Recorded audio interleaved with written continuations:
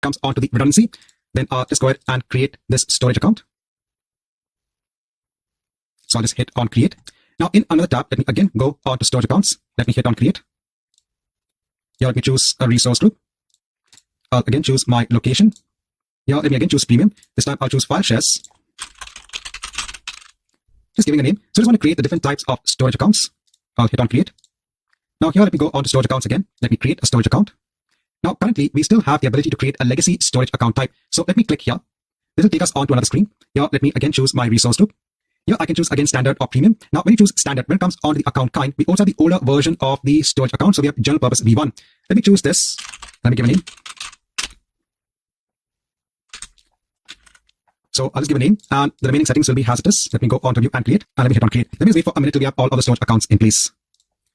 Once I have all of these storage accounts in place, let me go on to the storage account service. So we can see that when it comes on to a general purpose V1 storage account, the kind is storage. This is a general purpose V2 storage account. When we look at the premium block blobs, we can see the kind is block blob storage. When we look at premium file shares, we can see it is file storage. So the features do depend now upon the type of storage account. So if I go on to a general purpose V1 storage account, here let me just quickly create a container. I'll hit on create. I'll just go on to the container and let me upload an object.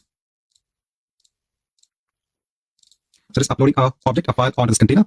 Now, if I click upon this object, here, if I click on change tier, you can see that we don't have the ability to change the tier at the object level. If you look at general purpose V2 storage accounts, there we can choose at the object level whether we want a hot access tier, whether we want the cool access tier, or whether we want the archive access tier. So it is not available for this type of storage account. If I go back onto my storage account here, if I go on to data management, if I go on to settings, I can see that I don't have any option when it comes onto life cycle management. That is another option that is available when it comes onto general purpose V2 storage accounts. Going back onto my storage accounts, let's go on to a premium block blob storage account. Let me go on to containers. Let me create a container. Let me upload an object. I'll hit on upload. Once we have this in place, I'll just go on to the object. Let me see if I can change the tier. And here in the access tier, again, I don't have the archive access tier in place. And that's because the entire purpose of this sort of storage account is to give you premium performance. So normally you will have objects that are frequently accessed. That's why you probably don't have the option of the archive access tier when it comes onto premium based storage accounts.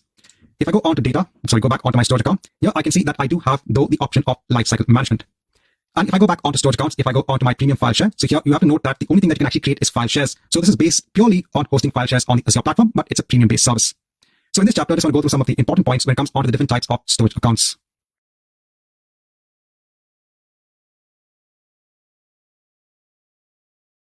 Now in this chapter, I just want to give some quick notes when it comes onto the hosting options for SQL Server, that's Microsoft SQL Server on the Azure platform.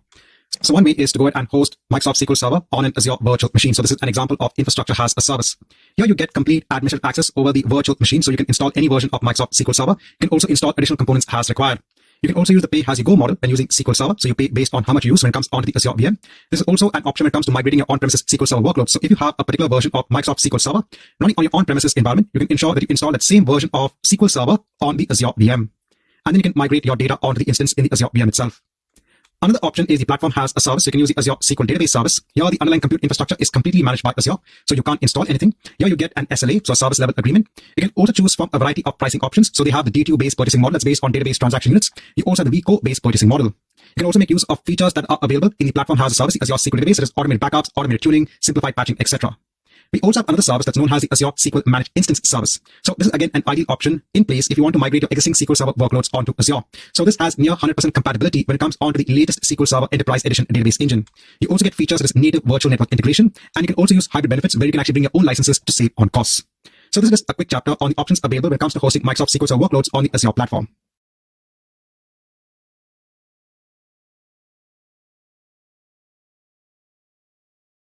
Now in this chapter, I just want to go through some pricing options that are available with the Azure SQL database.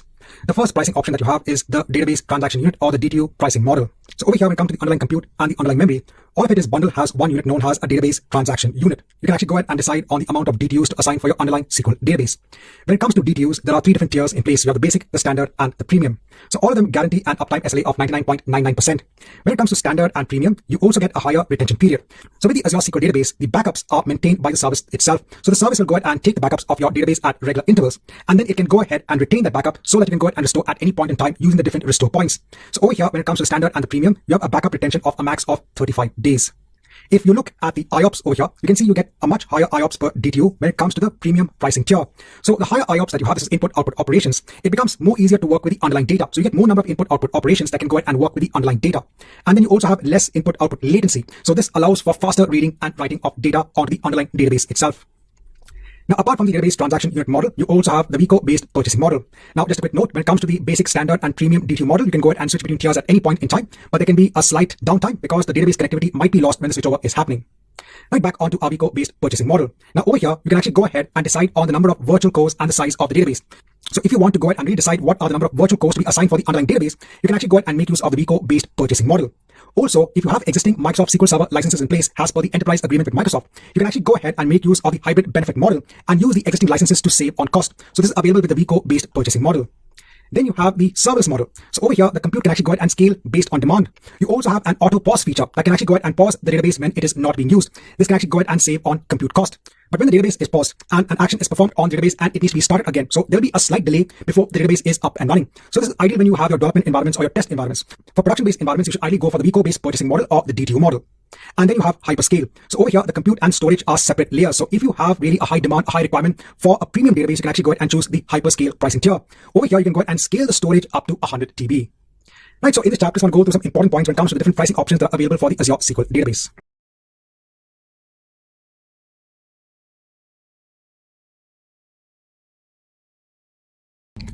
Hi, welcome back.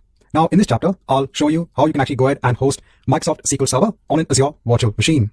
So this is very easy because there is already an inbuilt template that's available as part of the Azure Marketplace for hosting a Microsoft SQL Server on an Azure virtual machine. So this kind of helps you in the aspect where you don't have to go ahead and install SQL Server on Azure virtual machine and go ahead and configure it. Everything is already in place with the help of this template. So if I go ahead and click on Add for all resources, and over here, let me go ahead and search for SQL Server. Let me go ahead and hit on Enter. So this will go on to the Azure Marketplace. Now over here in the publisher, I'm going to go ahead and choose Microsoft. Now if I go ahead and scroll down, so over here, I can see there are different options in place. So I can go ahead and choose SQL Server 2019 on Windows Server 2019. And once I go ahead and choose that option, so in the drop down, again, we have different editions that are available for SQL Server 2019. So I'll go ahead and choose SQL Server 2019 Standard on Windows Server 2019, and then go ahead and hit on Create. So as I mentioned before, in addition to spinning up the Azure virtual machine, it will also go ahead and spin up or install SQL Server on this virtual machine. So I'll go ahead and choose my resource group. I'll go ahead and just choose the region. I'll give a name for the virtual machine. I'll go ahead and choose the size. I'll go ahead and give the administrator account details for logging into the virtual machine. Now I'll leave everything as it is. I'll go on to next for the this. So leave everything as it is. I'll go on to networking. So in networking, it's going to go ahead and create a new virtual network for me if I don't have one in place. It's also going to go ahead and assign a public IP address onto this virtual machine. Now I'll go on to next for management.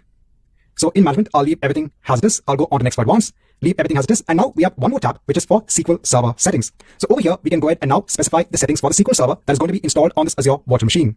So in terms of SQL connectivity, normally what you do is that you actually mention as private so that it's only accessible within the virtual network. But just for the purpose of this lab, just to show you that you can connect onto now the SQL Server that is installed on this Azure virtual machine, I'm going to go ahead and choose public and internet, and it will go ahead and open port 1433. So by default, Microsoft SQL Server listens on port 1433. Then we can go ahead and enable SQL authentication. So here, it's actually automatically populating what is the administrator account details we have specified for the virtual machine. We can go ahead and use these same details to log onto SQL Server. Now I'll go ahead and scroll down. So here we have a set of configuration which is available when it comes to the storage. And if you have an existing SQL Server license in place that's part of an enterprise agreement, you can go ahead and apply that as well. So I'll go ahead and leave everything as it is. So you also have options for automated patching and automated backup as well. So I'll just leave all of the default settings. I'll go on to next for the tags. I'll go on to view and create. And then finally, I'll go ahead and create this virtual machine. Now let's come back. Once you have the virtual machine in place, this will take around 5 to 10 minutes. Now once you have the virtual machine in place, I'll go ahead on to the resource. Let me go ahead and just hide this. Now I'm going to go ahead and configure a DNS name for this virtual machine. So I can go ahead and just give a unique DNS name label. Then I can go ahead and click on save. So I'm just trying to assign a DNS name onto this virtual machine. So if I go back onto the overview, I can go ahead and now take the DNS name. Now on my local workstation, I'm going to go ahead and open SQL Server Management Studio. So I'm going to go ahead and put the full DNS name as the server name, and let me go ahead and enter the login username and password. So it's giving me that there is a particular error. So let me do one thing. Let me click on OK. Let me go on to the options and let me go ahead and trust the server certificate. So that's the issue over here. Let me go ahead and now hit on connect. And once we are connected, so we can see our SQL Server instance in place. So this software has automatically been installed on that virtual machine. You can then go ahead and create a database. You can then go ahead and create tables within the database itself. Right. So this marks the end of this chapter.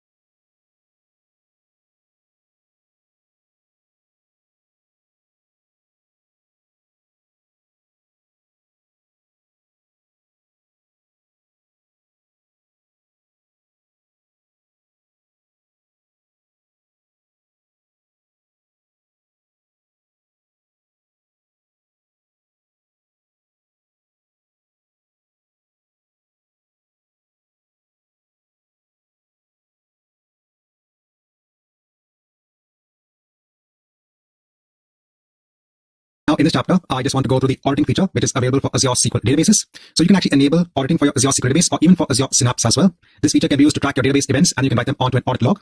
These logs can also be stored in a storage account, an Azure storage account, a log and workspace, or even Azure event hubs. This helps in regulatory compliance. It helps to gain insights on any sort of anomalies when it comes onto database activities. Auditing can be enabled at either the database level or the server level. If it is applied at the server level, it will be applied onto all databases that reside on server. Now, I'll just show you how you can enable auditing for your Azure SQL database. So here I'm in Azure. So over here, I have one database in place.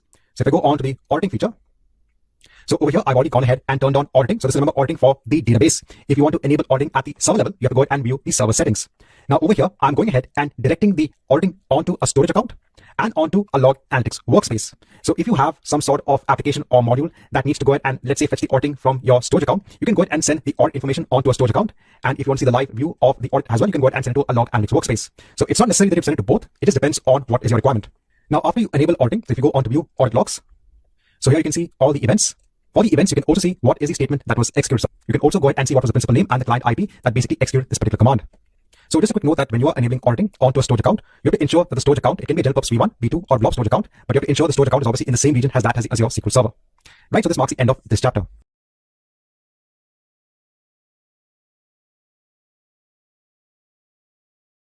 Hi and welcome back. In this chapter, I just want to go through diagnostic data when it comes to an Azure SQL database.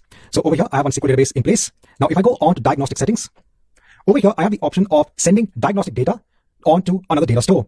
So let's say you want to get information on the query runtime stats, the query wait stats, or the database wait stats, or let's say all of the errors. You can go ahead and send all the information onto another store. So you can click on add diagnostic setting. So over here, you can archive all the data onto a storage account. So you can go ahead and configure an existing storage account if you have so. You can also go ahead and send the data onto a log analytics workspace. So over here, I already have a workspace in place. And then you choose what is the data that you want to send. You can also mention a retention period for the data. Now, let's say I mentioned a retention period of 50 days. Now, this retention period will actually be applicable onto a storage account, not onto a log analytics workspace. The retention for a log analytics workspace is different. That's actually part of the workspace itself. So in another tab, if I go on to the log analytics workspace, over here, we have something known as usage and estimated costs. Over here, we have the concept of a data retention. So by default, 31 days of retention is included with the pricing plan. Here is where you can actually go ahead and increase the data retention. We have a maximum of 730 days. So remember, the diagnostic retention setting over here is not applicable to the log analytics workspace. For the log analytics workspace, you have to change the data retention within the workspace setting itself. Right, so this chapter was just to give a quick note on the diagnostic settings for Azure SQL database.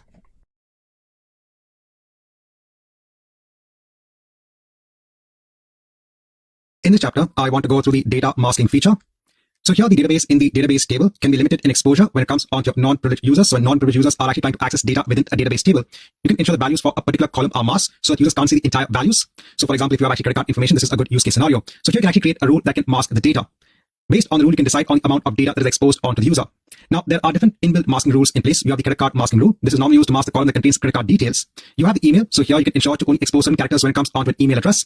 You have custom text when you can decide what characters to expose for a particular field. And you also have a random number. Here you can generate a random number for a particular field. Now, let's look at an example on data masking when it comes onto an Azure SQL database. Now, over here in Azure for our SQL database, if I go onto the security section, so I'm on my SQL database, AppDB. If I go onto security, there's something known as dynamic data masking. Let me go ahead and just hide this. So over here, it has gone ahead and detected what is the underlying schema, what are the underlying tables that we have. And based on the data, it is giving us some recommended fields that we need to mask. So you could go ahead and add a mask from here, or we could go ahead and add a mask from here as well. So if I go ahead and add a mask, so over here, we can go ahead and first of all decide the table. So for which table do we want to go ahead and mask the data and then the column. So as an example, right, so over here in SQL Server Management Studio, I'm connected onto that SQL database. So if I go onto the customer table, again, right click, let's go ahead and look at the data, which is in the customer table. Now, currently, I don't have any sort of credit card information which is present in this particular table. But to go ahead and give you an example when it comes to masking, let me go ahead and add a mask for this email address column over here. So let's go ahead and actually apply a function to go ahead and mask the email address column. So over here in the masking rule, I'll go ahead and choose my customer table. Over here, I'll go ahead and choose email address. And over here in the masking field, we can go ahead and choose a relevant masking field. Please note that number is disabled because the column which you're trying to mask does not have numbers. It's based on text. So I can go ahead and choose now the email masking function, and I can go ahead and click on add, and I can go ahead and click on save. It's very important to go ahead and save your setting. Right, so that's done. Now, if I go on to SQL Server Management Studio, let me go ahead and run this query again. Now, I can see that the email address column, nothing has actually changed. The data is as it is. So this masking function will actually come into effect when a non-privileged user actually goes ahead and fires a query against the database. Currently, I am logged in as the database administrator. That's why I have full privilege to go ahead and view the data, no matter if the masking function is there or not. So in order to go ahead and see the effect of masking, I am going to go ahead and first create a new login and then create a new SQL database user. So over here, I have a script for that. The first thing I'm going to do is to go ahead and create a new login with the name of new user, and this is the password. So in Object Explorer, I'm going to go onto my system databases. I'm going to go onto the master database, right click, new query. I'll paste in that code, hit on execute, right? So the command has completed successfully. So in Object Explorer, if you actually go onto the security section, if you go onto your logins, over here, you can see the new login details. So that means now this particular login attribute has the ability to go ahead and log into this database server. Now we have to go ahead and create a SQL database user based on this login. Now I want to go ahead and create the user under the AppDB database. So let me go ahead and right click on the database, new query. I'm going to go ahead and take now the second command to go ahead and create a new user based on that login. I'll hit on execute, right? So that is also done. If you go onto Object Explorer, so there is a security under the database server, and there is a security tab for each database as well. If you go onto your users, over here you can see the new user in place. Now the next thing that we need to do is to go ahead and basically give access onto this user so that it can go ahead and read the tables within our database, the information within our database. So in the tab wherein we are actually gone ahead and created the new user, over here we can actually go ahead and execute a stored procedure which will go ahead and add this role of db_data reader onto our new user. I'll go ahead and hit on execute, and that is also done. Now let's go ahead and log in. So we're going to go ahead and log in as this new user. So now over here in Object Explorer, I'll go ahead and hit on connect database engine. Over here, the server name will be the same. I'll go ahead and put the username as new user. And what was the password? The password is Azure123. So it's Azure123. Now I also have to go onto the options section. Over here in additional connection parameters, I need to go ahead and specify the database name. So over here, my database name is AppDB. Then let me go ahead and hit on connect. So we can go ahead and connect onto multiple database servers, has multiple users in the same SQL Server Management Studio session. So we can go ahead and work with multiple databases at a time. So once you're logged in, so sometimes it does take time to go ahead and actually refresh the database server to go ahead and refresh the tables under the database. So this also depends upon where you are located and the location of the resource itself, basically the database server. So once we are logged in, I'll go on to my AppDB database. I'll go onto my customer table. I'll again right click. Look at the top 1,000 rows. And now over here, if you go onto the email address column, you can see the data has been masked accordingly. Right, so in this chapter, I want to kind of go through the data masking function or that feature which is available for your Azure SQL database.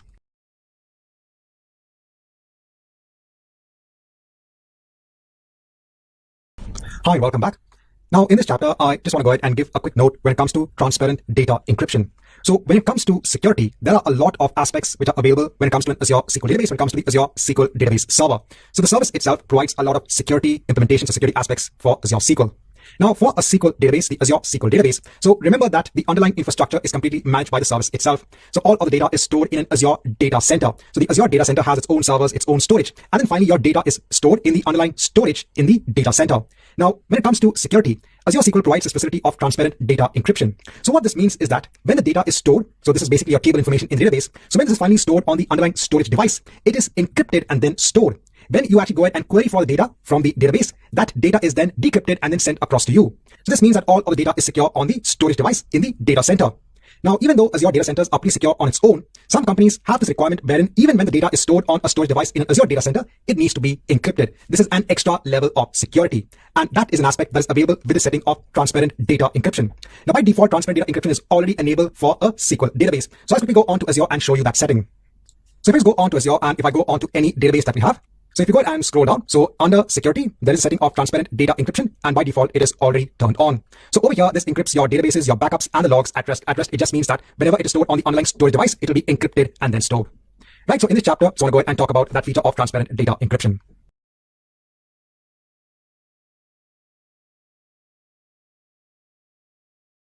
Now in this chapter, I want to go through the always encrypted feature, and in the next chapter, we'll look at an example on how we can implement this.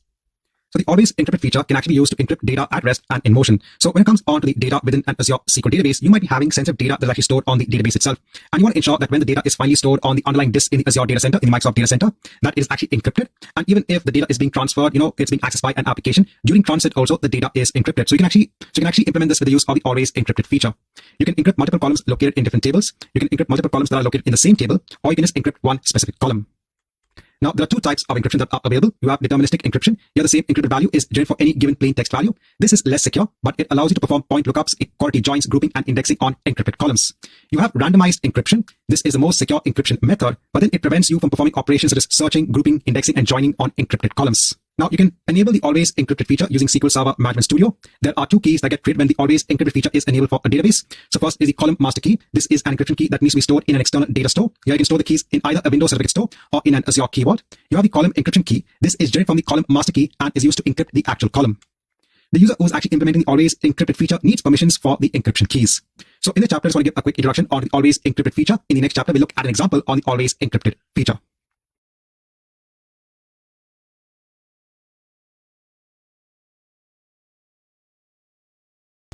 So in Azure, I have a SQL database in place. Now I've ensured that the sample AdventureWorks database is also installed in this database itself.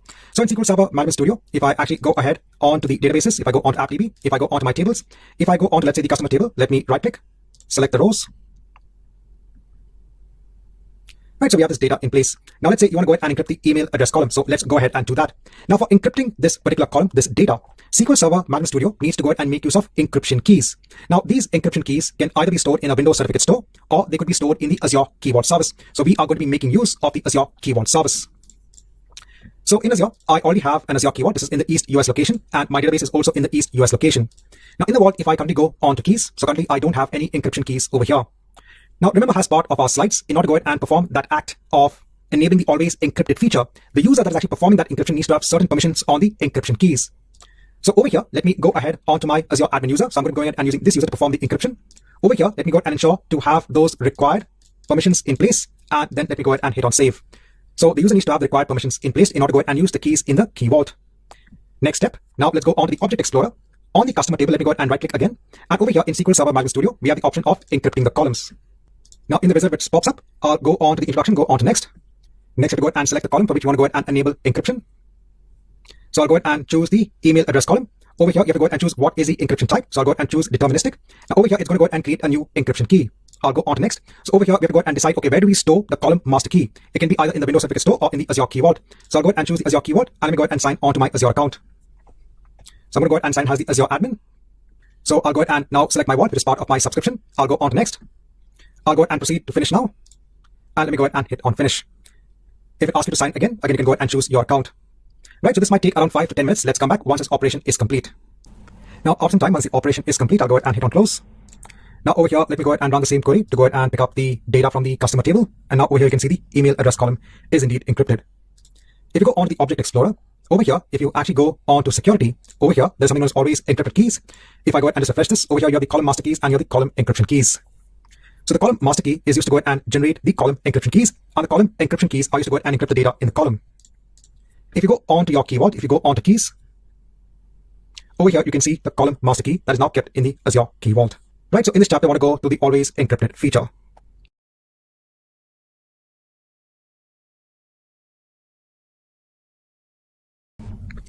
Hi and welcome back. Now in this chapter, I just want to go through the initial process when it comes to the creation of a SQL managed instance, an Azure SQL managed instance. So let me go ahead on to all resources and let me go ahead and click on add. So I can go ahead and search for managed SQL.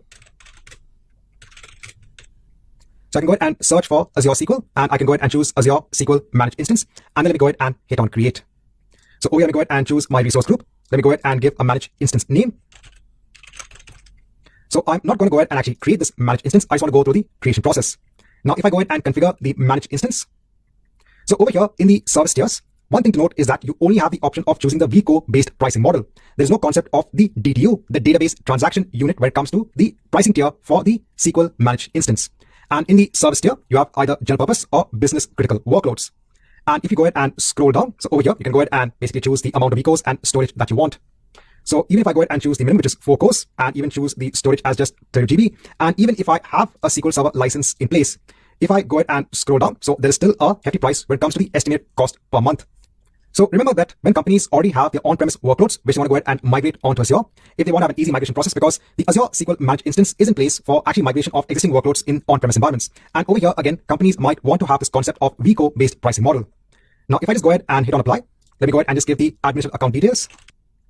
So I'll go on to next for networking. So now over here, the additional capability you have is that you now have a virtual network which will be connected onto your managed instance. So remember, you don't have this case when it comes to an Azure SQL, database, a single instance, or even an elastic pool. So when it comes to the database managed instance, you can actually go ahead and connect it onto a virtual network. If you go ahead and scroll down, so most of the other aspects remain the same. If you go on to additional settings, again, everything remains the same. Over here, you have again the option of geo replication over here. And then finally, you can go on to view and create, and you can go ahead and create this managed instance. Also note over here, it's giving you a message that it might take around 6 hours to complete. So I'm not going through the process of the creation of the managed instance from the architect level. So you have to understand the different aspects that are available when you want to go ahead and create a managed instance. So if a company has an on-premise workload that they want to migrate onto Azure, using the SQL managed instance is an option. Remember, over here it supports the VCO-based pricing model. You can also get a discount when it comes to the hybrid benefit, and you can also go ahead and attach it onto a virtual network. Right, so this marks the end of this chapter.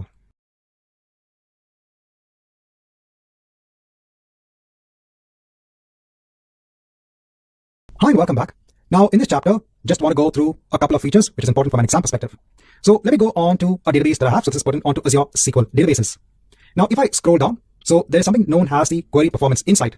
So what this will do is that it can actually go ahead and look at the queries which are being executed against the database, and it can give you some sort of insight onto the percentage CPU, the data input output, etc. All of these stats can be given via Query Performance Insights. So if you want to go ahead and look at how your queries are behaving, you can actually go ahead and use this particular tool. So over here, if you go on to the query ID, it'll actually go ahead and actually give you the query which is being executed. Now, apart from this, so there's one other feature. So the other is automatic tuning. So if you want to ensure that automatic tuning for your databases is done in order to go ahead and optimize its performance, you can just go ahead and use automatic tuning. So over here, you have two options to go ahead and improve the performance of your underlying database. One is an automatic option, which is based on automatic tuning.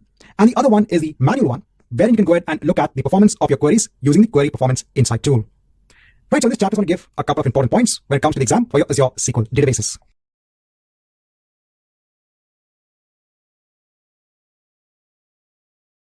In this chapter, I just want to go ahead and give an introduction onto the Azure Cache for Redis service. So this is a managed service that is actually available for a tool that is already available in the market, and that's Redis Cache. Over here, you have a platform managed service that is known as Azure Cache for Redis. Now, in what circumstances would you want to go ahead and use a cache in the first place? Let's say you have a web application that is going ahead and serving requests onto users. So let's say your user is going ahead making a request onto the web application, and then the user is getting a response back. Let's say that this Azure web app is interacting with a backend store. So let's say it might be fetching data from Azure Cosmos DB or from a storage account, or let's say from an Azure SQL database. Now, if you want to go ahead and cache the frequently requested data so that that data is actually sent to the user faster, you can actually go ahead and make use of Azure Cache for Redis. This is an in-memory data store. So over here, the underlying data in Azure Cache for Redis is actually stored on fast solid-state drives. So it becomes easier to go ahead and fetch the data and then return it back onto the user itself. So the application can actually go ahead and make a request on the cache itself and then return the data back onto the user. So how does this actually work? So let's assume that our application goes ahead and basically interacts with an Azure SQL database. So this is your main data store. All of your data is in the Azure SQL database. And then let's say that you want to go ahead and cache a frequent request that is being made by users. So what the Azure web app will do, it will go ahead, it will get the response from the Azure SQL database, and then it will go ahead and store that data response in Azure Cache for Redis. The next time when the user is actually going ahead and making the same request, instead of the Azure web app going on to the Azure SQL database to get the data, it will actually go ahead and fetch the data from the Azure Cache itself and then return it back onto the user. Remember that Azure Cache for Redis is not a replacement for your Azure SQL database. It's not a replacement for your entire data store.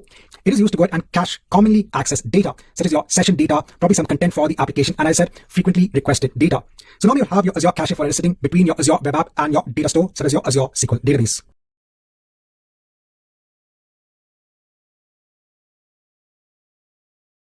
Now in this chapter, I just want to go ahead and create an instance or a resource based on Azure Cache for Redis. So over here in all resources, let me go ahead and click on add. Now over here, let me go ahead and search for Azure Cache for Redis. I'll go ahead and choose that and hit on create. Now over here, I'll go ahead and choose one of my existing resource groups. I need to go ahead and give a DNS name that is not already been taken. Let me go ahead and choose my location. In the cache type, I can actually go ahead and choose basic. That should be enough.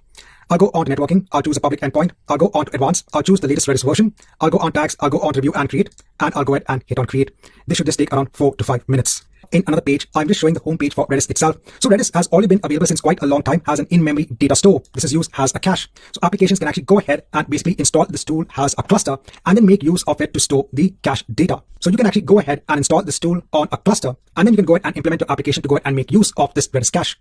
In Azure, you have a fully managed service. So the underlying infrastructure, the underlying installation, the underlying management of the entire service is managed by Azure themselves. Now, once you have the cache in place, you can go ahead onto the resource. Then if you want to go ahead and now open a console onto the cache, you can go ahead and hit on the console button, and you are now connected onto the Redis cache itself. Now over here, let's say you want to go ahead and set a simple key value pair. Over here, I can go ahead and write the command of set count has 10. There will be a key which has a name of count and which has a value of 10. And now this is stored in the cache as a key value pair. Then an application can actually go ahead and get the value of count from this cache itself. If you want to go ahead and get the value of count, you can go ahead and use the get statement and you get the value over here. So let's mark an end onto this chapter wherein we have gone ahead and create a resource based on Azure Cache for Redis.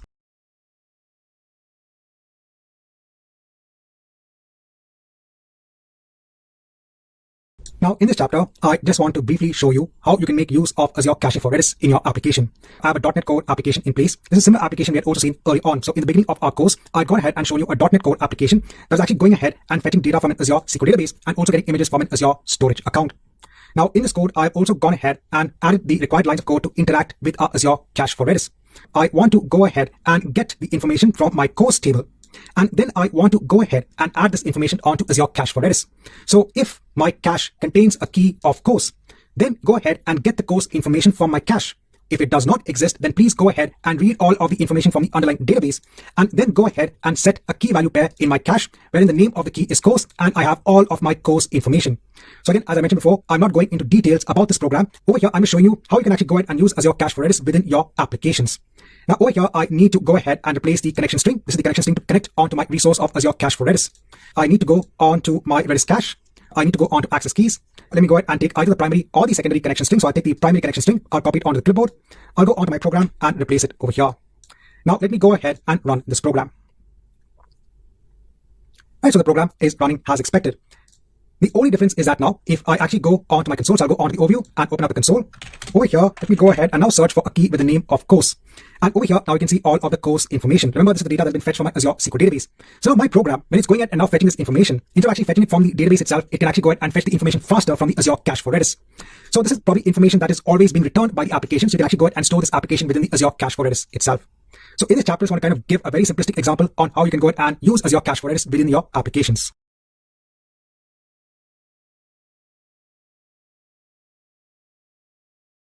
Hi, welcome back. Now, in this chapter, I want to have a quick review of the Azure Cosmos DB service. So remember, this is your NoSQL data store that you have in Azure. So if you want to go ahead and host SQL type data, you can go ahead and choose Azure SQL database.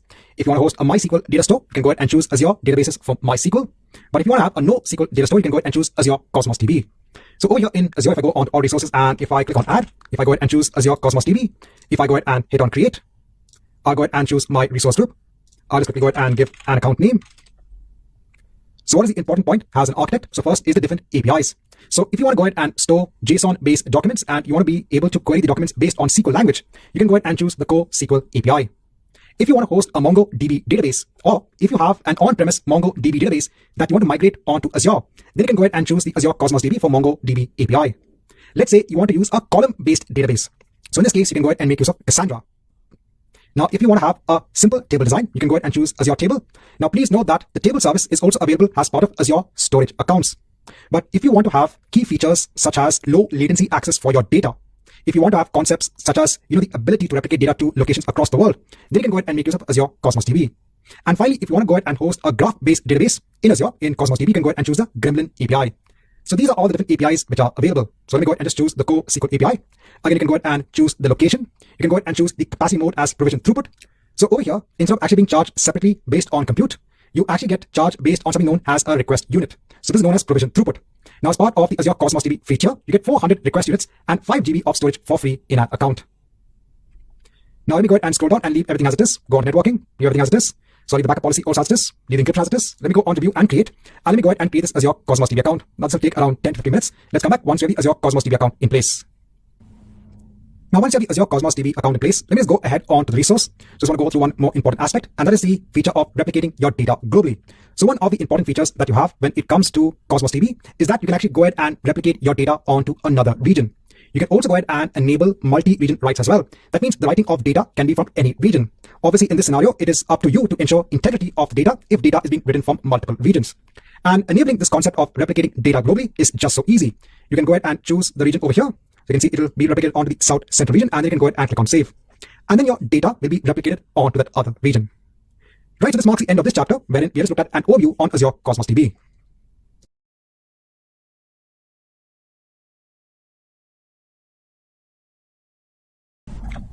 Hi, and welcome back. Now, in this chapter, I just want to go through Azure Data Lake Storage Gen 2. So this is actually a service that is built on top of Azure Blob Storage. This actually gives you the ability to host an enterprise data lake on Azure. Over here, you get a feature of a hierarchical namespace on top of Azure Blob Storage itself. This actually helps you to organize your objects, your files into a hierarchy of directories for efficient data access. So what is actually the entire purpose of a data lake itself? Why do we need a data lake? Well, in this world of explosive data, you have data in different formats, and you also have a lot of data that needs to be stored and processed at some point in time. If you want to have one place where you want to go ahead and store these large amounts of data in its native raw format, you can go ahead and store all of the data in a data lake. So this could be image files, text files, video files, document files, PDF files, log files, etc.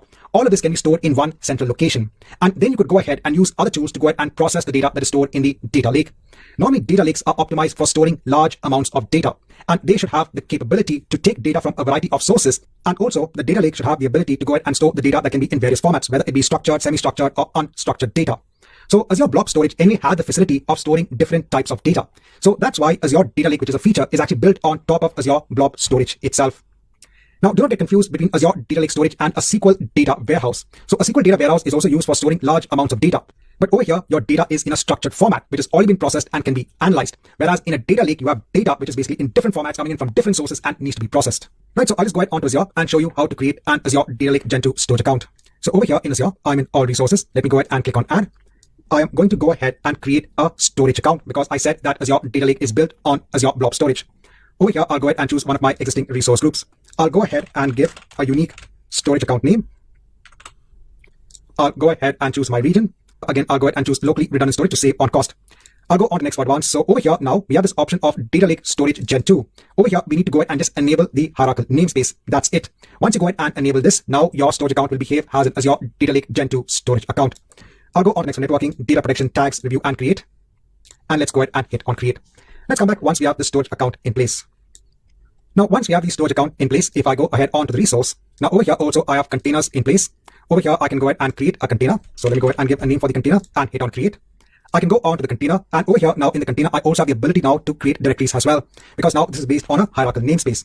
I can go ahead and click on save. I can go ahead and add another directory. I can go on to the directory and I can go ahead and upload files as I normally would do from my local system. So over here, just uploading 3 files, hitting on open, hitting on upload. So everything else remains the same. The features of the Azure storage account is also available over here. The only difference is that now your storage account is behaving as an Azure Data Lake Gen 2 storage account.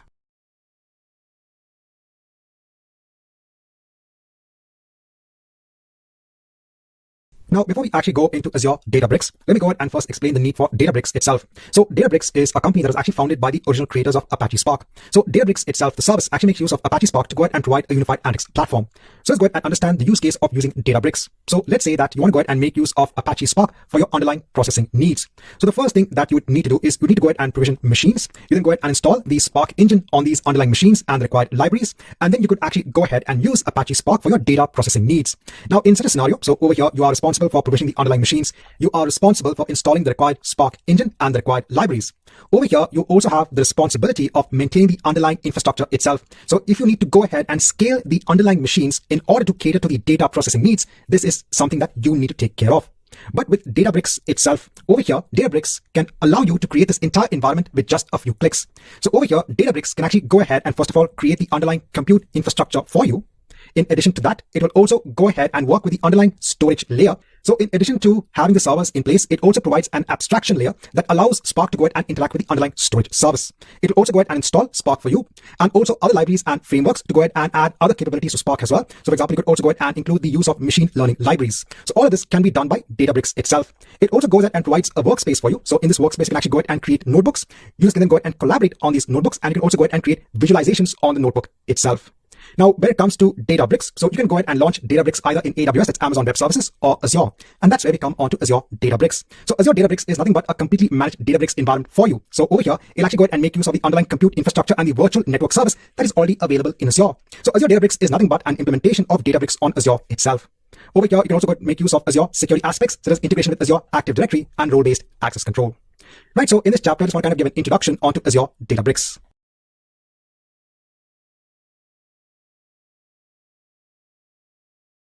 Now, in this chapter, we are going to go ahead and create a workspace in Azure Databricks. So in Azure Databricks, before you can actually start using the service, you have to go ahead and create a workspace. This is required for the organization of the Azure Databricks assets. So in the workspace, you can then start creating clusters. This can be used for running your data processing jobs. Then you have your notebooks. This is a web interface that allows you to interact with the data and create visualizations. Then you have libraries. Here you can use the inbuilt libraries or other third-party libraries that run on the cluster. And then you can have your data loaded in the distributed file system. So let's go ahead and see how to create an Azure Databricks workspace. So here we are in Azure. Now let me go ahead on to adding a new resource. So over here, I can go ahead and search for Databricks. So over here, let me go ahead and choose Azure Databricks. So let me go ahead and hit on create. Over here, let me go ahead and choose an existing subscription and an existing resource group. Over here, I need to go ahead and give a unique workspace name. over here, let me go ahead and choose my location. Now, when it comes to the pricing tier, so you have the standard. So this will have the use of Apache Spark, and you also have security when it comes to using Azure Active Directory. Now you can also go ahead and use premium, which has access onto also role-based access control. And you have the trial, which gives you the premium edition, but with something known as 14 days free Databricks units. So for now, let me go ahead and just choose standard. And let me go on to next for networking. Now in networking, you can go ahead and deploy Azure Databricks in your own virtual network. So by default, remember the Azure Databricks workspace will go ahead and actually create clusters, right? And the clusters needs to be part of a virtual network. So when Azure Databricks actually goes ahead and creates this workspace, creates these clusters, they will actually be created in a virtual network that is also managed by Azure. So this is a completely managed service. You will actually see the resources deployed as part of your subscription, but all of this is actually managed by Azure Databricks. Now over here, you also have the option of saying that please go ahead and deploy the workspace and its resources in, let's say, your own virtual network. So if you have your own virtual network in Azure, you have this capability of deploying the workspace onto your virtual network. So let's go ahead and keep it as it is, and we go on to next for tags. I'll leave this also everything as it is. Go on to review and create. Once the validation is in place, let me go ahead and hit on create. So this might just take around 3 to 5 minutes. Let's come back once we have the workspace in place. Now, once you have the workspace in place, let's go ahead onto the resource. So now over here, you'll actually see the managed resource group that gets created for you. So remember I said this is a completely managed service. So over here, if I actually go ahead and click on the managed resource group, so over here, you'll actually see the storage account. You will see something known as a network security group, and you'll see the virtual network. So all of this is being managed for you. So going back onto our Databricks workspace. Now, in order to go ahead and start creating your assets, the Databricks assets over here, we have to go ahead and click on launch workspace. So now this will actually go ahead and log into your workspace in Azure Databricks. And over here, it's using Azure Active Directory when it comes to the sign in onto Azure Databricks onto your workspace. So over here, you can see that when it comes to security, it has integration with Azure Active Directory. And now over here, we have the workspace in which we could go ahead and create notebooks, create tables, create our clusters, create jobs, etc. So for now, let's go ahead and mark an end onto this chapter wherein we have gone ahead and create a workspace. In the next chapter, let's go ahead and create a cluster in our workspace.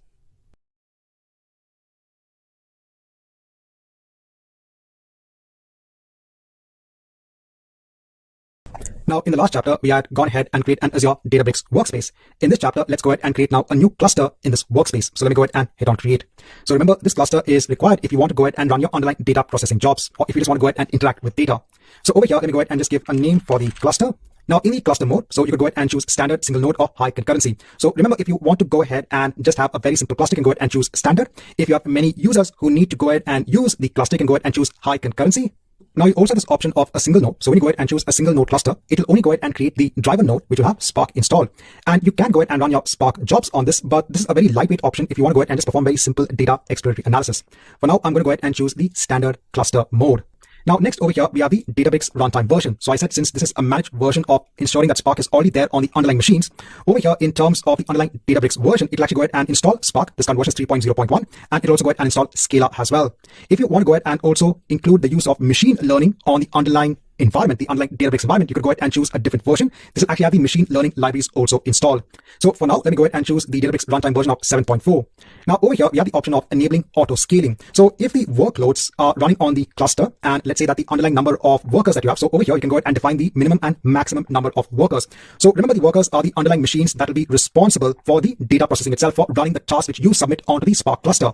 Now over here, let's say that the underlying machines don't have the capabilities to keep up with the demand of data processing. So over here, you can actually go ahead and make use of auto scaling. So the underlying Databricks environment, if it feels that the underlying machines in terms of the workers is not sufficient enough for your data processing needs, then it will go ahead and start spinning up new worker nodes as part of your cluster. And over here, you can go ahead and mention what should be the minimum number of workers that can be part of this cluster, and what is the maximum number of workers that can be part of the cluster. Now over here, since we are just spinning up a very simple cluster, I am not going to go ahead and enable auto scaling. And when it comes to the number of workers, I'm just going to go ahead and have one worker in place. In the worker type and in the driver type over here, you can see what is the configuration when it comes to the amount of virtual cores and the amount of memory that will be assigned onto the underlying compute machine that will be used for running your workloads. You also have another unit of measure that's known as Databricks unit. Now, we also have the option of going ahead and terminating this cluster after 120 minutes of inactivity. So this is useful. So in order to go ahead and save on cost, because remember over here, you'll be going ahead and spending on both the machine for the worker type and the machine for the driver type. So if nothing is actually running on the cluster itself, you don't want to go ahead and simply waste money on ensuring that these machines are running in the cluster. So you can actually go ahead and ensure that the cluster gets terminated after 120 minutes of inactivity. So let me go ahead and leave it as it is. So let me go ahead and now create the cluster. Now the creation of the cluster could take around 5 minutes. Let's come back once this is complete. Now, after a span of 5 minutes, I can now see that I have my cluster in place. At any point in time, you can actually go ahead and terminate the cluster. You can actually go ahead and restart the cluster as well. Right, so in this chapter, we have gone ahead and now create our cluster within our workspace. Now, in the next chapter, let's go ahead and see how to start working with notebooks in our cluster.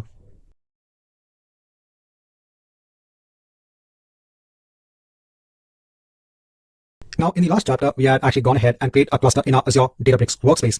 Now, let's go ahead and just create a simple notebook in our cluster. So let me go on to Azure Databricks. Let me go ahead and now create a new notebook. Over here, you can actually go ahead and choose the underlying default language for the notebook.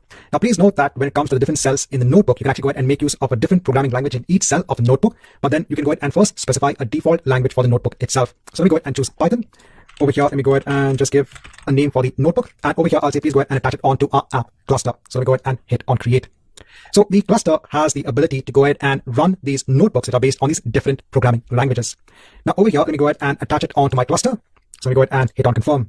So now in our notebooks, we can actually go ahead and start entering Python commands. So for example, simple interactive commands, we can go ahead and start running the cell. So over here, you can see you have the output. You can actually go ahead and create additional cells over here. So if you want, you can actually go ahead and print out text as well or strings. Let me go ahead and run the cell. So over here, you can see you have this in place. Now you can also go ahead and enter markdown language over here in the cells. So you can actually make use of these magic commands. So over here, if I go ahead and use %MD, and over here we say this is a sample notebook. So over here, after leaving the cell, you can see you have the markdown in place. So in this chapter, I just want to show you that you can actually go ahead and create notebook. You can actually go ahead and create different cells. You can actually go ahead and run code in these cells based on Python. You can also add markdown language as well.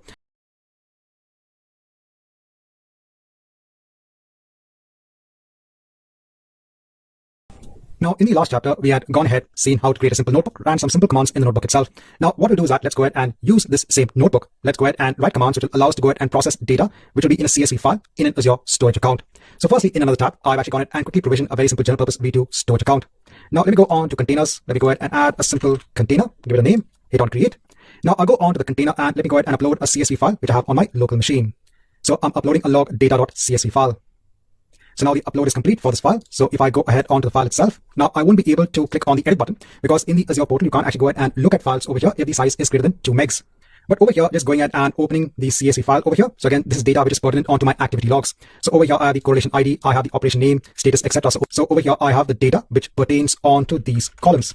So let's go ahead and see how we can actually process this data from the notebook using the cluster that we have. So we go ahead and just close this. We don't need to save it. Right. So this is what we have in our storage account.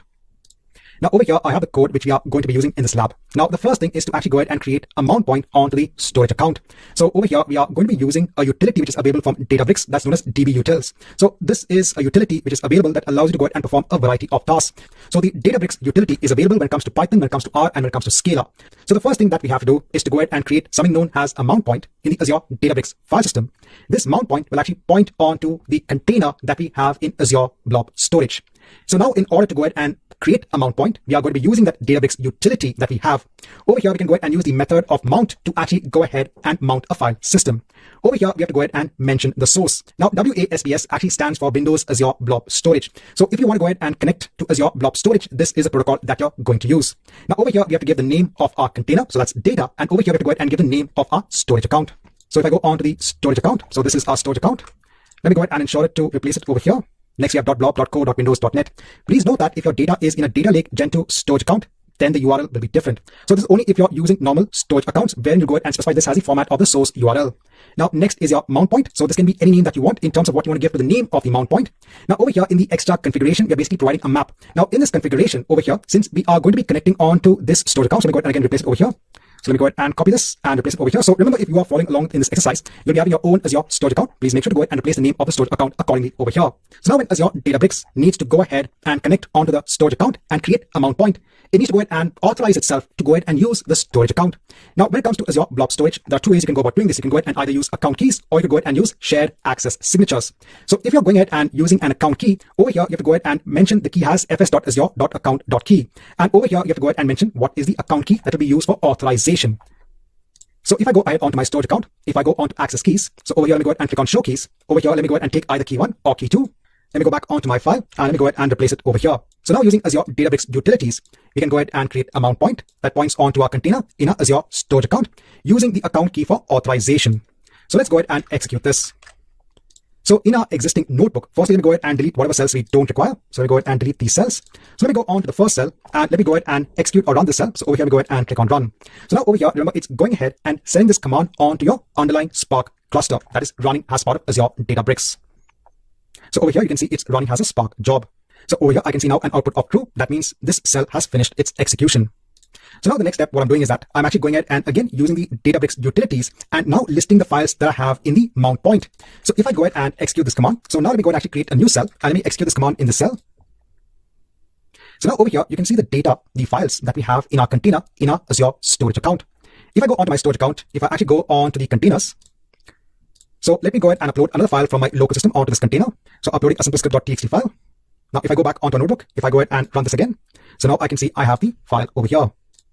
And now let me go ahead and create something known as a data frame. I'm making use of the Spark session to go ahead and read an underlying CSV file. So we already have methods available that allow us to read data that is in a particular format. So over here, remember, I have my log data.csv in place.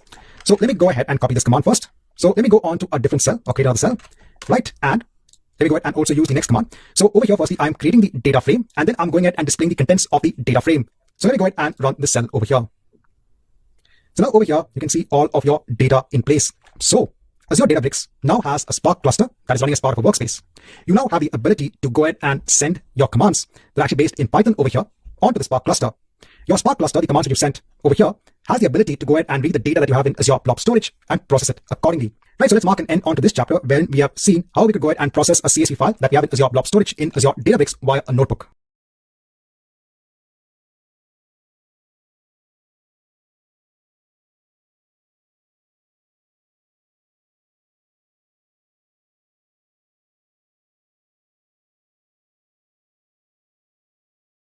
Right, so in this chapter, just want to go ahead and give a quick overview on Azure Synapse Analytics. So this is a service that provides you a lot of features. Earlier on, you could only go ahead and host a SQL data warehouse, but now Azure Synapse has a lot to offer. So if you want to go ahead and take all of the data from various data sources, so this could be streaming data, data on your SaaS platforms, cloud data, or even your on-premise data. And if you want to go ahead and store it in a SQL data warehouse, you can actually go ahead and make use of pipelines as part of the data integration feature and store it in a SQL data warehouse. You can then go ahead and use external services such as Power BI to go ahead and perform analysis or visualization of the data that is available in your SQL data warehouse. You can also go ahead and work with the data, perform the data integration, everything from within a studio that is available. So this is a web interface that is available within Azure Synapse itself to go ahead and perform all of this functionality. And you can also now go ahead and process your data with Apache Spark, which is now also available or a part of Azure Synapse Analytics. So over here, I'm just trying to go ahead and give you an overview. I've gone ahead and taken the snapshot directly from the Microsoft documentation because it does give you a good overview of all what is available when it comes to Azure Synapse Analytics.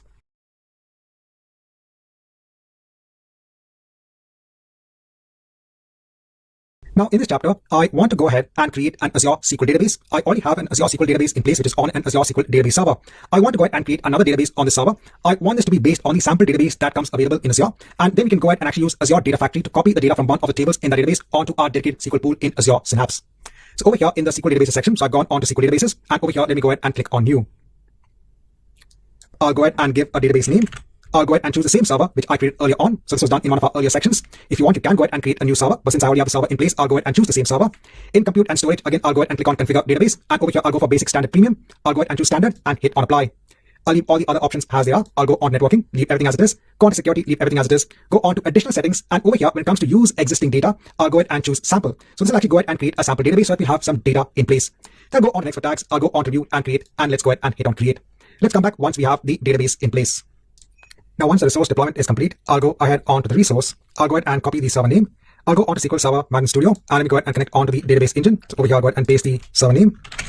I'll go ahead and add the password, and then let me go ahead and hit on connect.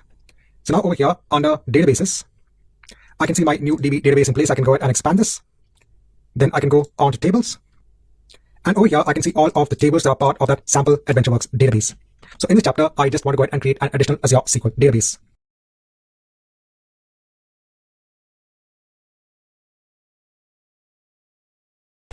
Hi, and welcome back. Now, in this chapter, to start working with Azure Synapse, let's go ahead and actually create something known as an Azure Synapse workspace.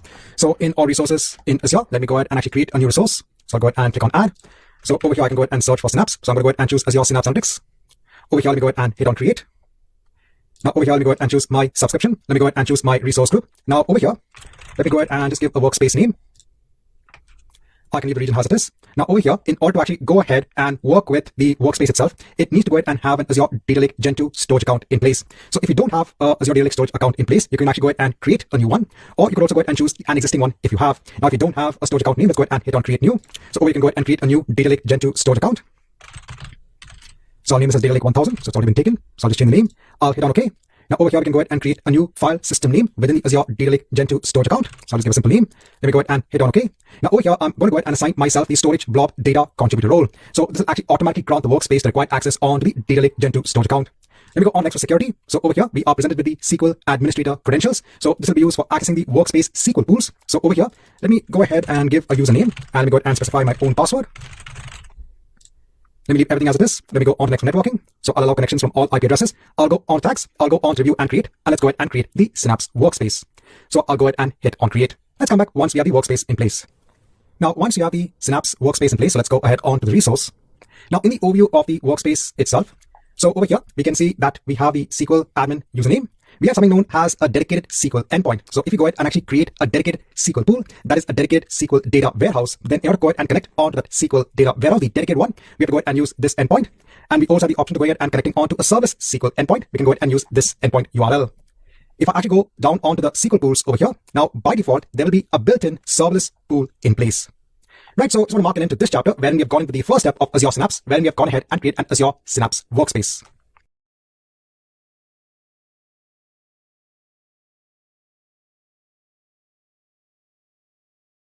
Hi, and welcome back. Now, in this chapter, I want to go ahead and create a dedicated SQL pool. So that's an option which is given over here. So if you want to have a dedicated SQL data warehouse in place, which more often than not you will need to go ahead and have, if you need to go ahead and perform analysis on your data, then you have to go ahead and create a new dedicated SQL pool.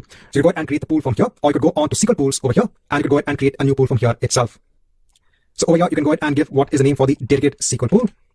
Now over here, I'm going to go ahead and choose the least performance level when we get this many amount of data warehousing units. But even then over here, you can see what is the estimated cost per hour. So over here, there's no feature in place. You have to go ahead and spend this much per hour. So my advice to students is that if you're going ahead and trying this along, as soon as you're done with the SQL pool, go ahead and delete the SQL pool. I'll show you how to go ahead and delete the SQL pool once you're done with all of the videos based on the dedicated SQL pool. So for now, let me go ahead and leave everything as this. Let me go on to additional settings. So I won't go ahead and use any existing data. So if you have another backup in place or if you have a restore point in place, you can go ahead and use that existing data. I'll go on to review and create, and let's go ahead and hit on create. This might take around 5 minutes. Let's come back once we have the SQL pool in place. So once you have the SQL pool in place, you can go ahead on to the resource.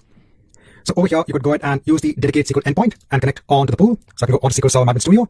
So in Object Explorer, let me go ahead and connect on to Database Engine. Let me go ahead and enter the same login username and password. So now over here, we are actually connected on to the dedicated pool. And over here, we have our data warehouse in place. We could go ahead and create tables as desired. Right, so I'm marking into this chapter where we have gone ahead and created the dedicated SQL pool.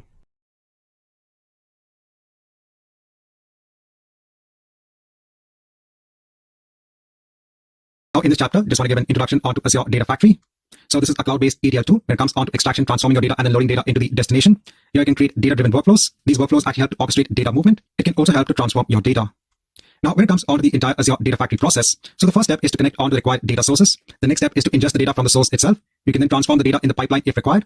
You can then publish the data onto a destination. This could be an Azure SQL database warehouse. It could be an Azure SQL database or Azure Cosmos DB. You can then monitor the pipeline as it is running. When you look at the different components, so you have the link service. This enables you to ingest data from a data source. The link service can create the required compute resources to take the data from the data source. You have data sets. This represents the data structure within the data store that is being referred by the link service object. And then you have an activity. This contains the actual transformation logic. You can have simple copy activities to copy the data from the source onto the destination. So over here is giving a representation when it comes to Azure Data Factory. So in the Azure Data Factory service, you'll actually go ahead and define your pipeline. So your pipeline is nothing but a logical grouping of activities in Data Factory. So for example, if you want to go ahead and copy data from a source onto a destination, you'll go ahead and create a copy activity within the pipeline itself. You can go ahead and create many activities within a pipeline within Azure Data Factory. Now in Azure Data Factory, when you go ahead and create an activity as part of a pipeline, you'll actually go ahead and create link services. So link service is like a connection string, which is used to go ahead and allow Data Factory to go ahead and connect either onto a source. So in this example, I'm giving the source as an Azure SQL database. And over here, you can go ahead and create a link service onto a destination, which can be an Azure SQL data warehouse. So if you want to go ahead and perform a simple copy activity of data from an Azure SQL database onto an Azure SQL data warehouse, you'll go ahead and create two link services. One is to the source and the other is to the destination. Then you'll go ahead and define a data set. So there's nothing but a named view of the data that is used to go ahead and reference the data within the activities itself. So over here, you'll have one data set that is for the source, and you can also have the other data set for the destination. Now, Azure Pipelines is a completely managed service. So over here, if you're performing a simple copy activity of data from, let's say, an Azure SQL database onto an Azure SQL data warehouse, the Azure Pipeline will actually go ahead and create the required compute infrastructure. This is known as the integration runtime. That compute infrastructure will be responsible for taking data from the Azure SQL database and then copying the data onto the destination. Remember, in Azure Data Factory, in addition to just extracting the data from the source and loading the data in the destination, you can also go ahead and perform transformation of the data. And again, that transformation of data will be done by the underlying compute infrastructure. So over here, this compute infrastructure is basically transparent to you. All of this will be managed by Azure Data Factory. So this kind of alleviates the burden of requiring to go ahead and manage the underlying compute infrastructure, which is required to go ahead and perform activities in a normal data pipeline. Over here, everything is actually managed by Azure Data Factory. Right, so in this chapter, I just want to give an introduction onto Azure Data Factory.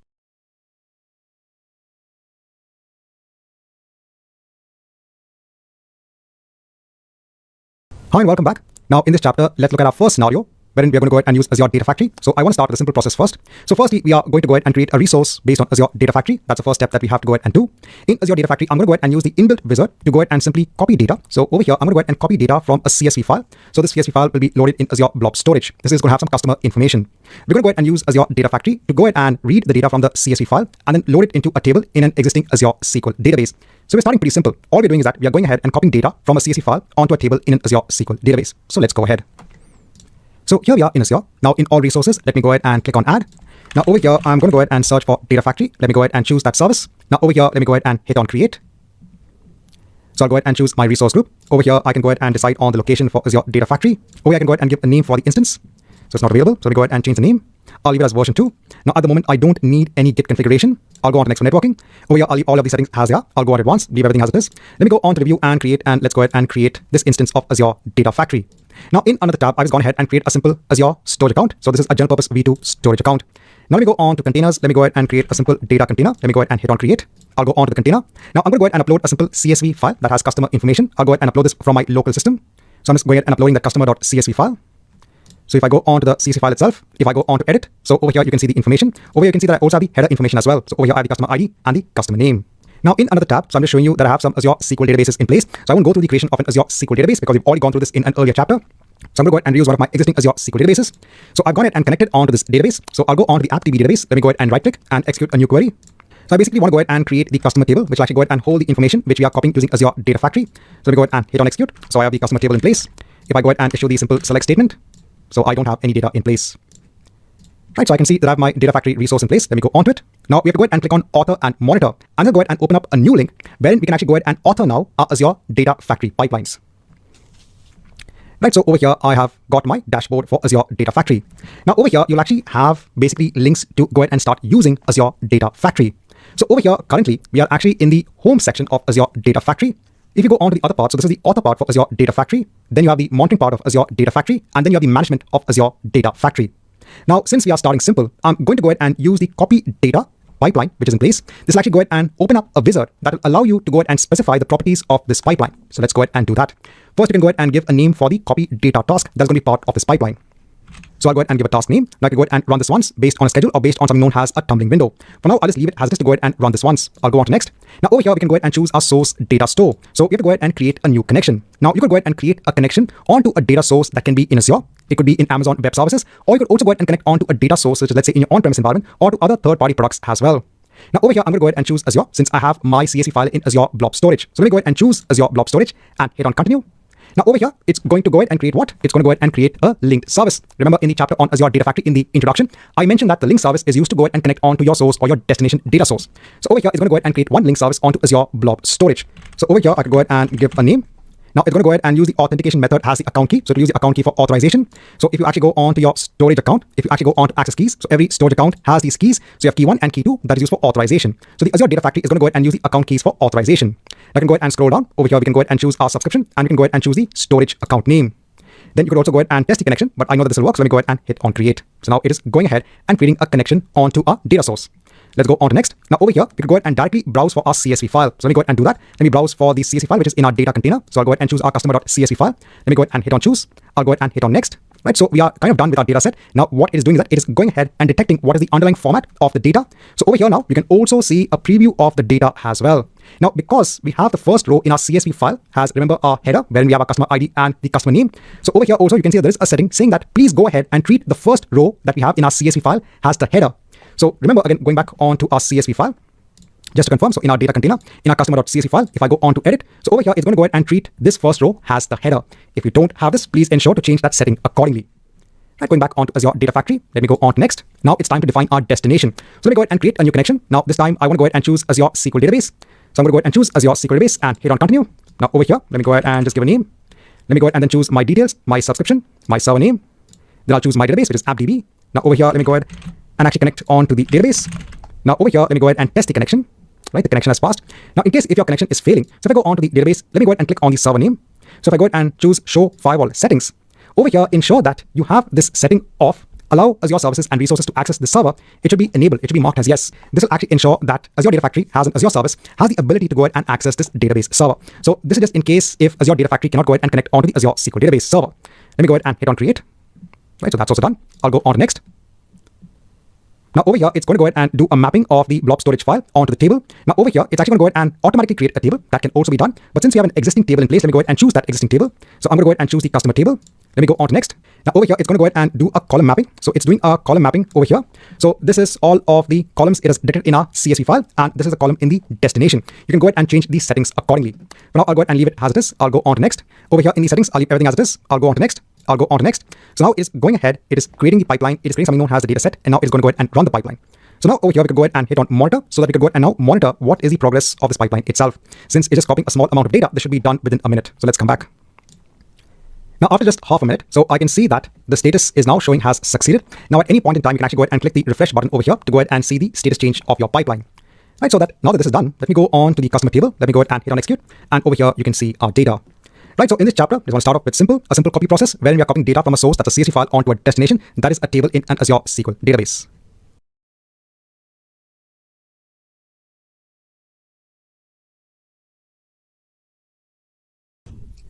Now in this chapter, we are going to go ahead and use Azure Data Factory to copy a table from our Azure SQL database onto a table onto our SQL data warehouse. So over here, I'm going to go ahead and copy the data that is in the sales order detail table. So if I go ahead and right click on this table, and if I go ahead and select the top 1000 rows, over here, I can see the data in place. So I want to go ahead and copy the data as it is from my Azure SQL database onto my SQL data warehouse. So normally what you do is that you will actually go ahead, take the data from your OLTP database, that is, let's say your SQL database, onto an OLAP system, such as a data warehouse, and go ahead and perform analysis on the data over there in the data warehouse itself. Over here, I'm showing a very simple process on how you can use Azure Data Factory to copy data from the SQL database onto the SQL data warehouse that is being hosted on your dedicated SQL pool in Azure Synapse. So over here, I have Azure Data Factory in place. I'll go on to the author and monitor section. Now over here, I'm going to go ahead and use the copy data wizard to create a very simple pipeline. I'll give the task name. I'll go on to next. I'm going to go ahead and create a new connection. I'm going to go ahead and create first a connection onto my Azure SQL database because that is my source. I'll choose Azure SQL database. Hit on continue. I'll leave the name as it is. I'll go ahead and choose my subscription. I'll go ahead and choose my server name. So my Azure SQL database is hosted on this particular server. I'll go ahead and choose my database, which is NewDB. In the authentication type, I'll go ahead and choose SQL authentication. I need to go ahead and give the required details. Let me go ahead and test the connection. Right, so it's successful. So I'll go ahead and hit on create. Now I'll go on to next. Here it'll go ahead and load all of the existing tables in that database. Now I'll go ahead and choose the sales order detail table. You'll also get a preview of the data in that table. I'll go on to next. I'll go on to next.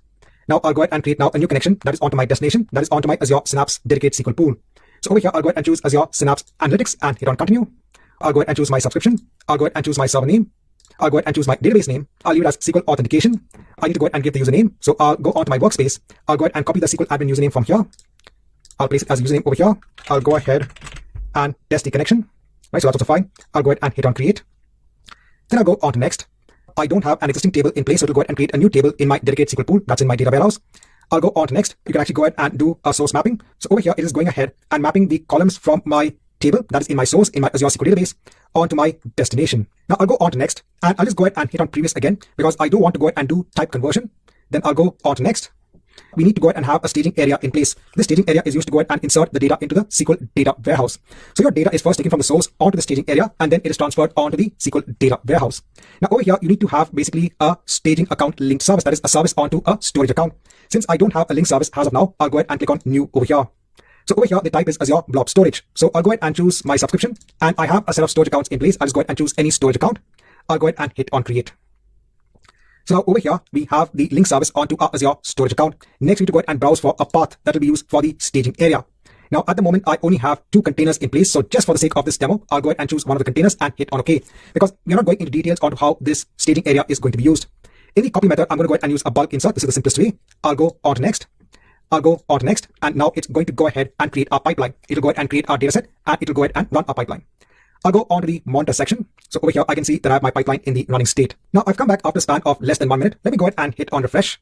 And I can see that this copy has succeeded. Over here, you can see this took 20 seconds to go ahead and copy the data. Now, if I go on to SQL Server Management Studio, if I go on to my Object Explorer, if I go on to my demo pool, I'll right click and hit on refresh. And now let me go ahead and expand the tables. And over here, I can see my sales order detail table. If I right click on the table and if I go ahead and select the top 1000 rows, you can see all of the data in place. So in this chapter, I just want to show a very simplistic example on how you can copy data from an Azure SQL database onto your dedicated SQL pool in Azure Synapse using Azure Data Factory. Now remember, once you are done, to go ahead and delete the dedicated SQL pool. And if you want, you can just go ahead and delete the entire Azure Synapse workspace. So first of all, let me go ahead and just close SQL Server Management Studio. I'll go on to my app workspace, which I have over here. I'll go on to my SQL pools. I'll choose my dedicated SQL pool and I'll go ahead and hit on delete. I'll type in yes for a confirmation and hit on delete over here. Right, so this marks the end of this chapter.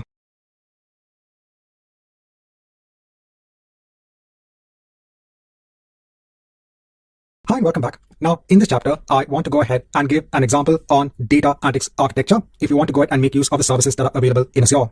First of all, if you want to have a data lake in Azure where you can actually go ahead and store all sorts of data that can be processed at a later point in time, you can go ahead and make use of Azure Data Factory to schedule the transfer of, let's say, your unstructured data or even your structured data onto the Azure Data Lake storage account. Once you have all of your data in your Azure Data Lake storage account, you can go ahead with the processing of your data. So now if you want to go ahead and take the meaningful aspects of your data, you have a couple of options in place. You can go ahead and make use of the Spark environment, which is available in Azure Databricks, or you could also go ahead and make use of the Apache Spark environment, which is available in Azure Synapse. Then let's say you want to go ahead and now store the processed data. One way is to go ahead and store the data in a dedicated Synapse SQL pool. If you want to go ahead and perform analysis of the data, you can go ahead and store this in a data warehouse in Azure Synapse. And for visualization, you can go ahead and use Power BI. So Power BI can go ahead and connect onto your SQL pool, onto your data warehouse to go ahead and perform analysis of your data. Or maybe you might go ahead and take the processed data and let's say store it in Azure Cosmos DB. And then a web application can actually go ahead and connect onto the Azure Cosmos DB account for using of that data, for usage of that data. So over here, I'm trying to give a very simple example on the entire pipeline when it comes to data analytics.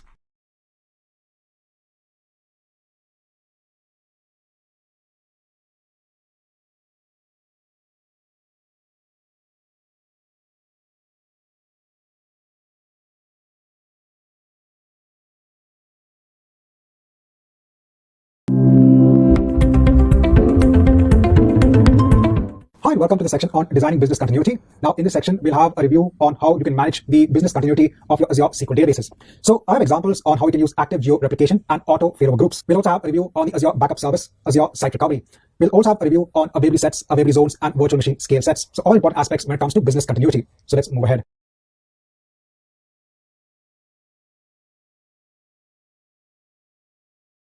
Hi, and welcome back. Now, in this chapter, I just quickly want to go through a couple of points when it comes on to business continuity. So there are a lot of important terms when it comes on to business continuity. One is SLA. So what is the service level agreement that you actually get for your services? So what is the uptime for the services that Azure provides you? Apart from that, when it comes on to your entire business, when it comes on to your applications, so you have to also look at failures in your applications as well. And if a failure occurs on any component in your application, which makes the application unavailable, then you also need to have the following key terms in place. One is your recovery point objective and the other is your recovery time objective. So let's take an example of a database. So let's say your application is actually working with data in a database. Let's say at different points in time, you have this different data in a particular table hosted in that database. Now, let's say that the application goes down, the database has some issues, and you may want to now have another environment quickly spun up because you might not be able to get the primary environment up and running. So there could be some severe issue in your primary environment. You can't get up and running, but you have to get the application in place for users to access it. So you might have the application running on another environment, your secondary environment. But in this particular scenario, what data do you have? That is important. So maybe your primary database is not available, but probably you might have taken a backup of your database. And now when you're building your secondary environment, you might again build another database with this data. Now, obviously the data in this secondary database depends on when you took a backup. So if you took a backup at this particular time, this data after that is not going to be present. It's going to be lost. So this is when it comes onto your recovery point objective. How much data can you afford to lose? Obviously, this depends on your business. It depends on your business users. How much data can you afford to lose? Normally, when you take a backup, you will not take a backup at different points in time because it can have an impact on your production-based environment, on your production-based system. Sometimes you might take a transactional backup just at maybe 2 points in a particular day. So at that point in time, when you try to restore your backup data, you might definitely have some data that might be lost because if you have continuous transactions occurring on your primary database, not all of it might be reflected in your backup. So this is the first important point. Next is the recovery time objective. So how much time does it take to get things back to normal? Again, if you've taken a backup of your database and I said it goes down and now you're trying to restore the backup onto another database environment, this can take time because the restore operation of a backup, it depends on the size of the backup. It could take anywhere from just around 10 minutes to maybe around 2 to 3 hours. So if you have a lot of data that needs to be restored, it will take more time. So apart from the backup process, we also have replication, and that's something that you can actually achieve with Azure Site Recovery. So what replication does is that it creates different replication points. So what you can do in a replication policy is you can say, please ensure to take the data at different points in time, and then it will create different replication points. So if you want to have your secondary environment up and running, you can then choose any replication point and you can actually have that data in place. So in replication, you are able to reduce the amount of RPO because you can lose less data because you have the data available in different replication points. Also, when your system goes down, you can easily actually have your data in place. This is because in replication, your data is always continuously being replicated onto a secondary location. In replication, the biggest aspect actually is the cost. See, there you are replicating data on a continual basis onto a secondary location. That means you need to have that secondary location in place. There is a cost for having that location in place. In backup and restore, you just have to store the backup somewhere. For that, it's not a very big cost. But then to restore the backup takes time. But in replication, you are replicating the data there and then. So you need to have a secondary environment in place. You have to pay for it to ensure that you have the data in place. But for companies that have very critical applications, they would need to have replication in place. For them, trying to perform a restore operation from a backup might be very expensive when it comes to the application downtime. So if they have an application, a revenue generating application that goes down, and if they try to restore from a backup that might take 2 hours, they would lose 2 hours of that revenue. And that might be much more than having a secondary environment for replication purposes. So in this chapter, just kind of want to go through the terms of RPO, that's recovery point objective, and RTO, that's recovery time objective.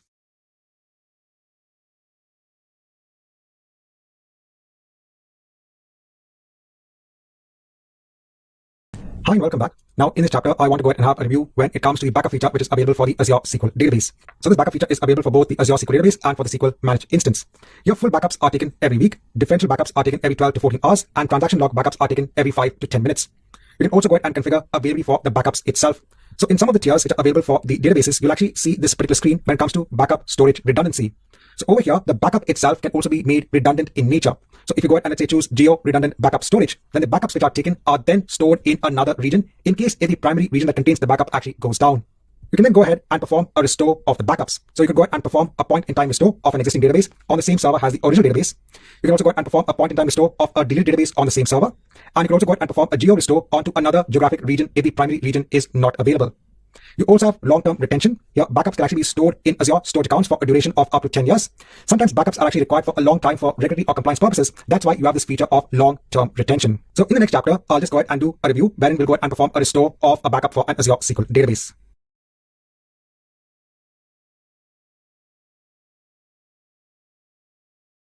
Hi, welcome back. Now in this chapter, I want to go through the point-in-time restore, which is available for your Azure SQL databases. So remember, you have automated backups in place when it comes to the Azure SQL database service. So over here, I have an Azure SQL database in place. It's basically part of the basic D2 model, the basic tier.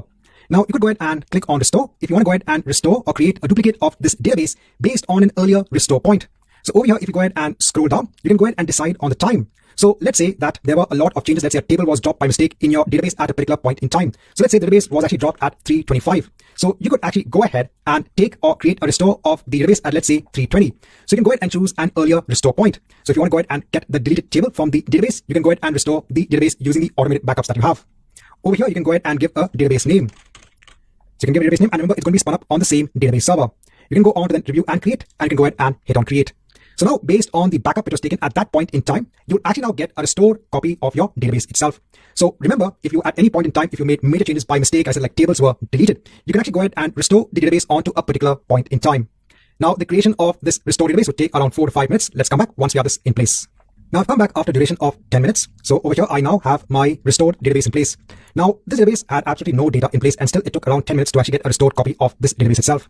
So now if I go on to Azure SQL databases, I have both of my databases in place. So I have my original one and I have the restored copy. So you can go ahead and connect on to the restored copy database. And as I mentioned before, if you want to go ahead and recover some data, you can go ahead and do so. So this marks the end of this chapter, wherein we have looked at the point-in-time restore feature, which is available for Azure SQL databases.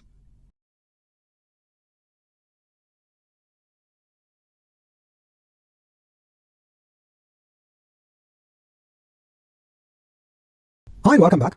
So in the earlier chapter, we had seen how you could go ahead and restore a database based on the point-in-time restore points, which are created as part of the backup service for Azure SQL databases. Now you can also go ahead and restore a deleted database as well. This can be done on the same database server. So if I go ahead on to DemoDB, which is our database, let me go ahead and delete this database. So I'll just give the name over here and hit on delete. So now we are going ahead and deleting the database. Now please note that we can go ahead and create a restore of this deleted database as well. Right, so we've gone ahead and deleted the database. Now, if I go on to another database, which is hosted on the same database server, if I go on to the database server itself, so there is a setting over here known as deleted databases. If I go over here, so currently I can't see any of the deleted databases in place. This takes around 4 to 5 minutes. So let's come back once we see an entry in place for our deleted database.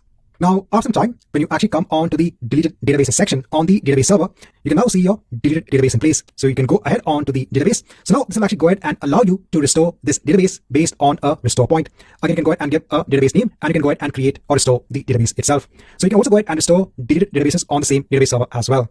So this marks the end of this chapter.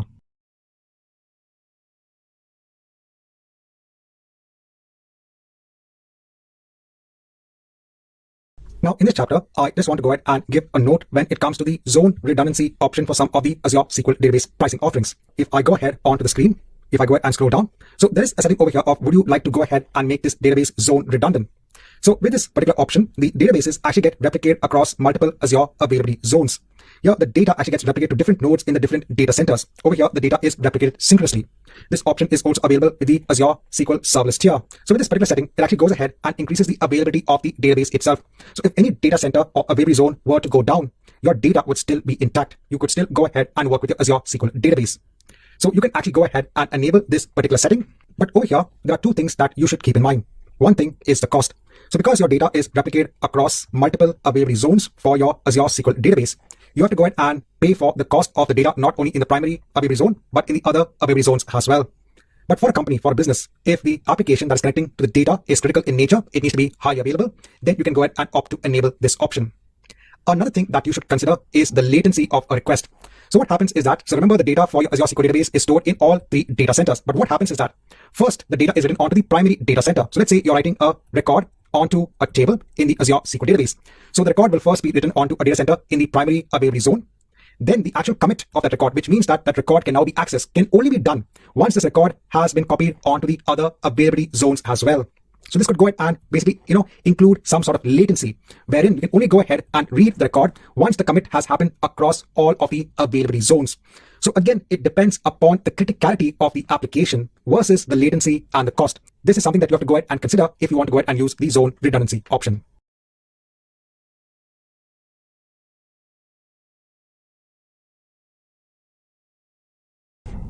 Hi and welcome back. Now, in this chapter, I want to go through or have a review on active geo replication and also for auto failover groups. These two options are available when you want to go ahead and include business continuity when it comes to your Azure SQL databases. So this is when something actually happens onto the primary database that is actually hosting your data. So in active geo replication, this actually allows you to create a readable secondary database. The database is actually based on the data in the primary database itself. Now, the secondary database can be on a server in the same or different data center. Currently, this feature is not support for the Azure SQL Managed instance. So over here, you could have your primary database, your application is connecting onto the database. This can be on the primary database server. Then with geo replication, the data from this database can be continuously replicated onto a secondary database. This can be either on the same server or on a different server. Sometimes you might want to go ahead and have a secondary copy of your database if you want your primary application to work with the data in the database itself. So over here, remember your application is performing all of the reads and also the writes of your data. And remember that your secondary database is only read only. You can't go ahead and perform writes on the data in this particular database. For the secondary database, you might go ahead and have reports or just perform analysis on the data in the secondary database itself. It kind of alleviates the pressure of having reporting running off the primary database itself. So you could have your application focusing on just the primary database and the reports focusing on the secondary database. This is one way of using the secondary database. The other one is for the purpose of a failover. In case if something does happen onto the primary database, then your application can actually go ahead and fail over onto the secondary database. In geo replication, the failover needs to be initiated manually by the user or the application. And when you actually do the failover, there could be a small data loss if the data in the primary has not been replicated onto the secondary. So that is when it came to geo replication. There is another feature known as auto failover groups. This feature is actually built on top of active geo replication. This feature is actually also available for the Azure SQL Managed instance. Here, actually, you can go ahead and replicate and also fail over a group of databases on a server. It's not only for one database, it can also be used for a group of databases. And this failover can be done manually or automatically via a policy. Remember, with active geo replication, the failover has to be done manually. Now, depending upon the recovery method, so this manual database failover is when you're going ahead and using geo replication. So over here, when you are looking at the recovery time objective, so the amount of time to go ahead and recover the database failure, it's very less, it's only 30 seconds. You can quickly go ahead and fail over onto the secondary database. Remember, this is for active geo replication. And it also has a low recovery point objective. So this is the point at which the failure occurred. When it comes to auto failover groups, there is a slightly higher RTO, because in auto failover groups, it goes ahead and does the switch over in a different manner. It ensures first all of the transactions are actually replicated properly onto the secondary before it actually goes ahead and carries out the failover. So the maximum amount of time when it comes to the recovery time objective can be around 1 hour. Over here, the geo restore from geo replicate backups is basically the restoration from the backups itself. Normally, when it comes to replication, these actually go ahead and provide a very low RTO. That means you can go ahead and restore very quickly. When you restore from a backup, it takes time. So in the next chapter, we'll go ahead and have a review both on geo replication and auto failover groups.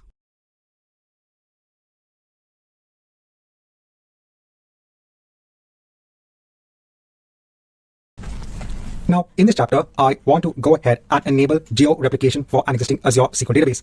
So over here, I have a database in place. It's known as AppDB. Now over here, I can go on to geo-replication under data management. Currently, I have my data in the North Europe location. Now I'm going to go ahead and choose another location. So I'll go ahead and choose the West Europe location. So now my data from the AppDB database is going to be replicated from the North Europe location onto my West Europe location.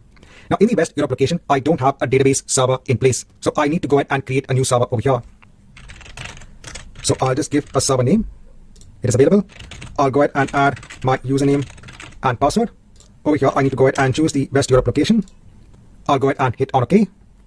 I'll leave the compute and storage as it is. So it's using the standard D2 model. I'll leave everything as it is. I'll go on to networking. Over here, I'll allow Azure services and resources to access the server. I'll go on to additional settings, leave everything as it is.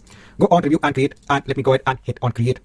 So now remember what's going to happen. It is going to go ahead and create now an additional database server in the West Europe location. Then it will go ahead and create a new database in the West Europe location, and it will go ahead and start replicating the data from the database in the North Europe location onto the West Europe location. So let's wait till this deployment is complete. This could take around 10 minutes. Now, once the deployment is complete, I'll go ahead onto the resource. So again, the database is still AppDB, but over here, the server name is different. If I go onto my SQL databases, over here, I can see AppDB. One is of the replica type geo. That means this is based on active geo replication. Now, if I go onto SQL Server Management Studio, I'll just go ahead and close whatever tabs I've opened so far. And I'll go onto my Object Explorer. I need to go ahead and connect onto my secondary server. Remember, that is a read-only copy. What is important is that if I go onto the AppDB on the replicated server, over here, if I go onto the server itself, if I go ahead and show the firewall settings, I can see that there is no rule for my client IP address. So even though your data is being replicated from the primary region onto the secondary region, because this is a new Azure SQL database server, the firewall rules on your primary database server is not going to be copied onto your replicated database server. So I need to go ahead and perform this step manually. So I'll go ahead and add my client IP address, which will be added over here, and then I'll go ahead and click on save. Right, so I'll go onto the overview. Over here, I'll go ahead and copy the server name. I'll go onto SQL Server Management Studio. I'll go ahead and connect onto the database engine. Over here, I'll enter the server name. I'll enter my login username and password. If I go onto my databases, if I go onto AppDB, if I go onto my tables, so over here, I can see that my course table has also been replicated. Now let's go ahead and perform a small exercise when it comes to the failover. I'm going to go ahead and create first a new table in my primary database location. Remember, I can't create over here because this is a read-only copy. So I'll go onto my AppDB over here. Actually, let's go ahead and right-click on the database. I'll hit on New Query. So I want to go ahead and basically create this table. So I'll go ahead and hit on Execute. In Visual Studio, I have a very simple .NET Core console-based application. This is actually connecting onto my primary database server. It is going to go ahead in a for loop, so it will keep on going in a loop, and it's going to keep on adding or inserting data into my table. So if I go ahead and run this program, so it's going to keep on inserting data into my table. If I go on to the window over here, if I go ahead and do a select star from user info, and if I go ahead and hit on execute, I can see the data over here, right? It's going ahead and adding all of my data. Now I'm going to go onto my SQL databases. I'll go onto AppDB, which is in my primary region. Over here, I'll go onto geo replication. I'll go ahead and just hide this. Now I'll go on to my West Europe location over here. This is remember my secondary one. And I'm going to go ahead and perform a forced failover. Remember, when it comes to a failover, this needs to be done manually when it comes to geo replication. I'll go ahead and hit on yes. So now it's going ahead and performing a failover. And at some point in time, which is right now, you can see that my record, you can see my program is stuck now. It's not able to go ahead and insert any more records. So over here, the maximum was 478. Over here also, if I go ahead and try to execute the select statement, so over here it's trying to execute the query, but it will not be able to do so. And because it's now going ahead and doing the failover process. Now this might take around 4 to 5 minutes. Let's come back once this is complete. Now once the failover is complete, over here now I can see that I have now my North Europe location has now the readable copy, and my West Europe location is online. Now if I need to go ahead and run my application, I will need to now go ahead and change the server name, because now remember the server is holding a readable copy of my data. Now, if I go ahead onto the Object Explorer, if I go ahead and right-click on the AppDB database on my replicate server, so I'll just go ahead and right-click. I'll issue a new query. So I want to go ahead and select star from user info. I'll go ahead and hit on execute. I want to see the replicate data. So over here, it went up to 453. But actually, when it came to our program, it had gone ahead and inserted 478 records in the primary database. So not all of the records were copied just before the failover. So inactive geo replication is something that you have to consider when it comes to your data loss. And also remember now over here, if you want to go ahead and start inserting data in this particular database, in your program, you now need to go ahead and enter the other server name. I need to go ahead onto my database. So this is the primary database server. If I go onto my SQL databases, if I go onto my replicate server, I need to go ahead and copy the server name and replace it over here. Then you can go ahead and run your program again. So this is something that you need to be aware about when it comes to failover for active geo replication.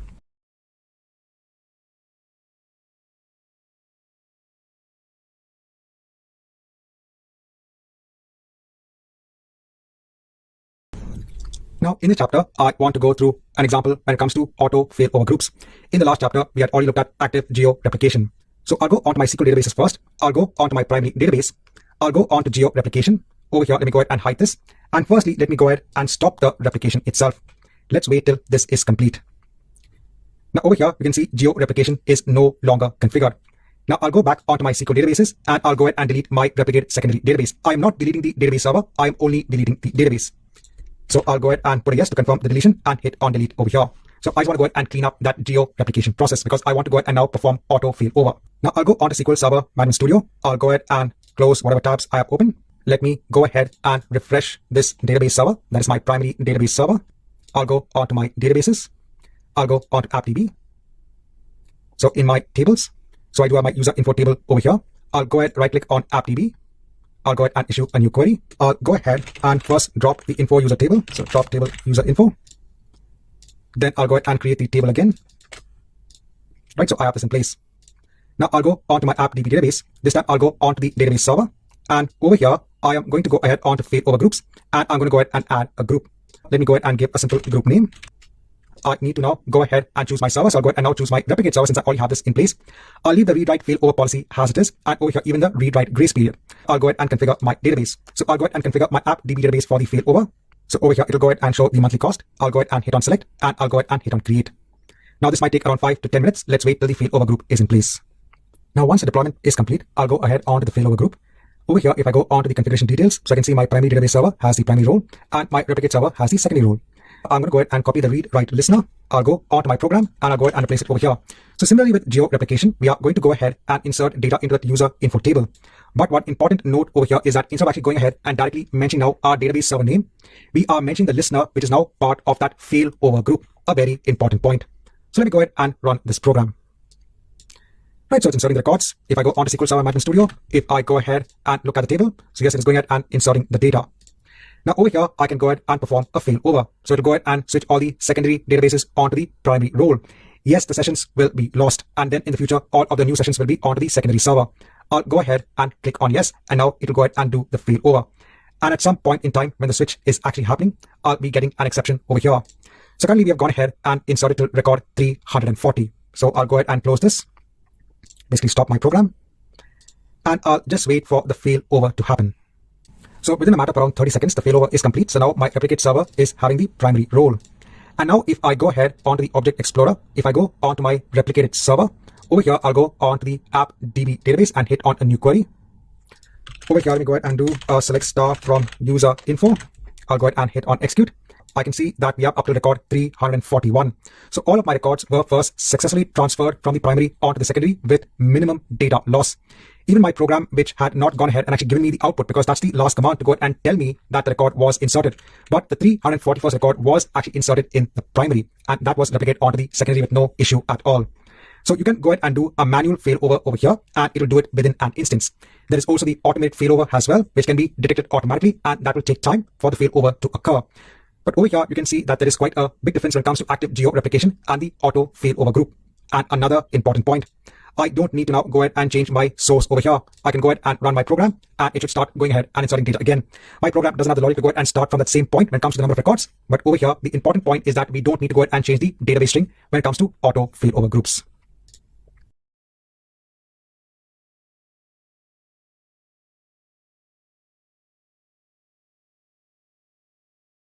In this chapter, I just want to do a review when it comes to Azure storage account redundancy. By default, when you copy data or when you upload data onto a storage account, when it comes to your blobs, multiple copies of your data are made and then stored. This helps to protect against any sort of planned or unplanned events. For example, if there are hardware failures, network or power outages on the underlying storage device, you can still access your data because multiple copies have been made. There are different variations on the type of redundancy that is provided for Azure storage accounts. At the least, you have locally redundant storage. Here, 3 copies of your data are made to help protect against server, rack, or drive failures. Apart from that, you also have zone redundant storage. This helps to protect against data center level failures. Here, your data is replicated synchronously across 3 availability zones. If you want to protect your data against data center level failures, you can go ahead and choose zone redundant storage. But if the entire region were to go down, then your data would not be available. For those companies where data is critical in that storage account, they can choose to opt for geo redundant storage. Your data is not only available in a primary location, it is also made available in a secondary location. The secondary location is decided by Azure themselves. There is something known as paired regions. So each region in Azure has its other paired region. So when you choose geo redundant storage, that paired region is chosen for you, and then data will be made available in that secondary location. When it comes to geo redundant storage, the data is copied 3 times in the primary region using LRS and also in the secondary region using LRS as well. And you have a variation of geo redundant storage that is known as read access geo redundant storage. In the case of just geo redundant storage, only when the primary region goes down, the data is made available in the secondary region. Whereas in the case of read access geo redundant storage, your application can read data either from the primary or the secondary location. Another variation is geo zone redundant storage. Here in the primary region, your data is replicated across multiple availability zones in the primary region, and in the secondary region, it is replicated using LRS, locally redundant replication. So there are different options when it comes to redundancy of your data. In all of these options, cost is important. For example, if you look at geo zone redundant storage, so you will pay for data in your primary and in your secondary region. You will pay for the data transfer from the primary onto the secondary region, and you will also pay for data transfer between availability zones. If your application is critical and needs continuous availability of the data, then you can look at a higher redundancy option. Right, in this chapter, just want to have a review on storage redundancy when it comes to storage accounts.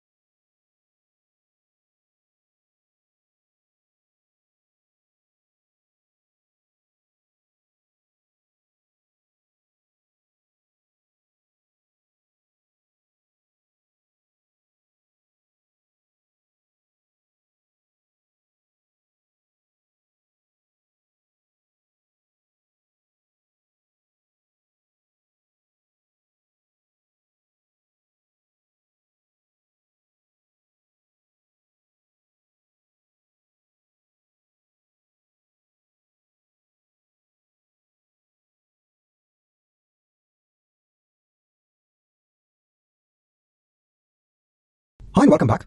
Now in this chapter, just want to quickly go through a review of the service level agreement that you have for virtual machines. Now the first thing I want to touch upon is the SLA that you have for a single instance of a virtual machine.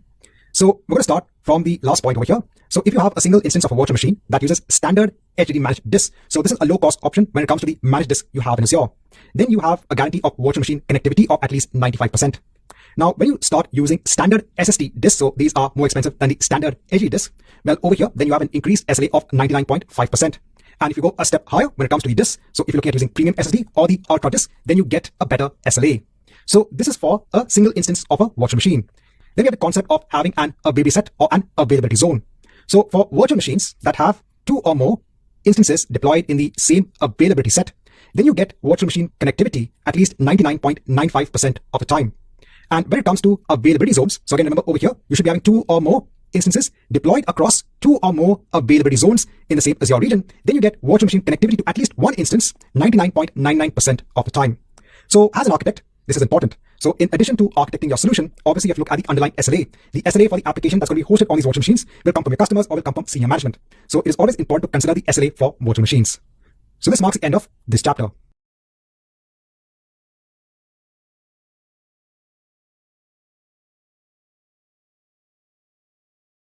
Hi and welcome back. Now in this chapter, I want to go ahead and have a review of the Azure backup process that is available for your Azure virtual machines. So over here, I have a set of virtual machines running in Azure. If I go onto any virtual machine over here, if I go ahead and scroll down, over here in terms of the operation, I have the backup operation in place. This service will actually go ahead and take a backup of your Azure virtual machine.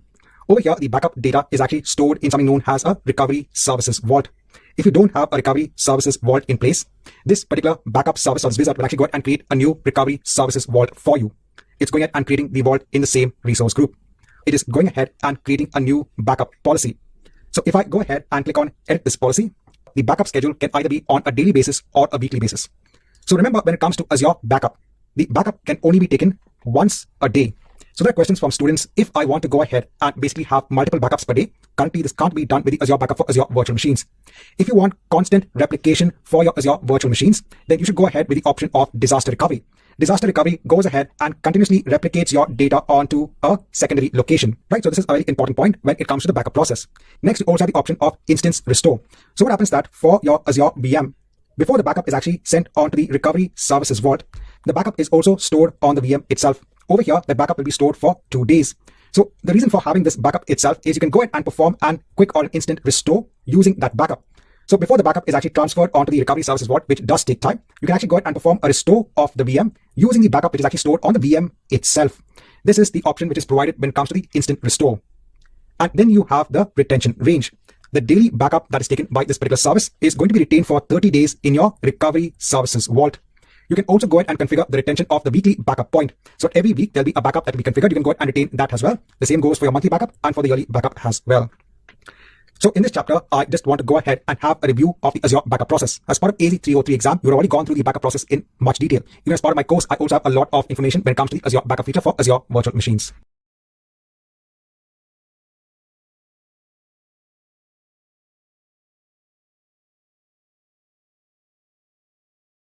Hi and welcome back. Now in this chapter, I just want to have a review when it comes to the Azure Site Recovery Service. So this service is used for business continuity and for disaster recovery. It ensures your apps and your workloads are running when there is either a planned or an unplanned outage. So let's say a company has servers that are running applications in their primary data center. So this is on their on-premise location. This could be physical servers. This could be virtual machines hosted via Hyper-V VMs or even through VMware.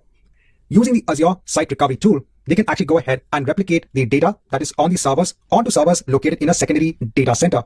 Over here, I'm completely talking about their on-premise environment. They have their own data centers. Or you could also go ahead and use Azure Site Recovery, which has again applications running in their primary data center, and these can be replicated onto servers in Azure. So in case if the primary data center goes down, the applications can switch over onto the servers running in Azure.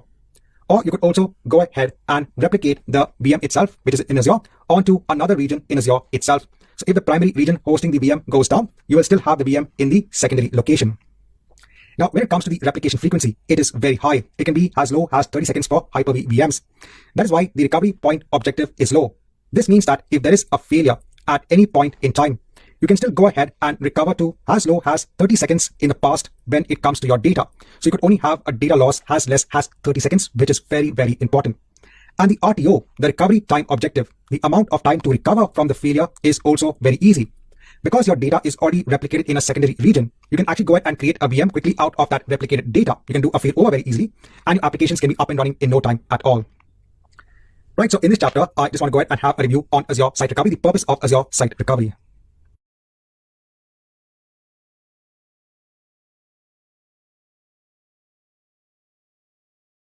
Now, in this chapter, I just want to have a quick review of Azure Site Recovery for an Azure virtual machine. And in the next chapter, we'll just have again a review on how do you enable recovery or site recovery for an Azure VM. So let's say that you have an Azure VM in a source location, let's say UK South. This is part of an Azure virtual network. Now you could have this machine also be part of an availability set. Now you want to replicate this virtual machine onto another location, let's say North Europe. Now, you need to have an Azure storage account in place. This is in the source location. This is used to store the VM changes. So the VM changes are first cached onto this Azure storage account before it is sent onto the destination location. Now, note that the data for the replication is stored in your Azure Site Recovery Services Vault. Only when you perform a failover, then it will create a virtual machine based on the data, the recovery point data that is stored in the Recovery Services Vault. But in your destination location, in order to keep everything ready, you need to have a target resource group in place. The virtual machine will actually be part of the target resource group after the failover. The target resource group must be in a different region than your source region. That's UK South in this particular example. You need to also have a target Azure virtual network in place. The virtual machine will actually be part of this virtual network after the failover process. So in the next chapter, let's have just a quick review on the site recovery for an Azure VM.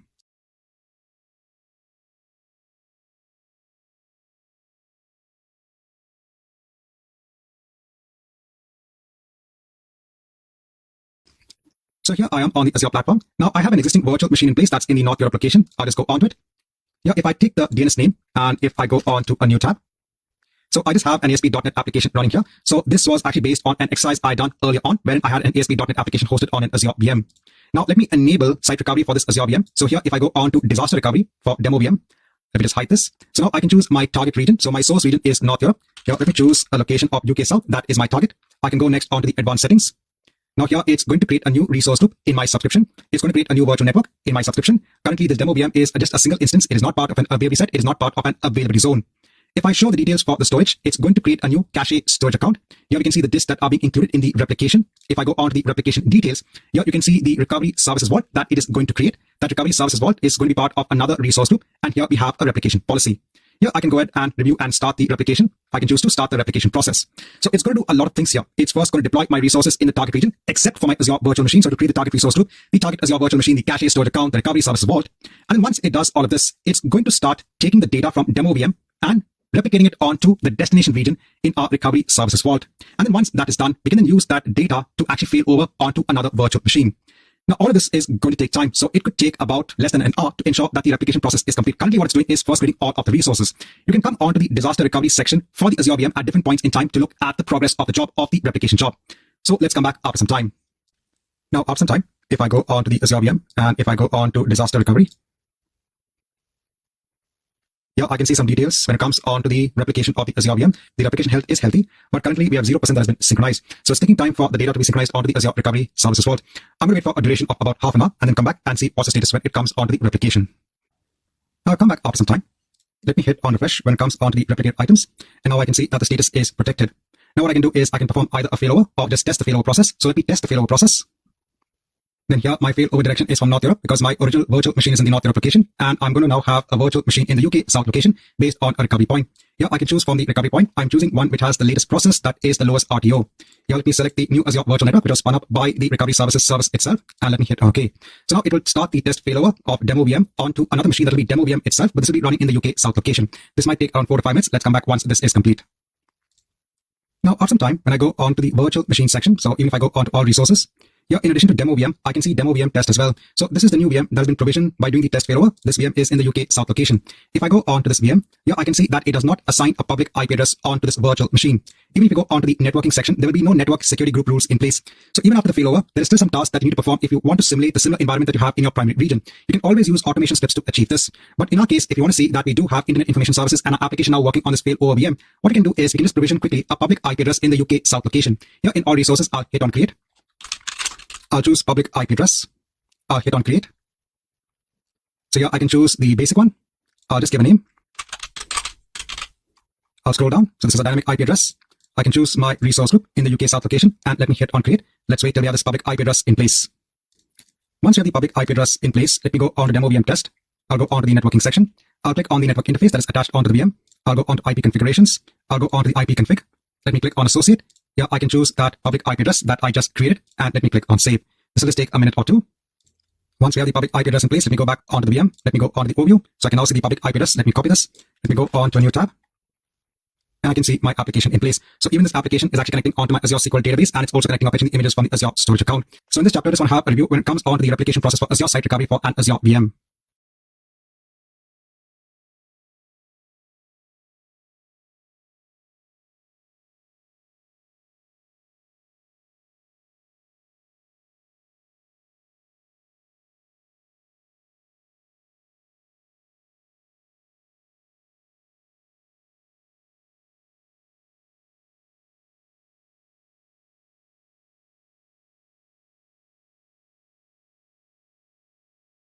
Now, in this chapter, I just want to give a quick note when it comes on to Azure Site Recovery, when it comes on to Hyper-V. So Hyper-V is a Microsoft product that allows you to have virtualization for your machine. So you could have a physical host. On that, you could have Hyper-V in place. And then on that host, you can actually start creating Azure virtual machines as Hyper-V guests.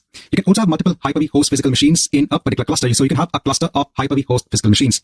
Now, you can also perform Azure Site Recovery for the machines hosted on Hyper-V, wherein they can be replicated onto either machines in another data center, or they could be replicated onto Azure virtual machines. Now, just a quick note when it comes onto the steps for Azure Site Recovery when it comes onto Hyper-V. So in Azure Site Recovery in Azure, you have to first create something known as a Hyper-V site. Then you specify the Hyper-V server. Now, on your Hyper-V host, only on the host machines, not on the individual VMs that are being hosted on the host machine. It's just on the host machines itself. You have to install something known as the Azure Site Recovery Provider. And then you download the Vault key and register the server with the Azure Site Recovery Vault. Once you have that in place, then you can set up a replication policy in which you specify the recovery point retention and the copy frequency. Then you can enable the replication, and then you can carry out the failover at any point in time. So in this chapter, I just want to give a quick note when it comes onto Azure Site Recovery for Hyper-V.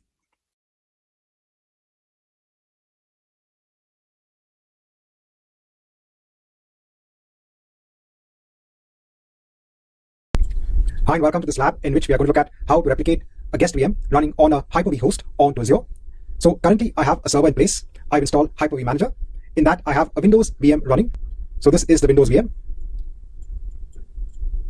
On this VM, what I've done is that I've gone ahead and just installed Internet Information Services Manager. So I want to replicate this virtual machine which is running on the Hyper-V host onto Azure. Remember, I don't want to migrate the Hyper-V host itself. It's the VM running in the Hyper-V host. So now let's go on to Azure. Let's go on to Site Recovery. And the first thing we have to do is to prepare our infrastructure. So we have to prepare our Hyper-V host so that we can enable replication. So let me click on Prepare Infrastructure. So I will say, where are my machines located? So I'm going to choose on-premise. I want to replicate it to Azure. My machines are virtualized with Hyper-V. Now you also have the option of choosing whether you are using System Center to manage your Hyper-V host itself. But currently I only have one Hyper-V host. So I will select no, I don't have System Center in place. I'll click on OK. Have you completed the deployment planning? I'll just say yes, I have done it. So now we have to prepare the source. Now, in case if you don't have a Hyper-V site, it's very simple. Just click on Hyper-V site and enter a name. The next part is adding our Hyper-V server. So now I have to add my Hyper-V host so that it comes over here in the Azure portal. So how do we do that? I'll click on Add a Hyper-V server. It will then give me a list of steps. So what are the important steps? We have to ensure that the Hyper-V host is running Windows Server 2012 R2 or greater. We have to ensure that the proc settings on that host can access the service URLs of Azure. We have to download the installer from Microsoft Azure Site Recovery Provider. And finally, we have to download and register the Vault key in that Azure Site Recovery Provider so that our Hyper-V host can be registered in this Recovery Services Vault. Now, what I'll do is that I'll click on Download to download the registration key. And what I'll do is that I will upload this key and the installer onto a Hyper-V host. So here I am on the Hyper-V host. On this Hyper-V host, I've gone ahead and copied the Azure Site Recovery Provider installation along with the Vault credentials. So what I've done is that I've just copied it onto my local D drive and mapped it as a drive onto this Hyper-V host server. So I'm going to go ahead and run the installer. For the moment, I will not check for any updates since this should be the most recent.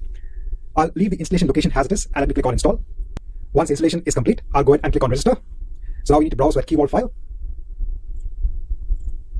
Automatically, it will pick up the vault name and the Hyper-V site name. I'll click on next. I'll say connect directly since I don't have a proxy server. And now it's going to go ahead with the registration. And once the registration is complete, I'll click on finish. If I go back to the Azure portal, let me cancel out on this. Let me cancel out of this. Let me go back to source. And now it's saying that the Hyper-V site has a Hyper-V server. So TechVM is the name of my Hyper-V host. I'll click on OK. In the target, it's going to validate your subscription, the storage account, and whether you have a network in place. In case if you don't have a storage account or a network, you can go ahead and click on the plus button to add the storage account and the network over here itself. Since I already have these in place, I'll click on OK. Now I already have one demo site replication policy, but what I can do is I can create and associate a new one. So over here, it just mentions what is the frequency of the copy, the retention period, and when should we start the replication. Let me click on OK to just accept the default settings. It's now going to create and associate this replication policy. Once that's done, I'll click on OK. Click on OK to accept all the settings. So we're done with the prepare infrastructure part. We can go on to replicate application now.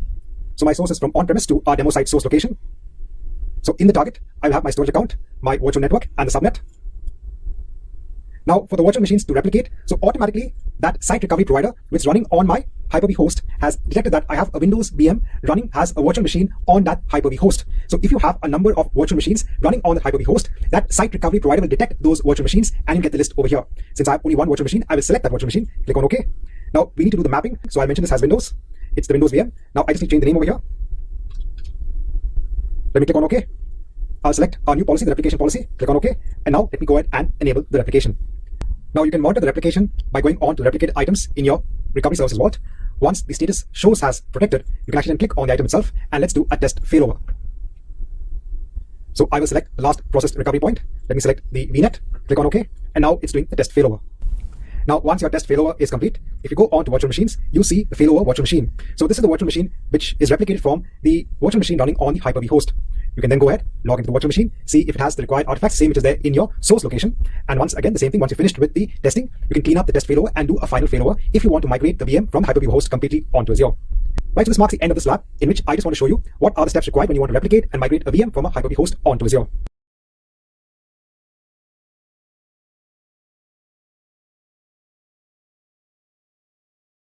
Now, in this chapter, I just want to go ahead and give a note when it comes to the high availability for an Azure Key Vault. So this is something that is already inbuilt in the Key Vault itself. Now, when you go ahead and define a Key Vault, so let's say you go ahead and create a Key Vault in the East US location. The contents of the Key Vault are then replicated within the region itself and also onto a secondary region that is defined by Azure paired regions. So over here, the contents of the Key Vault will also be present in another region as well. If you actually go onto the Microsoft documentation, this is where it comes to the paired regions. So by default, Azure already goes ahead and defines what are the different region pairs. So for example, in Azure, I have a Key Vault. This is in the North Europe location. So over here, the paired region for North Europe is the West Europe location. So now my Key Vault will also be replicated onto that region as well. This ensures that if this Key Vault is not available because the region has gone down, then applications can actually go ahead and make use of the Key Vault in the other location. So over here, the request for the Key Vault will actually fail over onto the secondary region. It might take a few minutes for the failover to take place. During the failover itself, the vault will actually be in read-only mode. So this means that you could go ahead and let's say get your secrets, get your encryption keys, but you can't go ahead and set the value of a secret or let's say delete a particular secret from the Key Vault itself. So in this chapter, I just want to go ahead and give a note when it comes to high availability for the Azure Key Vault service.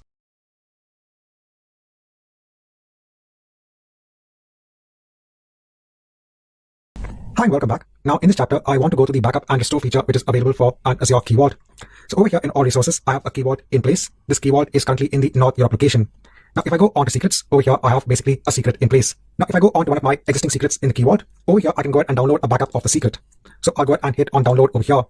Now I can go ahead and restore this backup. I can go ahead and create a new secret in another Key Vault. Now this Key Vault can be in the North Europe location, which is the same location as my Azure Key Vault, or even another location within the Europe region itself. So I could also go ahead and create a Key Vault in the West Europe location as well. So depending upon the area over here, so for example, if I go ahead onto United States, so if I go ahead and create a Key Vault in the Central US location, and if I go ahead and create a backup of let's say a secret, I can go ahead and restore the backup onto a Key Vault that could be either in the East US location, in East US 2, etc. So that's the idea. You can go ahead and restore the backups in another location based on the geography itself. So over here, what I'll do is that let me go ahead and open up all resources in a new tab, and let me go ahead and quickly create a new Key Vault. So I'll go ahead and add a new Key Vault. I'll search for Key Vault. Let me go ahead and hit on create. Over here, I'll go ahead and choose my resource group. Over here, let me go ahead and give a unique name. So over here, if I go back onto the Europe region, so I'll go ahead and now choose West Europe. So I'll choose West Europe over here. I'll leave the pricing tier as it is. I'll go ahead and put 7 days for retention of the vault. I'll go on to access policy. Keep everything as it is. Go on networking, keep everything as it is. I'll go on to review and create. And let me go ahead and create this Key Vault. Let's come back once you have the Key Vault in place. Now, once I have the Key Vault in place, I'll go ahead onto the resource. I'll go onto secrets, and over here, let me go ahead and click on restore backup. So I'll go onto my downloads. Over here, I'll go ahead and choose the secret backup file. So now it's gone ahead and restored the secret. And I can see the name of the secret over here. If I go onto the version, I should be able to see the secret value as well. So in this chapter, I just want to go ahead and show you how you can take a backup of not only your secrets that you have, you can also go ahead and take a backup of your encryption keys and your certificates as well.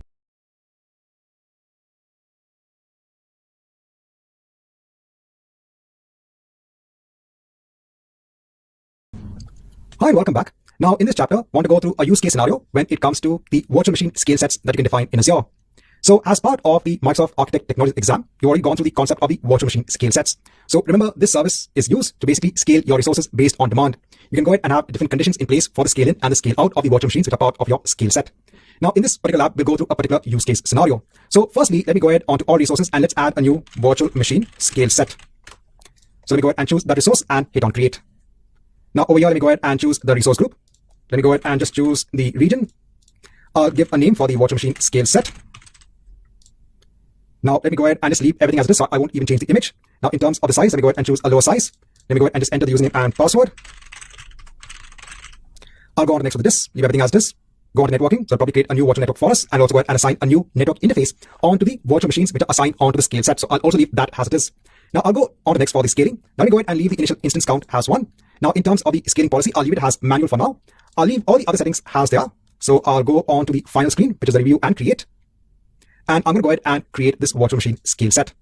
Now in this particular lab, we are going to look at how to scale the virtual machine scale set based on other resources in Azure. We're going to base the scaling based on the Azure Service Bus Queue. So we have this virtual machine scale set in the East US region. So now I'm actually going to go ahead and create an Azure Service Bus resource in the East US region as well. So let me go ahead and hit on create. I'll go ahead and choose the resource group. So I'll make sure it's in the East US location. I'll give a simple namespace name. In the pricing tier, I'll choose standard. I'll go on to view and create. And then finally, we go ahead and hit on create. Now let's come back once we have both the virtual machine scale set in place and once we have the Azure Service Bus in place as well. Now, once I have the Azure Service Bus in place and I also have the virtual machine scale set in place, firstly, let me go ahead onto the Azure Service Bus namespace resource.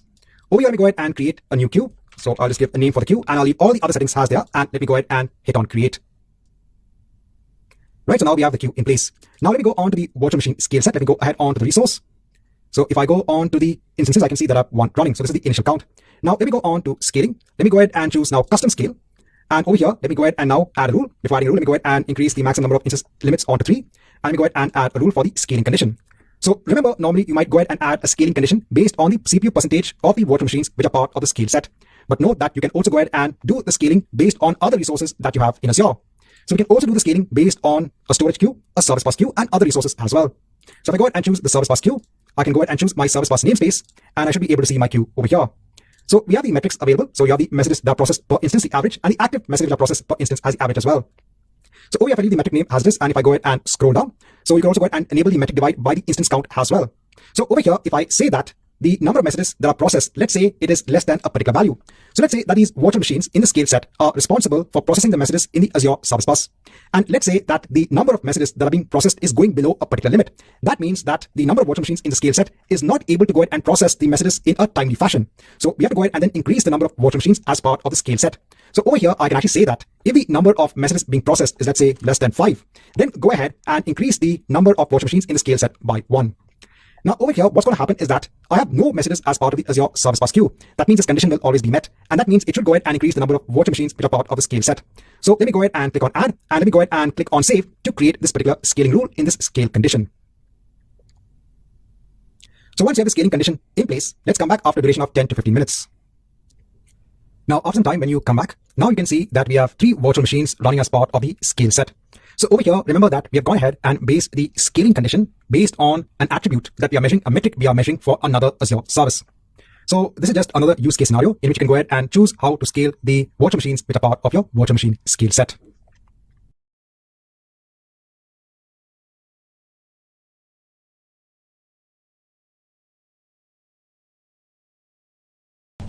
Hi, welcome back.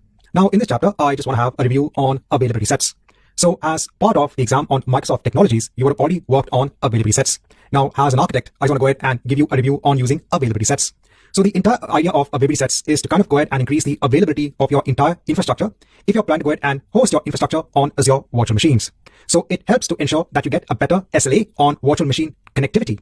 Over here, you just have to ensure that you spin up at least 2 or more virtual machines to achieve the desired SLA. Now, the main concept behind availability sets is that you have this concept of having fault domains and update domains as part of your availability set. So when you go ahead and create your availability set, you can go ahead and specify the maximum number of fault domains that you want and the number of update domains. Now, normally the number or maximum number of fault domains that you can specify in an availability set is basically 3. And when it comes to update domains, you can specify a maximum of 20. So when you go ahead and create your availability set and you define the number of fault and update domains, your virtual machines are then spread across the different fault and update domains. So remember, what is the basic advantage of having this sort of setup in place? So when it comes to your fault domains, it actually helps to protect your virtual machines against any sort of infrastructure level failures. So each fault domain is actually connected onto its own power supply, the network equipment, etc. And then each fault domain is connected onto a separate power supply, onto separate hardware infrastructure. Now, what is the main advantage of this is that in case if there is an issue to, let's say, this network switch or onto this power supply, it will only go ahead and impact the virtual machines that are running as part of this fault domain. You will have the other virtual machines which are running as part of the other fault domains. So this is the advantage of spreading your virtual machines across different fault domains. And then you have the concept of the update domains. So if there is an update that needs to be made onto the underlying infrastructure, so let's say that there is an update that needs to be performed on the underlying physical server that is hosting your virtual machines. When you spread your virtual machines across each update domain, what happens is that the updates are performed on each physical machine one at a time. So first, the updates will be made onto this physical server, as an example. So during that time, you might not have these 3 virtual machines up and running. Over here, I'm just giving you an example of how the virtual machines are spread. Now, when the updates are complete on this physical server, then all of these virtual machines will be bought online. Now, please know that when it comes to the underlying changes or the underlying updates being made on the physical infrastructure, Azure, in its maximum ability, tries to ensure that even during these updates, the virtual machines are still online. So as much as possible, it tries to ensure that the virtual machines are still online during the update period. But at any point in time, if the updates need a restart of the physical server, so during that time, obviously your virtual machines will be offline. And then when the updates are complete on the first physical server, then the updates will start on the second physical server. So during that time, this virtual machine will be offline and all of the other virtual machines will be online. Now, please note that when it comes to the spreading of the virtual machines across the fault and update domains, it is done in such a way in the availability set automatically to ensure that your virtual machines are spread evenly across the update and the fault domains. Now, some of the common questions I get from students when it comes to availability sets are, the first thing is that, can we go ahead and add an existing machine onto an availability set, an existing availability set? And the answer is no. So only during the creation of the virtual machine can you actually go ahead and specify the availability set. The next question I get is, right, so I have multiple virtual machines. I have my application that's being hosted on these virtual machines. So will the application get replicated automatically across the virtual machines which are spread in that availability zone? And again, the answer is no. It's not done automatically. It has to be done by you. So the underlying software or maybe your application has to have the capability of ensuring that the same application runs on all of the virtual machines. Now, again, there are ways that you can actually go ahead and implement this. You can do this via scripts. You might have the software itself. So if you buy a software from a third-party provider, that software might already have the underlying capability to ensure that at least the application configuration is replicated across all of the virtual machines. So please keep this in mind. Now, when it comes to the SLA, so remember with availability sets, you get 99.95% SLA. This is only when you have two or more virtual machines which are spread across an availability set. Right, so this marks the end of this chapter. Just want to have a review on availability sets.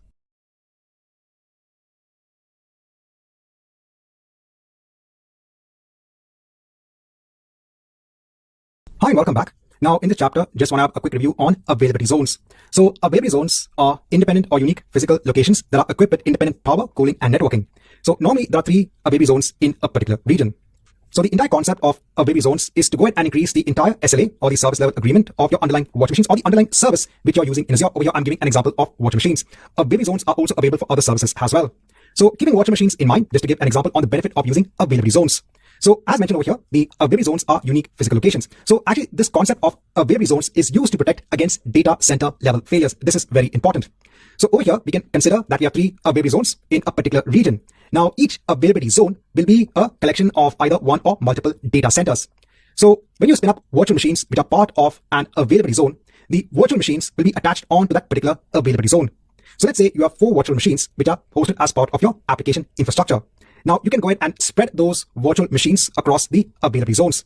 So if one availability zone was to go down, you will still have the other ones available. So this helps to ensure that you have availability across your application architecture. Now, each of these availability zones basically has a zone number. So it's simple, zone 1, 2, and 3. So when you spin up a virtual machine, it could be done via the portal. You can do it via the Azure command line interface, or you could do it via a resource manager template. You can actually go ahead and specify the zone number you want to go ahead and allocate onto the virtual machine. Now, one of the common questions I get from students when it comes to availability zones is then why do we have this concept of availability sets? Because availability zones actually give you an SLA of 99.99%. And when it comes to availability sets, you get 99.95%.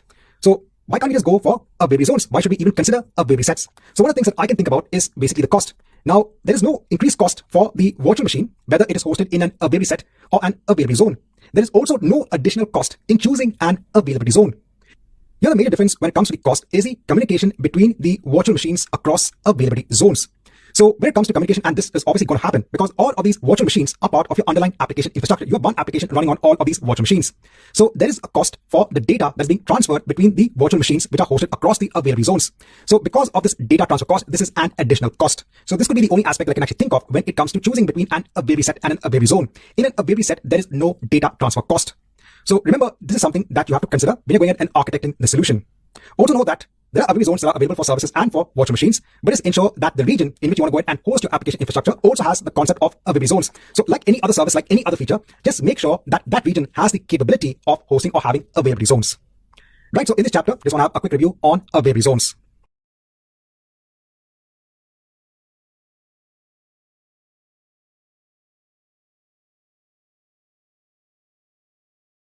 So again, here in Azure, just want to show you where you can go ahead and specify the availability zones and the availability set for your virtual machines. Again, coming from the background of Microsoft Architect Technologies, this should already be familiar to you. So when you go ahead and add a new virtual machine, so over here in the redundancy, you can go ahead and choose an availability set. Over here, you can go ahead and create a new availability set if you don't have one in place. And over here, you can go ahead and mention the number of fault domains and update domains for your availability set. At the same time, you can also go ahead and choose an availability zone. And here you have the different zone numbers. So if you go ahead and create a virtual machine as part of this availability zone, then you can actually go ahead and assign it onto, let's say, availability zone number 1. Now, apart from virtual machines, there are some services which also have this zone redundancy options in place. So for example, if I go ahead and create the application gateway resource, let me go ahead and hit on create. So let me go ahead and leave it as standard underscore v2. Now over here, in terms of the availability zone, you can actually go ahead and decide to ensure that all of the compute power, all of the compute machines which are created as part of the Azure application gateway service is spread across all of these three availability zones. So apart from defining availability zones for your virtual machines, there are some services which also provide the feature of specifying availability zones. Right, so just a quick chapter on seeing where you can actually go ahead and specify availability sets and availability zones.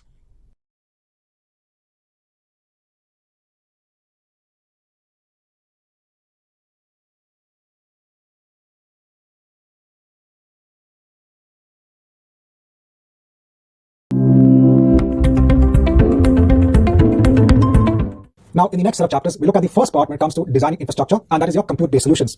So first, I'll go through what are the differences between Azure VMs, Azure Web Apps, and Azure Functions. I'll go ahead and give you an example on how to work with Azure Functions or how can you use Azure Functions. And then we'll go into containers. So containers and orchestrating container-based applications is a big aspect when it comes to microservices. So if you're looking at developing a microservices-based application, you will look at working with containers. So I'll go through a use case scenario wherein we will look at creating images. We'll build containers out of those images. I'll show you how to publish it onto an Azure container instance, onto Azure Container Registry, and then later on onto Azure Kubernetes, so that you get a good idea when it comes to deployment of container-based applications. So let's go ahead.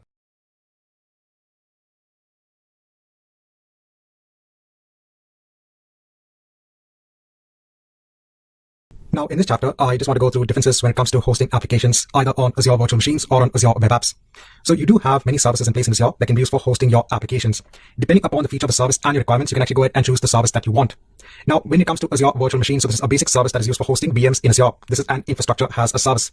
And then you have Azure Web Apps. This is a platform as a service wherein the underlying infrastructure is completely managed by Azure. So you could go ahead and deploy web-based applications onto either Azure VMs or onto Azure Web Apps. Let's say that you also want to go ahead and have complete control over the underlying VM environment. So this is something that is possible with Azure VMs. So you could go ahead and install any software that you want on that Azure VM. But since the Azure Web App is a completely managed service, over here, the underlying compute VMs which are used for hosting your web applications is completely managed by Azure. So here you can't go ahead and install anything, any sort of software on the underlying VMs itself. So this is one of the biggest differences. Sometimes companies want to go ahead and have that sort of administrative privilege on the underlying VM so that they can go ahead and install any application component. So it's something that you can do with the Azure Virtual Machine service, because you get the entire VM at your disposal. But when it comes to Azure Web Apps, this is a completely managed service, so you don't get access onto the underlying VMs itself. But then when it comes to Azure VMs, one of the burdens is that you have to go ahead and ensure to maintain the underlying compute infrastructure. So you will be required to go ahead and ensure that the patches are maintained on the VMs. You have to ensure that you maintain the uptime of the VM itself. Whereas for Azure Web Apps, you get all of this as a complete package. So the underlying upgrades are done automatically. There are various other features that are also available for Azure Web Apps, for example, scaling, backup, etc. When it comes to Azure Web Apps, so you could only go ahead and use this for web-based applications. This is very important. But if you want to go ahead and install any other sort of application, any other sort of workload, then go ahead and choose an Azure Virtual Machine. Also, when it comes to support for web applications, remember there is support for certain programming languages. So you have support for Python, for Java, for .NET, etc. But then you have to go ahead and ensure that your workload is supported on Azure Web Apps. If you're using an underlying programming language that is not supported on Azure Web Apps, then you should go ahead and use the Azure Virtual Machine service. And as mentioned before, with Azure Web Apps, you get features of scaling, etc. If you want to go ahead and perform the same thing with Azure Virtual Machines, then you need to go ahead and make use of another service known as Azure Virtual Machine Scale Sets. So in this chapter, I just want to give some brief differences when it comes to the decision as to whether you should use an Azure Virtual Machine or an Azure Web App for hosting your web applications.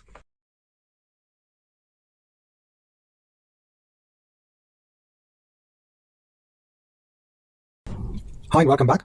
Now, in the previous chapter, we had gone through some differences when it comes to Azure VMs and when it comes to Azure Web Apps. This is when it comes to making a decision as to what should be the platform you should choose when it comes to hosting your applications.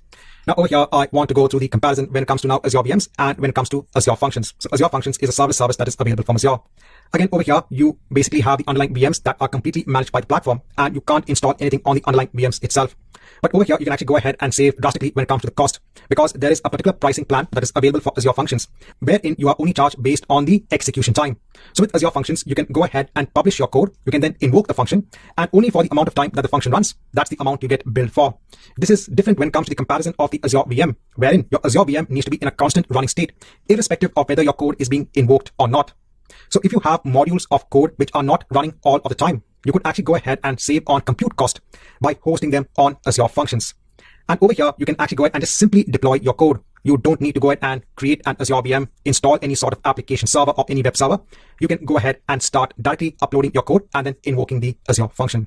Now, one very important point is don't run your web applications in Azure Functions. This is not the purpose of Azure Functions. Azure Functions should not be meant to be running all of the time. The main point of Azure Functions is to go ahead and ensure that those functions or methods that are invoked regularly and basically give you some sort of result after a span of time. Those are the code snippets that you should be hosting in Azure Functions. If you have a web application that is be running all of the time, choose either Azure Web Apps or choose Azure Virtual Machines. Right, so in this chapter, I just want to give a quick breakdown when it comes to Azure VMs and Azure Functions. Again, we've already covered the benefits and the drawbacks of Azure VMs in the previous chapter. In the last chapter, we had gone through the pros and cons of the Azure VM service when it came to comparing Azure VMs against Azure Web Apps.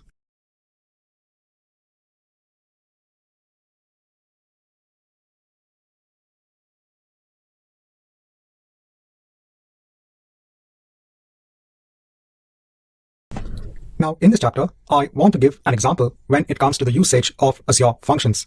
In Visual Studio, I have the same .NET Core application we had seen earlier on. This application would go ahead and display a list of courses. It would fetch the required images from an Azure storage account. Just as a refresher, here is my database server. I have a course table. I'll right-click, select the rows. Here is the information in the table. In a storage account, onto containers, I have a data container, and here are the different image files.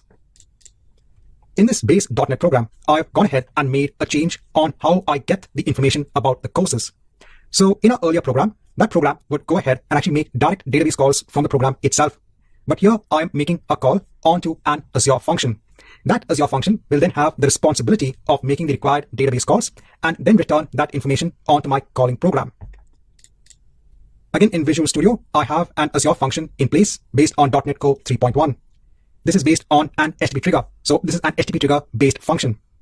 This function is making a call onto that database server and then going ahead and getting the required information. And then this function will return this information onto my calling program. So instead of now embedding all of this information in my main web application, all I'm doing over here is to go ahead and actually call the Azure function. Now, please note, I've not gone ahead and deployed our Azure function. We're going to go ahead and do that.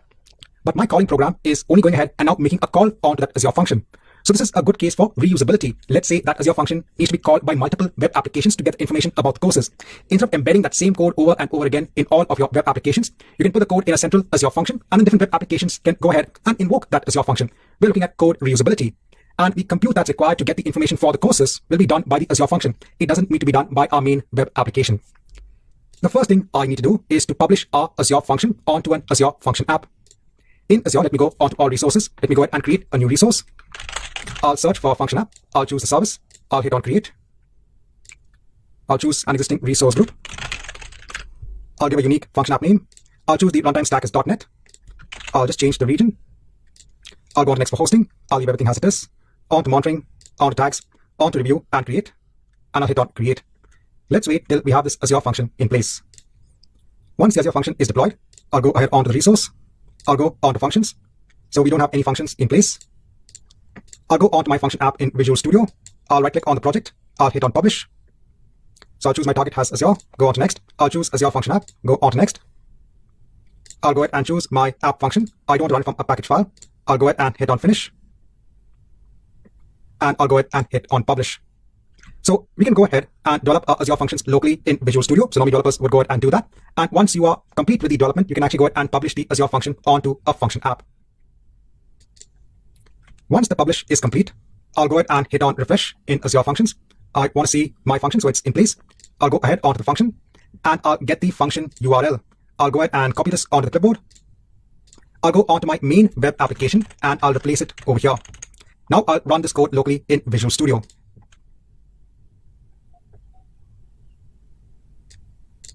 And here we're getting the output as desired. Remember, here we are now making a call onto an Azure function to get the information from an Azure SQL database.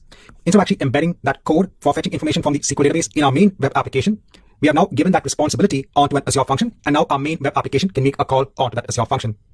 In this chapter, I just want to give an example on how you can make use of Azure functions.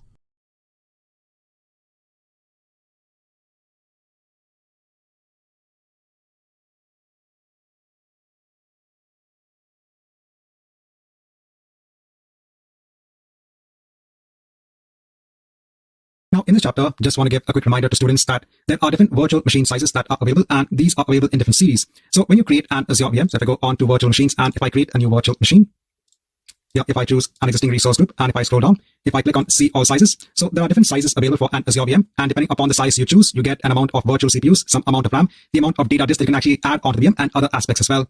If you go onto this page, you'll actually see the different classes or the different categories when it comes on to the virtual machine sizes. So all of these are to accommodate different types of workloads. For example, you have this burstable based Azure virtual machine. So this is good for low traffic web servers and small databases. If you want general purpose compute, then you can use the D series. So normally when it comes on to creating compute machines, I normally use the D series when it comes on to the virtual machine size. And there are other virtual machine series that you can use based on your requirement. So if you scroll down, here you can see again what are the example workloads that are supported by the E series based virtual machine sizes. So again, just want to remind students on this quick note when it comes on to the different virtual machine sizes that are available.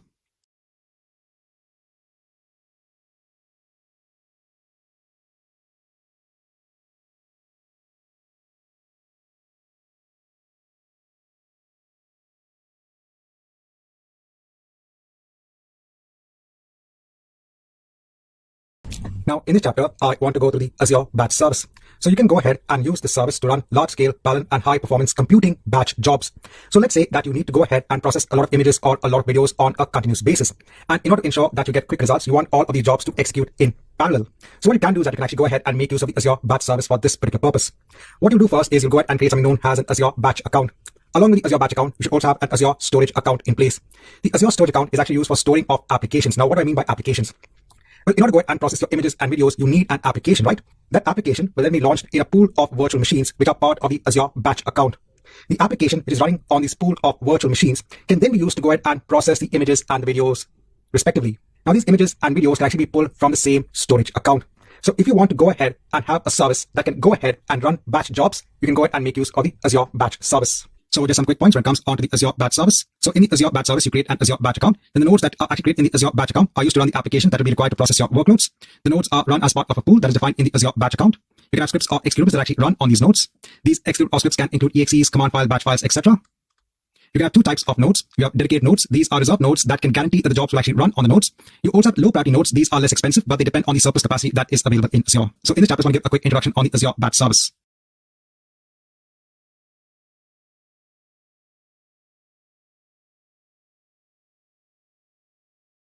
Now, in this chapter, let's look at an example on using Azure Batch accounts. So over here in all resources, I need to go ahead and click on add. I need to go ahead and search for the batch service. I'll go ahead and choose that. And I'll go ahead and hit on create. I'll go ahead and choose my resource group. I need to go ahead and give a unique batch account name. I'll leave the location as it is. I need to go ahead and select a storage account. So remember that storage account is used for storing the application and whatever you need to process. I'm going to go ahead and choose one of my existing storage accounts. Now I'll go on to next for advanced. I'll leave everything as it is. I'll go on tags. I'll go on to review and create. And then let me go ahead and hit on create. Let's come back once we have the batch account in place. Now, once we have the resource in place, I'll go ahead onto the resource. The first thing I want to do is to go ahead and specify my application. Now, in this particular example, I'm going to go ahead and use a tool. I'm going ahead and using an MPEG based tool. So you can go ahead and download the tool. It's free of cost. This can be used to go ahead and convert video and audio files. So I'm just going to go ahead and convert one video file onto its equivalent audio output using the Azure Batch Service. So now if I go onto my batch account, if I go ahead and click on add, I need to go ahead and give what is the name of the application. You can go ahead and specify any name. Over here, you can go ahead and specify the version number. You need to go ahead and specify where the application package is. Now, if you have an exe, you need to go ahead and set up as a zip-based file. When the application is actually installed on the underlying nodes, this is the pool nodes that is used for processing the workloads, the zip file will be automatically extracted. So over here, I already have the zipped file in place. So remember, this is a zip of the MPEG tool that you can go ahead and download. So I'm going ahead and specifying this as the application package, and then I'll go ahead and hit on submit. Now, actually, it's going to go ahead and store this application package file in our Azure storage account. So over here, now you can see you have your application in place. Now, next thing, I'm going to go ahead and specify the pool of virtual machines which will be used for processing my workloads. I'm going to go ahead and click on add. I'll go ahead and specify a simple name for the pool ID. I'll go ahead and scroll down. In the image type, I'm going to go ahead and specify it as the marketplace. In the publisher, I'll go ahead and choose Microsoft Windows Server. In the SKU, I'll go ahead and choose 2019 Data Center. There are a lot of options when it comes to specifying the pool itself. I'm not going through all of the options. Over here, you can see the size of the virtual machine. Here you can see that you have the option to go ahead and specify the number of dedicated nodes and the number of low priority nodes. Now, since I want the job to execute, I'm going to go ahead and say that I want one dedicated node. Remember, you can't go ahead and mix and match and have a number of dedicated nodes and a number of low priority nodes. Then I'm going to go ahead onto application packages. I'll go ahead and specify my application package. So I'll go ahead and choose the application and the version number and hit on select. I'll go ahead and create a new virtual network. So all of these machines need to be part of an Azure virtual network. So this wizard will go ahead and create the network for you. I'll just give a name for the virtual network and I'll hit on OK. Then I'll go ahead and leave all the other settings as they are. Just ensure to choose that virtual network, and you need to go ahead and also have a subnet in place. Just ensure to go ahead and choose the network, and you'll have the subnet also in place. And then let me go ahead and hit on OK. Now it will go ahead and create the pool, and over here it will go ahead and spin up that one virtual machine. You can see the allocation state is in the resizing status. So let's wait till this is complete. Now I wait for a few minutes. Now let me go ahead and hit on refresh. Over here now I can see my virtual machine is in the steady state. Now let me go on to my jobs. I want to go ahead and add a job. Now before that, in my Azure storage account, I'll go ahead and just create a container. I'll just go ahead and name it as video. And I'll go on to the container and I'll just go ahead and upload a video file from my local system. So I'm just loading a video file. Let me go ahead and hit on upload. Right, so that's done. Now I'll go back onto my batch account. I'll go ahead and now add a job. Over here, I'll just go ahead and give a job name. I'll go ahead and choose the pool on which it needs to run. So I'll go ahead and choose pool A and hit on select. Over here, let me go ahead and hit on OK. Once I have the job in place, I'm going to go ahead and click on the job. And now I need to go ahead and add a task. So I want to go ahead and run a task on this particular virtual machine, which is running as part of the pool. I'll go ahead and just give a task name. In the command, I want to go ahead and run my exe. I want to give the video one file as my input, and over here it'll go ahead and output the audio file. I'm going ahead and specifying the path of the tool. So remember, the tool will be installed automatically. Remember, it was in zip format, but then the application will be installed automatically on the underlying virtual machine, which is running as part of our pool. If you want to go ahead and access that particular file in terms of the path, you have to ensure that you put the application name over here and what is the version number 1.0. Now I'll go ahead and scroll down. Now over here, I need to go ahead and choose my resource file. So what is a video that I need to go ahead and convert? So I'll go ahead and click on resource files. And over here, I'll go ahead and pick a storage container. I'll go ahead and hit on OK. I'll choose my storage account. I'll go ahead and choose the video container and hit on select. And let me go ahead and hit on submit. And then let me go ahead and also again choose my application package. And let me go ahead and hit on select. And let me go ahead and now hit on submit. So now I'm going ahead and adding a task onto this job. If I go ahead and click on the task in the overview, you can see all the stages of the task. Let's come back after a couple of minutes. Now I've come back after a couple of minutes. I went ahead and clicked on refresh and I can see my job is completed. Now if I go on to this WD folder over here, so this is the folder basically on the virtual machine, I can see my audio one file in place. You can actually go ahead and download the audio file. Now please note that there are also facilities to ensure that whatever output you have can be stored in that storage account. But in this particular video, I just want to go ahead and give an example on how you can use the Azure Batch service.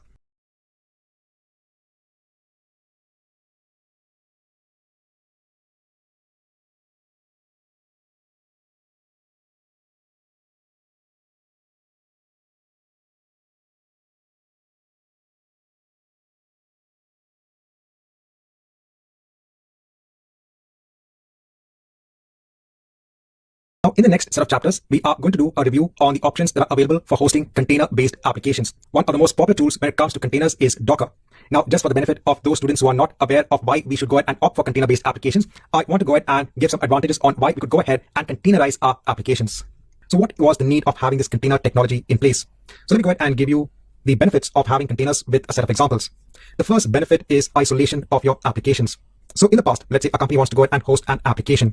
They would go ahead and spin up a virtual machine on a physical server in their on-premise data center. Or they could go ahead and install the application on the physical server itself. Now the application might be having its own dependencies on third-party libraries as well. So you would go ahead and install the application, install the dependencies, and probably even install the third-party libraries.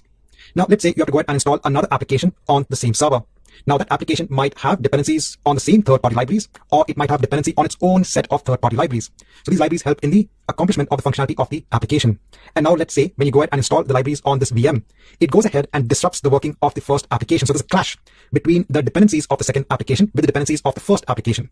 So this is a common problem when it comes to installing many applications on an underlying VM, because they all share the same OS, they share the same sort of infrastructure, the OS infrastructure for hosting the applications. So that's the first problem. The first problem was isolation. So the first benefit that you get from containers is isolation. So you can actually go ahead and bundle your application, its dependencies on third-party libraries within a container itself. Right? So this is a self-managed container, and you can go ahead and create a container for another app itself. And then you could go ahead and run those containers on the underlying VM. These containers don't have an idea that they're running side by side on the VM.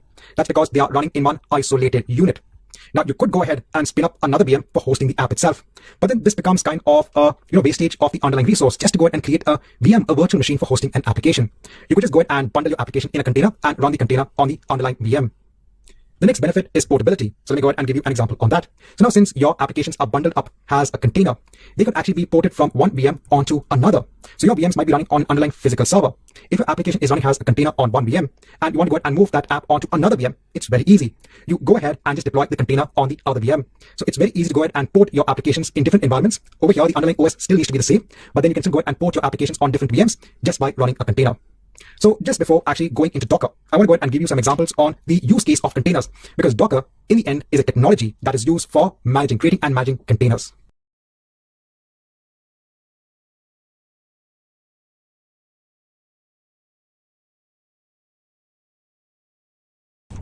Now, in this chapter, I want to go through some container deployment options.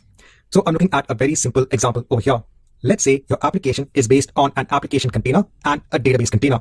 So the application container talks to the database container, and this comprises your application.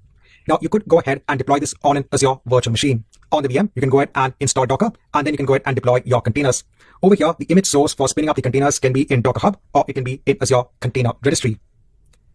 Another option which is available is you can actually go ahead and use Azure Container Instance. Over here, you can go ahead and make use of Azure Container Groups to contain multiple containers. This actually presents a very simple deployment of containers in Azure, wherein the underlying infrastructure is completely managed for you. So you don't need to go ahead and spin up a VM. You don't need to go ahead and install Docker. The container instance can go ahead and pick up the image from either Docker Hub or from Azure Container Registry and run your application. And then the other option is to go ahead and use Azure Kubernetes. Now, if you have multiple container-based applications, so over here you have one application, then another, and if you want to go ahead, orchestrate the deployment and management of these container-based applications, then you should consider using Azure Kubernetes. So Azure Kubernetes is again a managed service of the actual Kubernetes tool. So if you don't want the burden of managing again the underlying infrastructure for deployment of containers, you can actually go ahead and look at Azure Kubernetes. And then finally, we have Azure Service Fabric, which also has the ability for deployment of your containers. Over here, Azure Service Fabric, the environment itself could be deployed either on your machine, on Azure, on your on-premise data centers, or even in other cloud environments. Again, it has all the capabilities of orchestration, health and monitoring, and also auto-scaling. So in this chapter, I just want to go ahead and give the different deployment options when it comes to your container-based applications.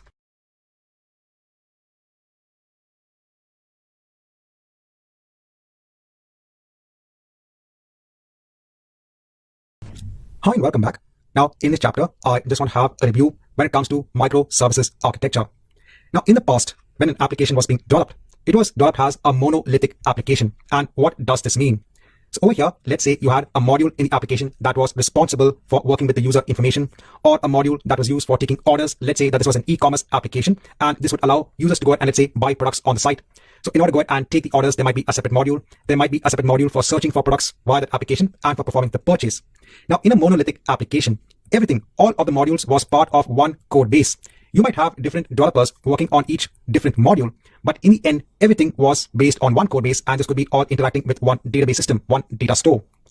Now, one of the biggest problems with a monolithic application was if you were to make a change onto one module of the application, since everything was one large code base, you are not sure if that change will actually go ahead and have an impact on other modules in the application. So at this point in time, when you had to make a change onto one module of the application, at times you might be forced to go ahead and test the other modules of the application to ensure that it was still working as desired. Over here, then you basically lose on time, because for each and every change, you have to go ahead and test everything all over again. And you are not sure if one code change could go ahead and break the entire code base.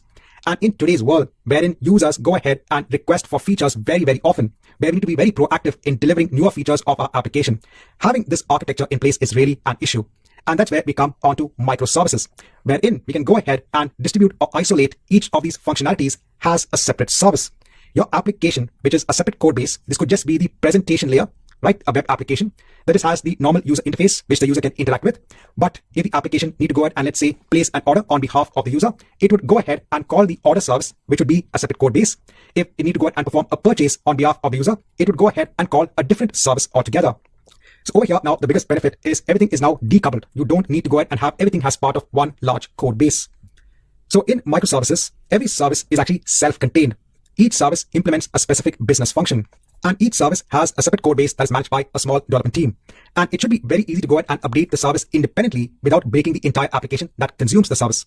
And each service can also go ahead and persist its own data. So for example, if you go ahead on top, you might have the user service that has its own data store, the purchase and orders that might have its own data store. So normally each service itself will have its own data store. You don't have one big data store just for the entire application.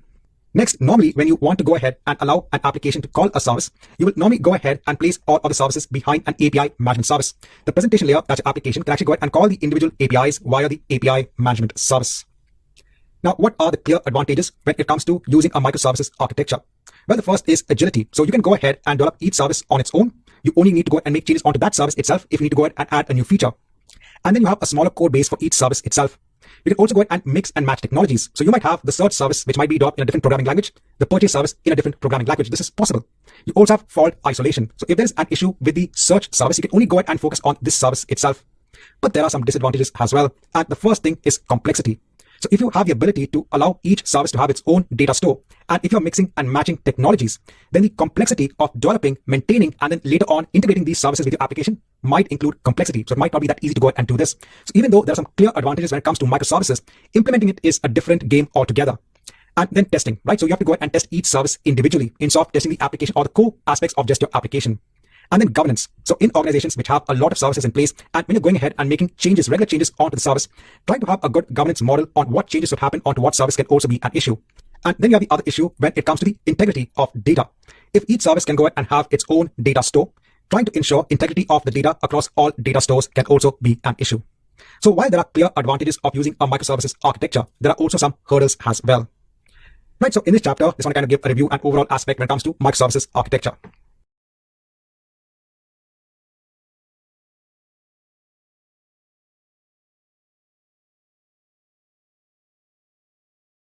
Now, in the next set of chapters, we'll actually go through some options when it comes to deployment of containers. Now, since the AZ303 exam also had a focus on containers and Azure Kubernetes, over here as a review, I want to go through a use case scenario when it comes to the deployment of containers. Over here, I want to go ahead and create basically two containers. One is based on the MySQL database engine. So MySQL is a popular database engine for hosting SQL-based databases. So if you want to go ahead and host a SQL database using MySQL on an Azure VM, you could go ahead and install MySQL, create the database, and then create the table to store the application data. And then you have an Azure web app or a web application that could go ahead and interact with the data stored in the MySQL database. Now, I want to go ahead and deploy an ASP.NET Core application as a container, and I also want to go ahead and deploy MySQL database as a container as well. In the MySQL database container, I want to go ahead and ensure that when the container is launched, there'll be a database already in place, there'll be a table already in place, and there'll be some data within the table. So for this, we have to go ahead and create our own custom image. For creating the custom image, I'm going to go ahead and first spin up a new Linux VM that will behave as our Docker host.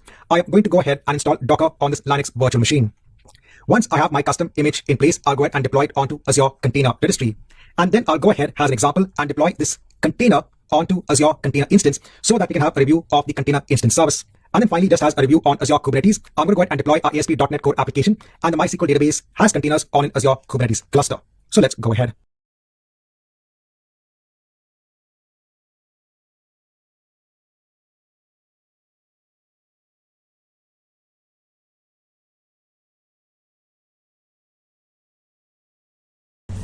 Now, in this chapter, let's go ahead and deploy our Docker host. For this, I'm going to go ahead and create a Linux VM. So I'll go onto my virtual machines. I'll go ahead and add a new virtual machine. Over here, I'll go ahead and choose my existing resource group. Let me go ahead and give a name for the virtual machine. I'll go ahead and choose a different region. I don't need any availability options. I'm going to go ahead and choose Ubuntu Server. If you don't see Ubuntu Server over here, you can go ahead and see all images and search for Ubuntu Server. I'll leave the size as it is. In the authentication type, I'll go ahead and choose password. I'll go ahead and add the account details. I'll go on to next for the disk. I'll leave everything as it is. I'll go on to networking. It'll go ahead and create a new virtual network. I'll go on to next management. I'll go on to advanced. I'll go on tags. I'll go on to review and create. And then let me go ahead and hit on create. This might just take around 3 to 5 minutes. Now, just for those students who are not aware, so I'm on a Windows-based machine. So I'm going to be using this PuTTY tool to go ahead and connect onto the Linux VM. Once I have my Linux VM in place, I'm going to go ahead and issue all of these commands. So these commands are available in the Docker documentation on how you can actually go ahead and install the Docker engine, which we are doing over here on an Ubuntu server. I can see I have the server in place, so I'll go ahead onto the resource. Now, I've already gone ahead and installed the PuTTY tool on my machine. So I'm just going ahead and launching the tool. Over here, I'll go ahead and take the public IP address. I'll place it over here, hit on open. I'll hit on yes. I'll go ahead and add my login details. Now I am connected. So let me go ahead and just expand this. So now I want to go ahead and install Docker. So I'll go ahead and issue all of these commands. I'll just go ahead and clear the screen. Then I'll go ahead and install the other required tools. I'll go on to the next command. The next command as well. And then finally, let me go ahead and update the package index. Let me go ahead and clear the screen again. And finally, we go ahead and install Docker. So let's wait till we have Docker in place. So once the Docker installation is complete, you can go ahead and mark an end onto this chapter. Over here, if you want to go ahead and verify. So you can do a Docker version. Over here, you can see the version of Docker. So what have we done so far? We have gone ahead and spun up a Linux VM. And on this, we have gone ahead and installed the Docker engine. Now, this can be used for running your containers. The images for the containers are available in Docker Hub. But in our use case scenario, since we're doing a review on containers, we are going to go ahead in the next chapter and build our own custom image. So let's move on to the next chapter.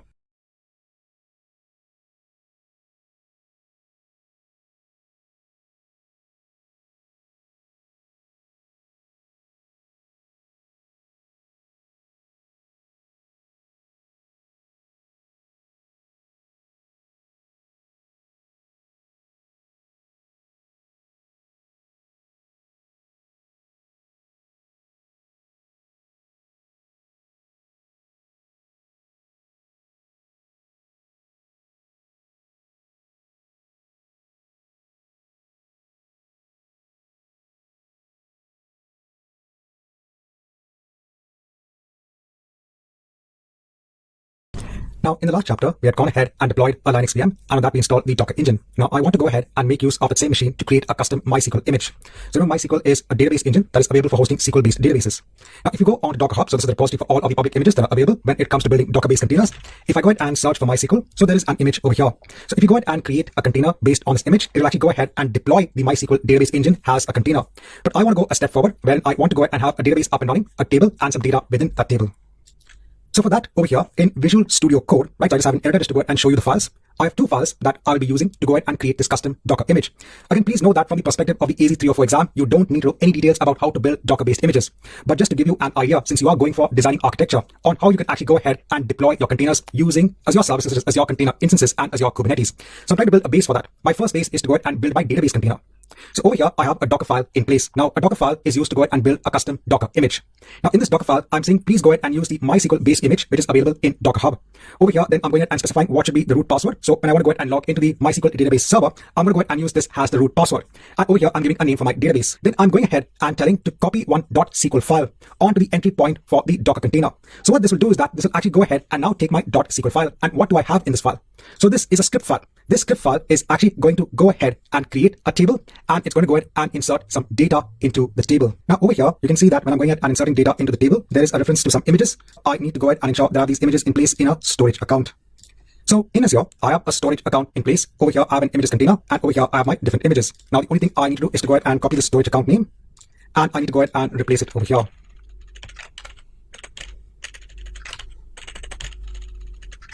Now, once it's done, I'll go ahead and just save everything. Now, I need to go ahead and copy both of these files onto my Linux VM. Now, for this, I'm going to be using the WinSCP tool. So the WinSCP tool is a freely available tool that you can go ahead and download. You can go ahead and use this tool to copy the files onto the server. So I need to go onto my Linux VM. I need to take the public IP address. I need to go ahead and establish a new session. So over here, I'll give the host name. I'll give the username. I'll give the password and click on login.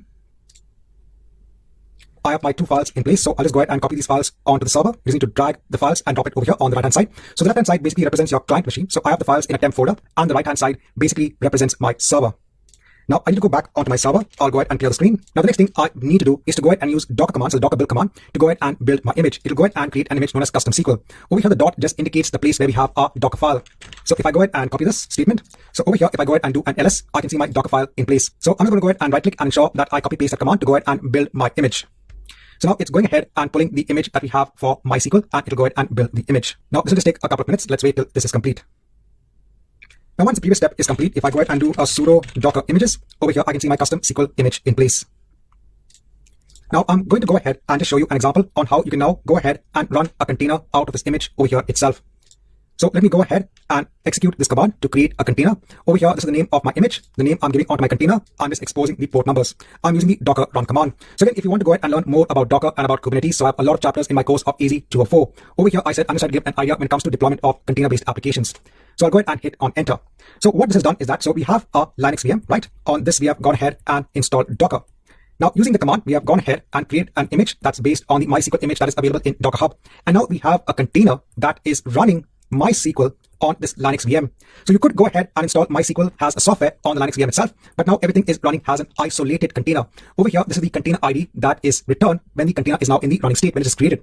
Now over here, if you want to go ahead and connect onto the container, so over here, you can go ahead and perform the command of docker execute. You create an interactive session. Over here, you give the name of the container. So now we are in the container itself. We are logged into the container. Now over here, I can go ahead and try to log into the MySQL database engine. And now I've logged in. What is the password I gave over here? So my password is basically what I mentioned in the Docker file, Azure@123. Now over here, if I go ahead and show databases,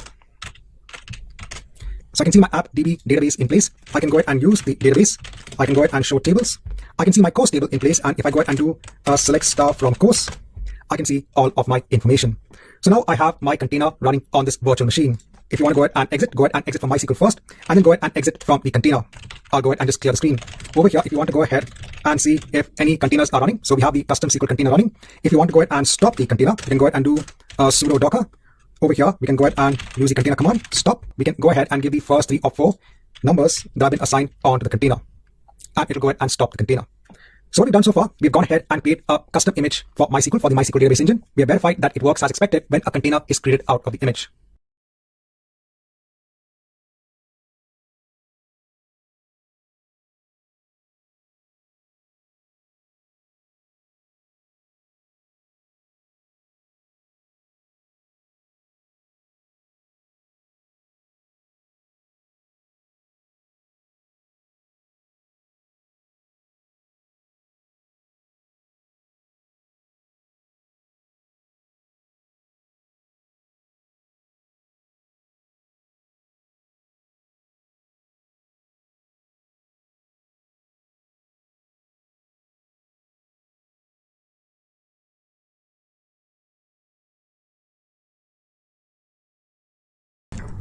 So what have we done so far? We have gone ahead and basically deployed Docker on a Linux VM. We have built our MySQL image. We create a container and we verified that it is working.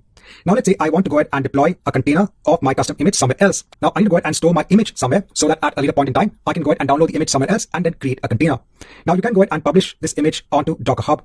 But what we're going to do is that we're going to go ahead and create an instance of the Azure Container Registry, and we'll go ahead and publish our image onto this registry. So let's go ahead and do that. So in Azure, the first thing I'll do is that I'll go ahead and create a new resource.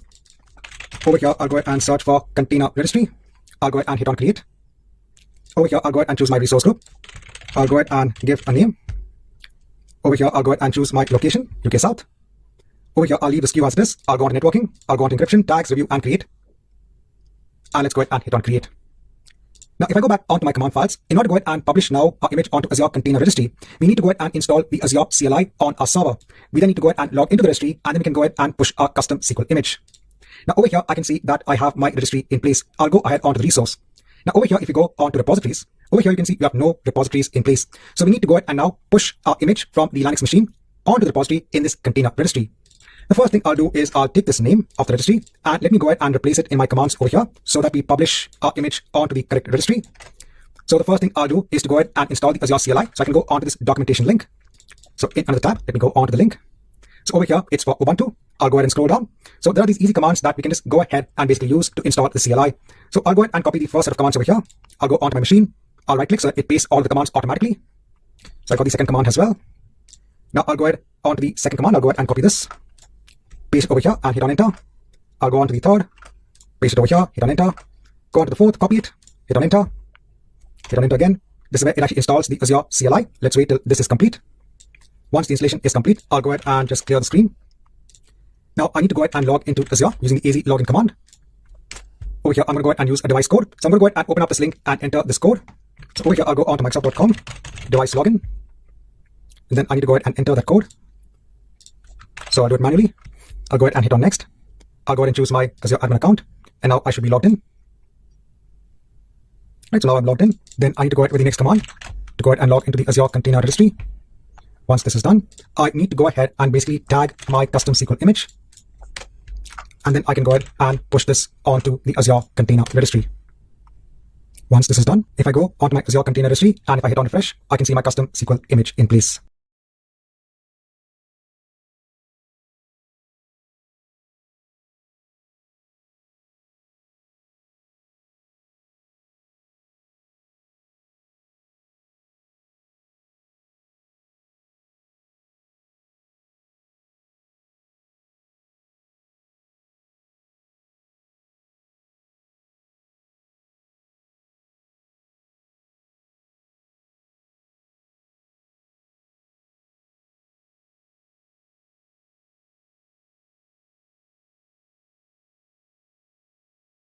Now, in the previous chapter, we had gone ahead and basically published our custom SQL image onto an Azure Container Registry. Now, in this chapter, let's go ahead and have a review on the Azure Container Instance. So now we can go ahead and deploy a container using the Azure Container Instance based on the image we have in the Azure Container Registry. Now, for this, I first need to go onto my registry. Over here, I need to go onto access keys and I need to go ahead and enable the admin user. So once I have this in place, I'll go on to all resources in another tab and add a new resource. Over here, I'll go ahead and search for container instances and I'll go ahead and hit on create. I'll go ahead and choose my resource group. I'll go ahead and choose my location as UK South. Over here, I'll go ahead and give a name. Over here, I'll go ahead and choose now Azure Container Registry so that it'll now go ahead and pick up our custom SQL image. I'll leave everything as it is. In networking, I can go ahead and change the port number to 3306. If you want, you can put the networking type as private. I'll go on to next advanced, go on tags, go on review and create. And let's go ahead and hit on create. Let's wait till the deployment is complete. Now, once the deployment is complete, I'll go ahead onto the resource. Over here, if I go onto my containers, I can see my container is in the running state. I can actually go ahead onto connect. And I can actually go ahead and connect onto the container itself. I can go ahead and actually try to connect onto the container. And now you can see we are connected onto MySQL. Again, we can go ahead and use the AppDB database. And if I go ahead and do a select star, so you can't see it over here, but if I go ahead and actually just do a select star from hosts, we can see all of the information over here. So we've also verified that our container is working by deploying it onto the Azure Container Instance. If you want to go ahead and deploy simple containers onto Azure, which a platform has a managed service, you can go ahead and use the Azure Container Instance service.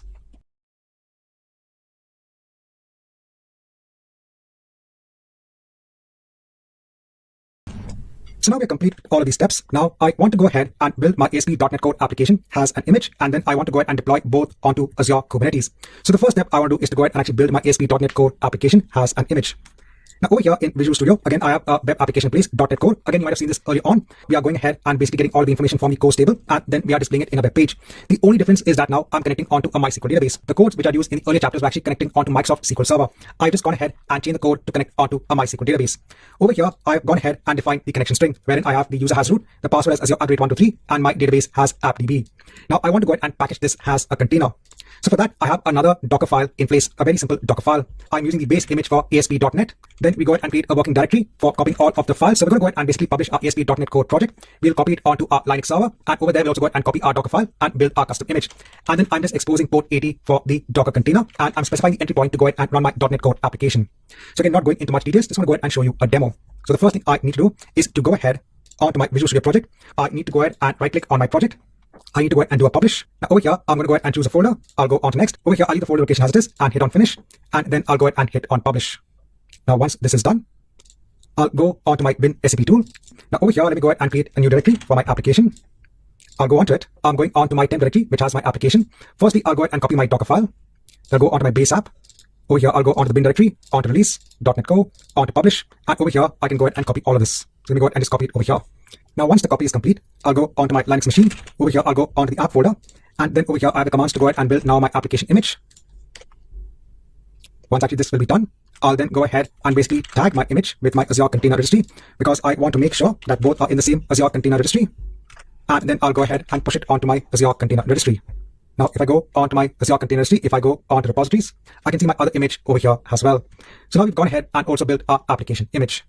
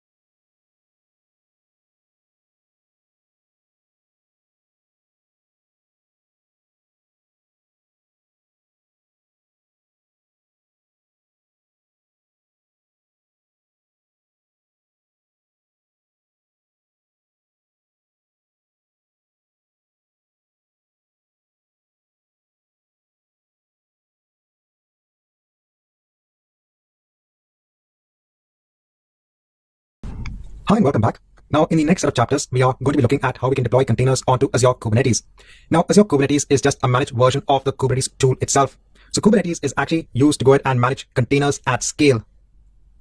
And Azure Kubernetes is just a managed service for Kubernetes itself on Azure. So companies will actually go ahead and develop applications has a lot of containers. And once you start having many containers in place, trying to go ahead and manage them is quite a challenge. Even for me, if I'm developing a very simple application that just contains 2 or 3 containers, trying to manage all of them when it comes to deployment, when it comes to scaling, when it comes to ensuring they're always up and running can be a challenge. So then you can go ahead and use the Kubernetes tool. This tool can be used to go ahead and deploy your containers at scale. It can also go ahead and perform other features such as load balancing requests onto your containers. It also has the ability to go ahead and ensure containers are always up and running. So Kubernetes can be used to orchestrate your containers for hosting your applications. So your application might have different containers. So it might have one container that is hosting the web layer of your application, one more container that is hosting the logging part of your application, let's say another container that is hosting MySQL, and another container just for hosting the business layer. And this comprises of your application. You can actually go ahead and deploy those containers as an application onto something known as a Kubernetes cluster. The cluster is responsible for ensuring that these containers run on underlying nodes. So when your application contains many containers, instead of trying to go ahead and deploy them one by one, you can go ahead and deploy them as a set, as an application onto your cluster. Now, if you look at a Kubernetes cluster, so if you just look at the different parts of a cluster, you have something known as the master node, and then you have the other nodes that are used for hosting your containers. The Kubernetes service or the Kubernetes software will actually be installed on both the master node and the other nodes as well. These nodes are basically virtual machines. So in Azure, these virtual machines are going to be managed for you. Even the master node is going to be managed for you as well. When you go ahead and create a cluster, all you go ahead and do is tell what should be the configuration of these nodes. So what should be the instance type, how many nodes you want to go ahead and spin up as part of your cluster. So all of your containers are actually going to be running on these individual nodes. The master node is used to just go ahead and ensure that the nodes do the required work of hosting the containers. All of the calls onto the cluster, so let's say you're submitting an application to be deployed as containers, that call is actually made onto the master node. The master node will then go ahead and redirect the request onto the nodes in the cluster. There are many parts of the master node. So there is the API server. So I said all of the calls onto the cluster goes to the API server. You have something known as etcd, which is the cluster store. That is used to go ahead and store the state of the cluster. And when you look at the different things that are actually installed on the individual nodes, so you have kubelet. So this is a Kubernetes agent that runs on the node. It's responsible for registering the node with the master node.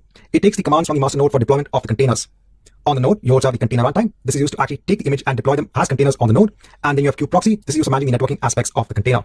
So let's start to go ahead and give you an overall picture first of Kubernetes itself before we actually dwell into Azure Kubernetes.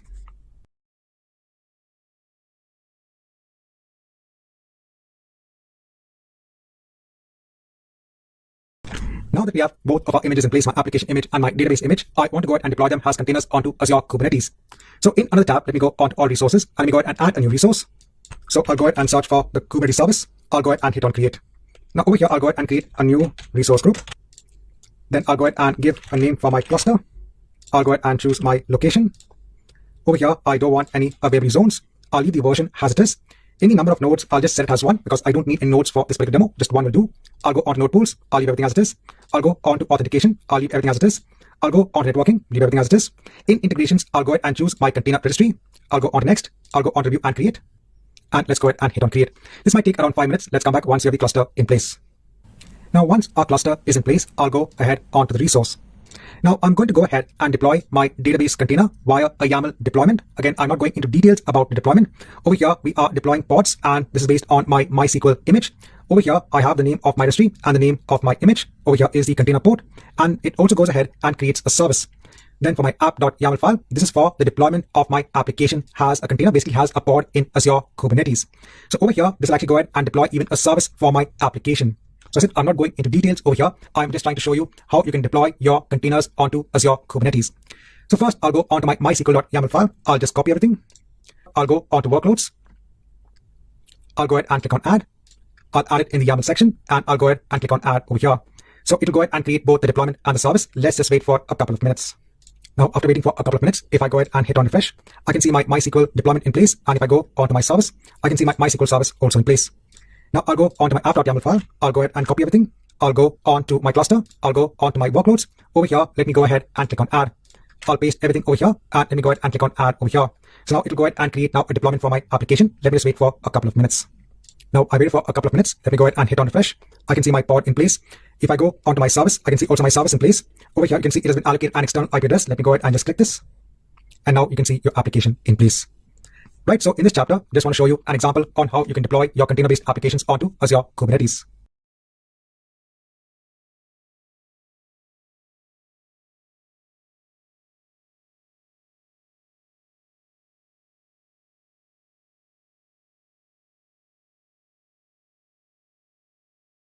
Now, in this chapter, I briefly want to go through the autoscale feature, which is available for your Azure Kubernetes cluster. Now, the Azure Kubernetes cluster is a managed service. So what it does that it basically manages the nodes that are used for the deployment of your pods as part of the cluster. So you might have a single container deployed onto each pod here. Now, as the number of pods start to increase, remember these pods are actually consuming the resources on the underlying nodes. So if the nodes are being heavily utilized, you might want maybe another pod to be deployed on another compute node. Now, instead of you actually manually trying to increase the number of nodes as part of your cluster, you can actually enable an autoscale feature. So with this autoscale feature, what the cluster can do is it can automatically scale out the cluster, the number of nodes in the cluster, to accommodate newer pods. So if a new pod would actually cause issues on an underlying or existing node because it's already been consumed when it comes on to resources, the cluster can actually spin up a new node for the hosting of new pods for deployment purposes. If I actually go onto the documentation page, here is the article that actually tells you how you can actually scale a cluster. If I scroll down, so during the creation of the cluster itself, you can do this even via the Azure portal. Here it's showing you an example via the Azure command line interface. Here you can enable the cluster autoscaler, and here you can mention what is the minimum and the maximum number of nodes that can be configured as part of the cluster. So in this chapter, just want to give a quick view on this particular feature that is available as part of Azure Kubernetes.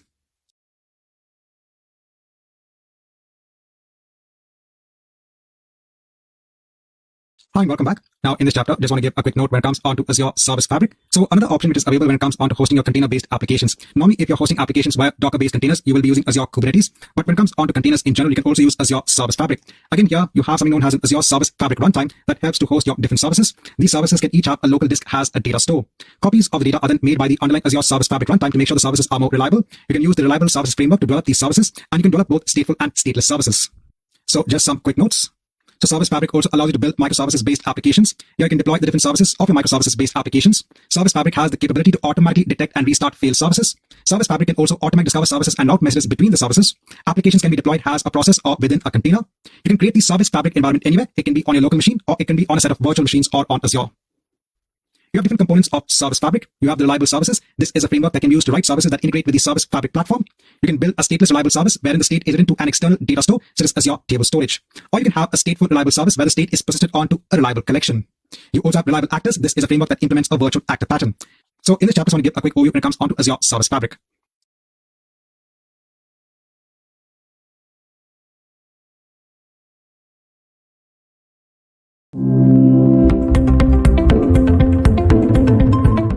Now, in this part, when it comes to designing infrastructure, we look at the networking aspect part. So we'll go through a review of that. So most of this is again just a review because a lot of this material you are studied as part of the AZ303 exam. So we'll have a review on Azure Virtual Networks, Azure Virtual Network Peering, the Azure Firewall service, then point-to-site VPN connections, site-to-site VPN connections, the Network Watcher service, and other important aspects when it comes to routing. So routing is very important. So routing, we have the Azure Load Balancer, the Azure Application Gateway, Azure Traffic Manager, etc. So we'll go through a review of all of these important services. So let's go ahead.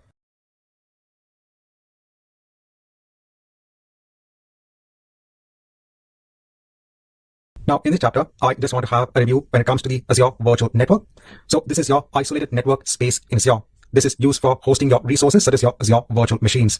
Your virtual network can get an address space, and then you can go ahead and create multiple subnets within the virtual network itself. So over here, I'm giving an example of a virtual machine that is hosting probably a web server workload and another virtual machine that is hosting a database server workload. And then let's say the web server contacts the database server when it comes to the data itself. Both of these have a network interface, and when it comes to the internal communication, the virtual machine which is hosting the web server can go ahead and use its private IP address to contact the private IP address of the VM that is hosting the database server. The web server hosting the VM can have a public IP address, and users from the internet can actually go ahead and contact the web server via the public IP address. Then you can go ahead and have network security groups that actually go ahead and filter out the traffic onto the Azure VMs. Now, network security groups can be attached either onto the network interface or onto the subnet itself.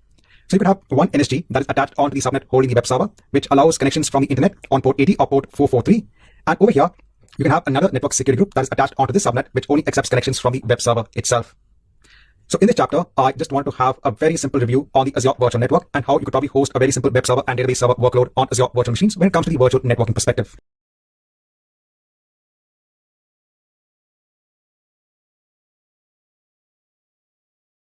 Now, in the last chapter, we had a review on Azure Virtual Networks. Now, in this chapter, I'll just have a quick review when it comes to virtual network peering. So over here, I have two networks in place. One has my web server and the other a database server. Now, you might have another Azure Virtual Network in place, and let's say this is hosting an application server. And let's say that the web server needs to go ahead and contact both the database server and the application server, which is in the other virtual network. Now, remember that each virtual network is isolated from each other. So if you want to go ahead and establish this sort of communication, you need to go ahead and connect these virtual networks together. And that can be done with the help of creating a virtual network peering connection. Once you have a virtual network peering connection in place, this web server can actually go ahead and talk to the application server via its private IP address. One of the important aspects when it comes to the address space is that you have to ensure that there's no overlapping address space for both of the virtual networks. Both of the virtual networks can be in different subscriptions. They can also be in different regions. You can still go ahead and establish virtual network peering. So if you want communication across virtual networks, this is an option that you can use.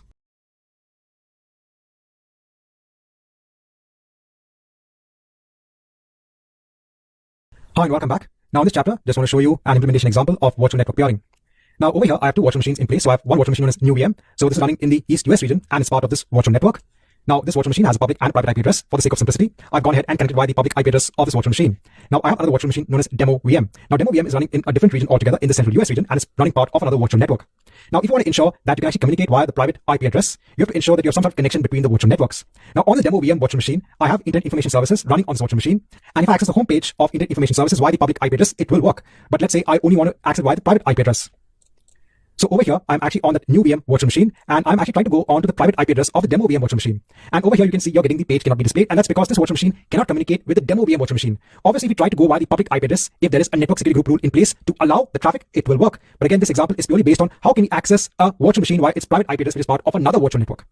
Right? So the answer for this is obviously to ensure that we have a virtual network peering connection between both of the virtual networks. So we can go on to either virtual network. So I've gone to the virtual network, which is hosting the DemoVM virtual machine. We can go on to peerings and we can go ahead and add a peering connection. Now, a peering connection needs to be added from both sides, and what the wizard is doing is that it's creating that peering connection for you from both sides of the virtual network. So give names to both of the peering connections. So give names to the peering connection. You can then choose the virtual network. So I've chosen the virtual network, which has the NewVM virtual machine. Ensure to enable traffic from both sides, and then click on OK. So now this is going to create peering network connections. Now, once you have the peering connections in place, if I now go on to the virtual machine, let me refresh this page. Now I'm getting the home page of Internet Information Services. So now the traffic is going via the virtual network peering connection. Right, so this marks the end of this chapter. Just want to quickly go through the implementation of a virtual network peering connection.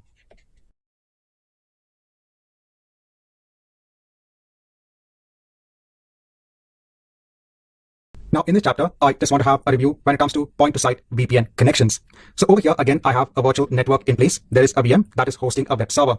Let's say users from the internet go ahead and contact the web server on either port 80 or port 443. Now, let's say that you want a client machine to go ahead and connect onto the VM, which is hosted in this virtual network. Now, you want to ensure that this communication happens via the private IP address and not the public IP address. Maybe this client machine wants to go ahead and perform some administrative activities on this VM. It wants to go ahead and remote desktop onto this Azure virtual machine. Just giving an example.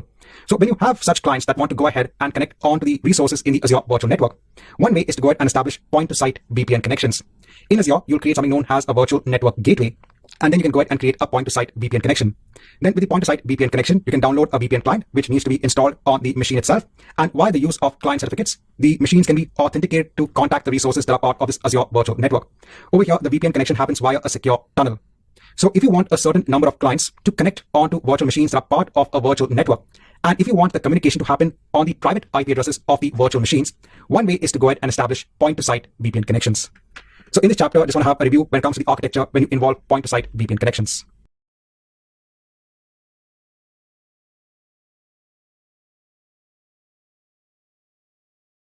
So I just want to show you the implementation I've done in terms of a point-to-site VPN connection. So over here, I have a virtual network in place. So I have some virtual machines that have been spun up as part of this virtual network. You can see I've already gone ahead and spun up a virtual network gateway.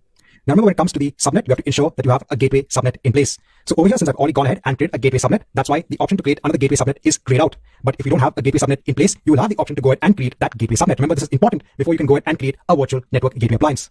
Now, in terms of the virtual machines, so I have a DemoVM virtual machine. So this virtual machine is hosting Internet Information Services. And over here, I don't have a public IP address assigned to this virtual machine. I only have a private IP address. And then what I did is that in another region altogether, so this is running in the North Europe region, my other virtual network and virtual machine are running in the Central US region. So just to simulate the concept of having another client establish a point-to-site VPN connection, I went ahead and created a new virtual network in the North Europe region. And then I spun up a client VM machine in this particular region. Now on that client VM machine, what I did is that so if I go on to this client machine, I've gone ahead and generated self-signed certificates. So I've created a self-signed root certificate, and then I've gone ahead and created a self-signed user certificate. Now, if I go on to the certificate store, so these are my two certificates. So first I have my root certificate, and then I have my user certificate.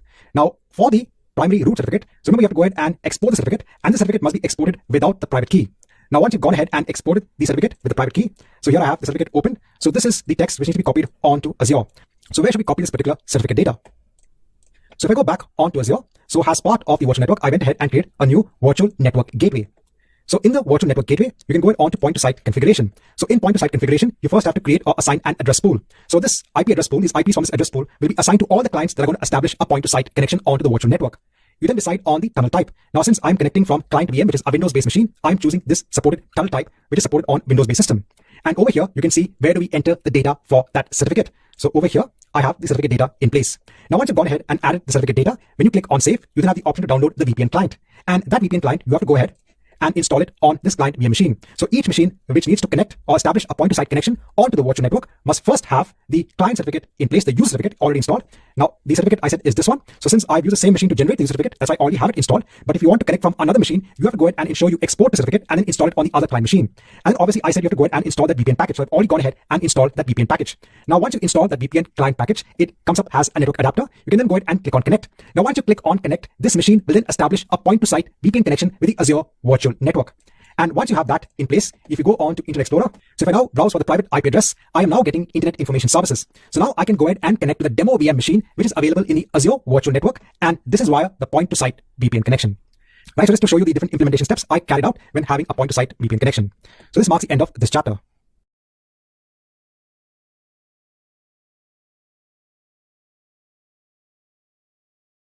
Now, in this chapter, I want to have a review on site-to-site VPN connections. So in the last chapter, we had a review wherein if you want to go ahead and have certain clients that want to connect onto virtual machines via the private IP addresses, we can go ahead and establish point-to-site VPN connections. At the same time, if you want to have an entire corporate data center to connect onto the virtual network, in such a case, you can actually go ahead and create a site-to-site VPN connection. Let's say that you have a number of applications that need to go ahead and connect onto this database server, which is hosted in subnet B.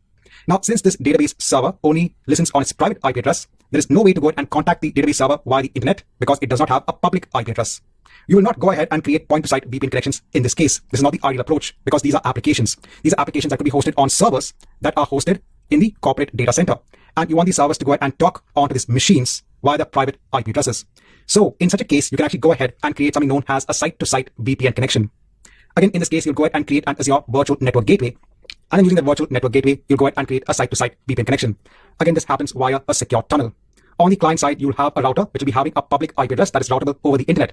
And all the traffic will actually flow via the router, via that site-to-site VPN connection onto the Azure Virtual Network. Right, so in this chapter, I just want to have a review on site-to-site VPN connections.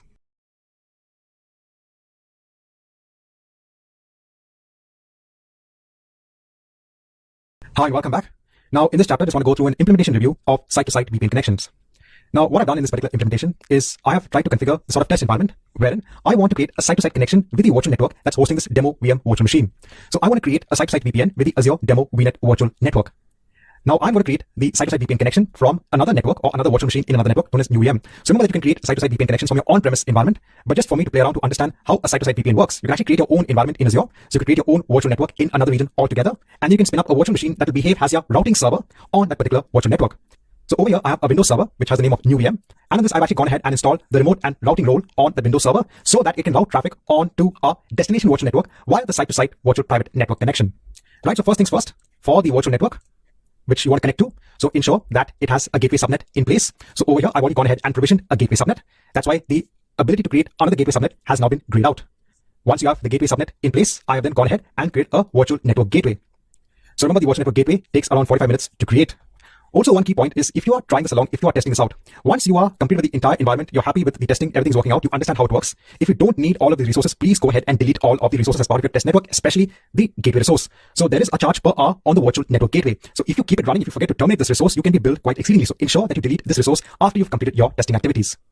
Now next, once you have the gateway in place, you have to go ahead and create a new connection. So over here, I've gone ahead and created a new connection. You can see the status is connected. This is a site-to-site connection. So if I go ahead and just click on add to show you what goes into creating a connection. So firstly, you give a name for the connection. You choose the connection type. So even if you want to connect two virtual networks on Azure, create a VNet to VNet connection. You can also use this site-to-site VPN connection, or you can go ahead and choose a site-to-site if you're connecting an on-premise environment onto your virtual network in Azure. You then choose the virtual network gateway. You also have to choose something known as a local network gateway. So something I forgot to mention. So let me go on to all resources. Now you also have to go ahead and create something known as a local network gateway resource. So this local network gateway resource actually identifies your on-premise router. So remember, on your on-premise environment, you should have a router which has a public IP address which can route traffic from your on-premise network onto the internet and then move on to the Azure network. So over here, you have to go ahead and create a new local network gateway resource. Again, it's very simple. You can go on to all resources, choose local network gateway, click on create. Now over here, you give a name for the local network gateway. Next, you write what is the IP address. So what is the public IP address of that particular router? Now in my implementation, remember I said that I have a virtual machine which is behaving as my routing device. So this virtual machine has a public IP address. So I copy this public IP address and I added the address over here. Now next I choose what is the address space. So what is the address space in your on-premise network? So in my virtual machine, so remember it's part of a virtual network and the virtual machine is part of the default subnet. So I added this as the address range. So I added that as the address space over here. I then went ahead, chose the resource group and then created the local network gateway. Once I had that in place, I then went ahead and chose that local network gateway. You then have to enter something known as the shared key. So this is like password which you have to enter or you create over here. And on your routing device, you have to ensure that you have the same password over there as well. So when a connection is made between your on-premise router and this virtual network gateway, they will make use of the shared key to establish a connection. So I made it very simple. I just entered this as a shared key, and then I went ahead and created the connection. Right, so all this I did from the Azure side. So I created the gateway subnet, I created a virtual network gateway, I created a local network gateway, and then I added the connection. Now over here, I'm on the new VM virtual machine. So remember, I have configured this to behave as my routing device. So on Windows, I've actually gone ahead, added roles and features. And I've ensured that I've installed the remote access feature on this virtual machine. Now please note, you can use a handful of routing devices which can route traffic on the internet. So this is just an example. You can configure a Windows server as a remote access and routing device. Now once I have this in place, I've installed this particular feature, you then have the routing and remote access screen. And then over here, I create a new demand dial interface. So this is the public IP address of the virtual network gateway. So remember, on your client side or on your routing side, you have to ensure that it has the ability to contact the virtual network gateway. So if I go on to Azure, if I go on to the overview, so this is the public IP address of the virtual network gateway. So this is the public IP address that I've entered over here.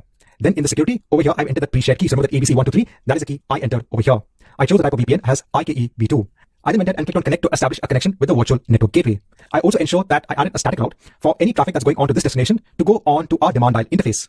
Now, once you have all of this in place, and also please note that you have to configure the right firewall rules also on your target environment and also on your on-premise environment. So there's a lot that actually goes into having this setup in place. But once you have this entire setup in place, so over here in IE, you can actually go and browse for the virtual machines in the private virtual network that's on Azure. So over here, I'm browsing for the IP address of my demo VM virtual machine. So on my demo VM virtual machine, I have Internet Information Services installed.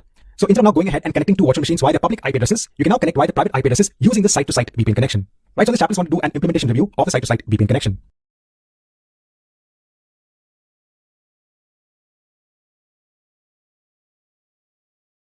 Now, in this chapter, I just want to give a quick review when it comes on to Azure Express Route. So this is one of the options that is available if you want to connect your on-premises network onto your Azure virtual network. The other way is to use a site-to-site VPN connection. Now, if you want a consistent connection from your on-premises network onto your Azure virtual network, then you can opt to use Azure Express Route. See, when it comes onto a site-to-site VPN, the connection happens over the internet. And in some cases, if you want to transfer a lot of data or if you want to have a consistent connection, it might not be possible with the use of a site-to-site VPN because in the end, the traffic is still traveling on via the internet. In Azure Express Route, what you do is you actually connect via a connectivity provider.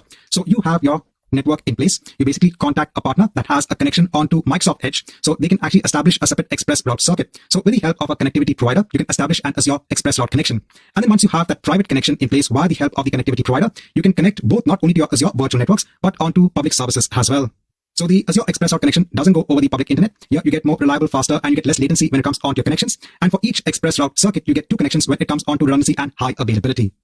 So in this chapter, just a very quick review when it comes onto Azure Express Route.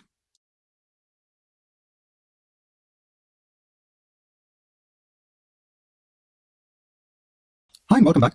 Now, in this chapter, I just want to have a quick review when it comes on to Azure Virtual WAN. So this kind of simplifies your architecture when you have multiple Azure virtual networks connected onto multiple on-premise data center networks, via maybe multiple site-to-site VPN connections. You might have an Azure Express Route connection, you might have a point-to-site VPN connection, you might have virtual network peering. So you might have a complicated hub and spoke model, wherein you have a variety of networks, a variety of on-premise locations, etc. And from a maintenance perspective, after some time, it might be difficult to go ahead and manage all of this. So here in the simplest of scenario, let's say you have one Azure virtual network in place, you create a site-to-site connection for your on-premises network. Then maybe you want to connect now another on-premises network. Then maybe you might have another Azure virtual network. You might establish virtual network peering. You want this network to go via the site-to-site VPN connection. So it can start getting a little bit complicated, and from a maintenance perspective, you have a lot that you need to manage. So with the help of Azure Virtual WAN, what you can do is that you can actually connect everything together. You can actually connect your virtual networks onto Azure Virtual WAN. So it's like having a centralized hub. You can then connect your on-premises networks onto the Azure Virtual WAN. You can have your site-to-site connections. You can also have your Azure Express Route circuits as well. All of this can be connected together, and you can have interconnectivity between all of these networks. So this can actually help in terms of management and maintenance for your network connections. So just some quick notes when it comes on to Azure Virtual WAN. So this helps to simplify your hub and your spoke network architecture. Here you can connect your Azure virtual networks, your site-to-site VPNs, your Express Route circuits together. You have the basic WAN type. So you have two WAN types, your basic and your standard. Now, when you create a basic WAN type, the only available configuration that you can actually connect onto Azure Virtual WAN is your site-to-site VPN connection. Whereas when you have a standard WAN type, you can configure then Express Route, your site-to-site VPNs, your user VPNs, and Azure Firewall, etc. If you create a basic WAN type, you can always upgrade at any point in time onto a standard WAN type. Now, a quick note when it comes on to some of the resources when it comes on to Azure Virtual WAN. So first, you have the Virtual WAN itself. This contains the links onto the virtual hubs defined in the Azure Virtual WAN. Then you have a hub. This can contain various service endpoints such as your Express Route circuits, your site-to-site VPN connections. You have the hub virtual network connection. This is used to connect your Azure virtual networks onto the hub. And then you have a hub route table. You can actually apply certain routes on the hub itself. So this chapter just want to have a quick review when it comes on to Azure Virtual WAN.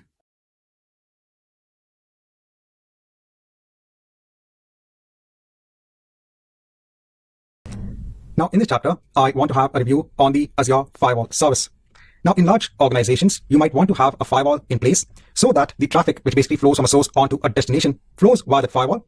And the firewall can actually go ahead and detect any sort of threats based on the data flow itself. So in this case, let's say that a company has a site-to-site VPN connection between their corporate data center and an Azure virtual network. And then let's say they want to ensure that the traffic flow also flows via a firewall device, so that the firewall device can go ahead and inspect the traffic and see if there are any sort of threats based on the traffic itself, based on the traffic flow. Now, the company could go ahead and install their own firewall software on, let's say, a VM in an Azure virtual network, or they could be having the firewall appliance in their on-premises data center. But Azure has a managed firewall service. This is known as the Azure Firewall Service. You can actually go ahead and deploy this Azure Firewall Service in its own virtual network. So normally, this is what companies adopt when it comes to patterns in networking. Normally, this is used in the hub and spoke model. Over here, what happens is that all traffic that flows between the corporate data center and the virtual network will actually flow via the Azure Firewall. So the traffic will flow via the Azure Firewall onto the Azure virtual network. Obviously, in these scenarios, you have to ensure the routing is done properly. So you have to go ahead and create user-defined routes. So over here, the main aspect is that if you want to go ahead and have a managed firewall service in Azure, you can go ahead and use the Azure Firewall Service. This has inbuilt threat detection, and you could also go ahead and create network rules and also application firewall rules as well. So if you look at network security groups, this is like a basic firewall feature that is available at the network level to go ahead and filter out the traffic that flows in and out of virtual machines. But if you want a full-fledged firewall service that can go ahead and protect your entire virtual network, then you can actually go ahead and deploy the Azure Firewall Service. In the Azure Firewall Service, you can go ahead and deploy network-based rule and also application-based rules. Right, so in this chapter, just from a design aspect, I want to have a review of the Azure Firewall Service.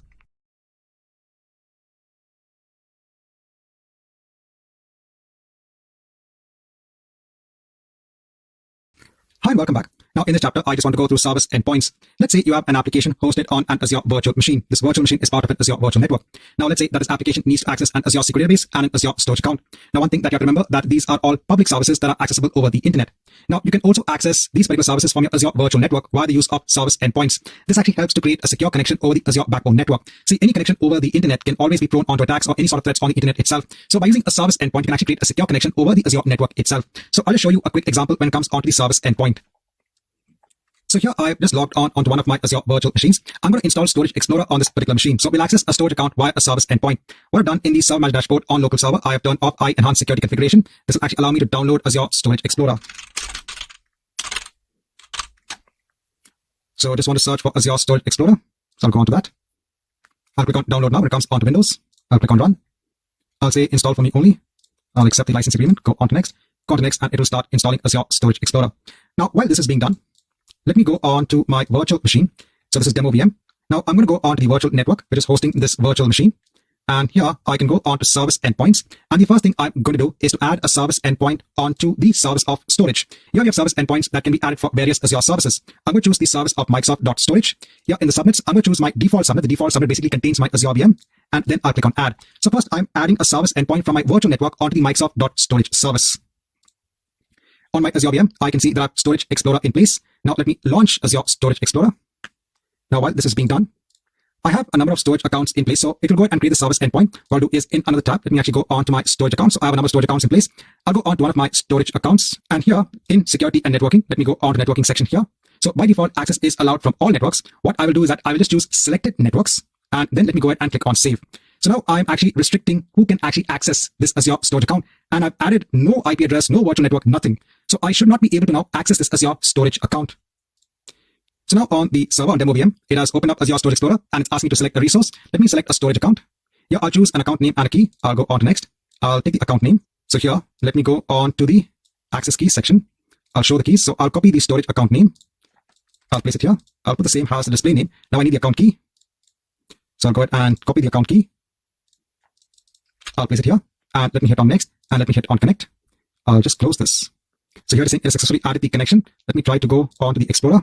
So I can see it connected here, but let me try to expand the blob container service. And now you can see we are getting an error. So it's unable to retrieve the child resources. And that is because of the firewall restriction. Now what we can do is we can actually make a secure connection between the Azure virtual network that is hosting demo VM and our storage account. For this, what we can do is we can go back onto the networking section. Here now in the selected networks, let me add an existing virtual network.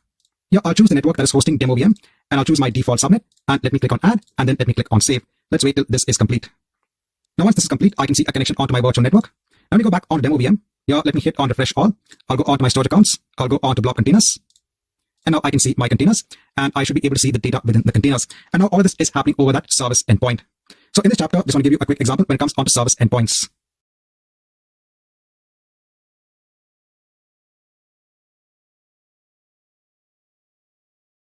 So now in the next set of chapters, we are going to look at the various tools that are available in a service known as the Network Watcher service.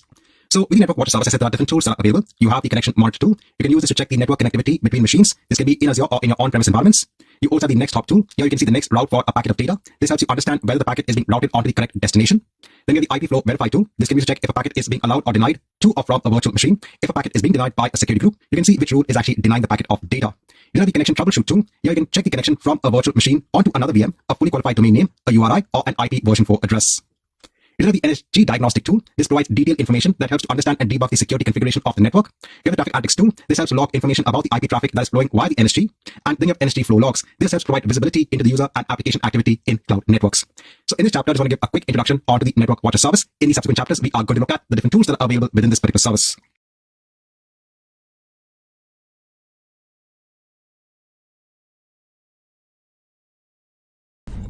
Now, in this chapter, I just want to have a review on the Network Watcher service. In the monitoring section, we had also seen some of the features of the network monitoring service. We had looked at the NSG Flow Logs and Traffic Analytics. Over here, we'll just have a review again of the Network Watcher service. So over here, you can go ahead and use various network diagnostic tools. So for example, I can go ahead and use the IP Flow Verify tool to check if a packet is allowed or denied onto a virtual machine based on the rules that are defined in a network security group that could be attached either onto the network interface or the subnet holding the virtual machine.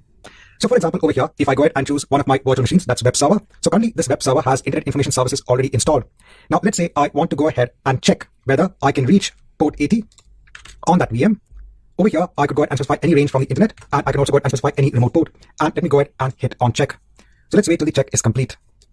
Now over here, it's giving me a result that the access is denied. That means we can't reach port 80 on that VM, and that is because of a security rule that's called as port deny. And if I actually go onto that virtual machine, that's web server, if I go onto the networking section, if I go ahead and hide this, I can see, yes, there is a port deny rule. Over here, port 80 comes in the range between port 50 and port 100. That's why we can't reach this particular machine on port 80. So if you have a lot of network security group rules in place, and if you want to go ahead and evaluate whether traffic is actually allowed onto a virtual machine, that's something that you can use over here in terms of the IP Flow Verify tool. Another tool that is available is the Next Hop tool. So over here, this is actually used to see what is the next hop from the target virtual machine onto the destination IP address. So over here, if I go ahead and choose one of my virtual machines, again the web server, over here, let me go ahead and choose, again, the internet has the destination IP address, and we go ahead and hit on Next Hop. So over here, it's clearly saying that if any traffic needs to move from the web server onto the internet, it'll go ahead and use the Next Hop type as the internet itself, and that's correct. So if you have user-defined routes for your subnets, this is useful. In order to go ahead and see what is a route that is taken for traffic from a source onto a destination, you can actually go ahead and look at the Next Hop tool. So there are a lot of tools that are available from a network diagnostic perspective over here. I just want to have a quick review of some of the tools that are available.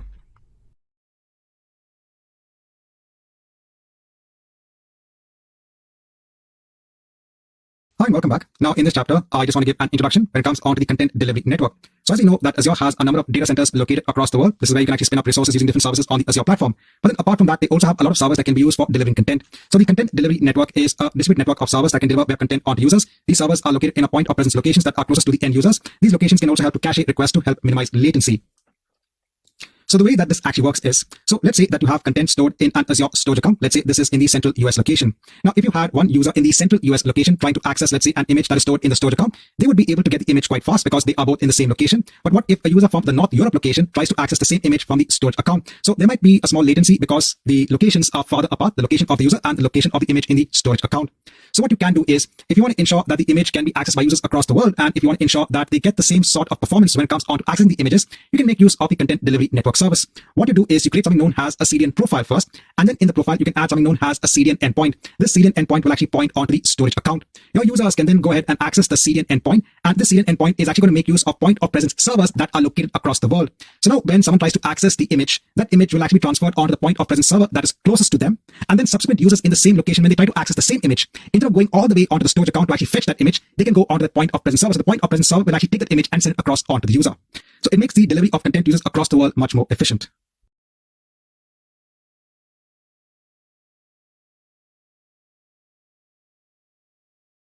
So now in this chapter, I just want to show you a quick demo on how you can actually deploy the CDN profile and the endpoint. So here I have an Azure storage account in place. This can behave as our origin of data. Here I have a container. There are images in this particular container. So we can see the images in the container. Now let's say I want to deploy a CDN profile and a CDN endpoint in front of the storage account. So I'll go on to all resources. Let me hit on create. Here I can search for CDN. I can hit on create. So this is the one that's published by Microsoft. Here I can choose an existing resource group. Here I just have the resource group location. So the CDN service is a global service. You need to mention a region for the service. You need to give a name for the CDN profile. it's giving a simple name. In the pricing tier, there are different pricing tiers in place. You can go ahead and view the full pricing details. I'll just choose one of the pricing tiers. Let me go on to review and create. We can also go ahead and create the CDN endpoint right now itself, but first I'll create the profile and then we'll create the CDN endpoint. Let me go ahead and hit on create. So let's come back once you have the CDN profile in place. Once you have the CDN profile in place, I'll go ahead on to the resource. Now I'll go ahead and add a CDN endpoint. Now here I'll just give a name for the endpoint. So the name already exists, so I'll just give another name. Now in the origin type, I can go ahead and choose storage. So you have other origin types as well.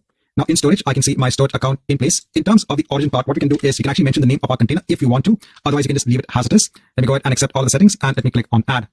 Now after adding the CDN endpoint, it takes some time for the CDN to actually make sure that the assets from the origin are actually present in the different locations. So this does take time. So I'm going to wait for around 15 to 20 minutes and then come back.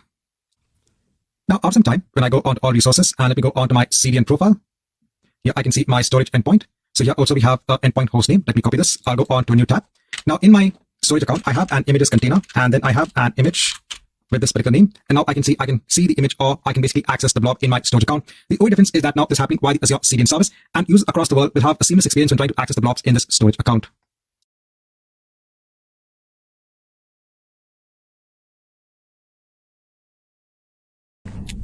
Now in this chapter, I just want to go through the differences between the Azure Load Balancer and the Azure Application Gateway. So we have a whole lot of routing solutions that are available in Azure. At the most basic layer, at layer 4, this is at the network layer, we have the Azure Load Balancer. So over here, you will have your application running on Azure virtual machines. These are actually added as backend machines behind an Azure Load Balancer.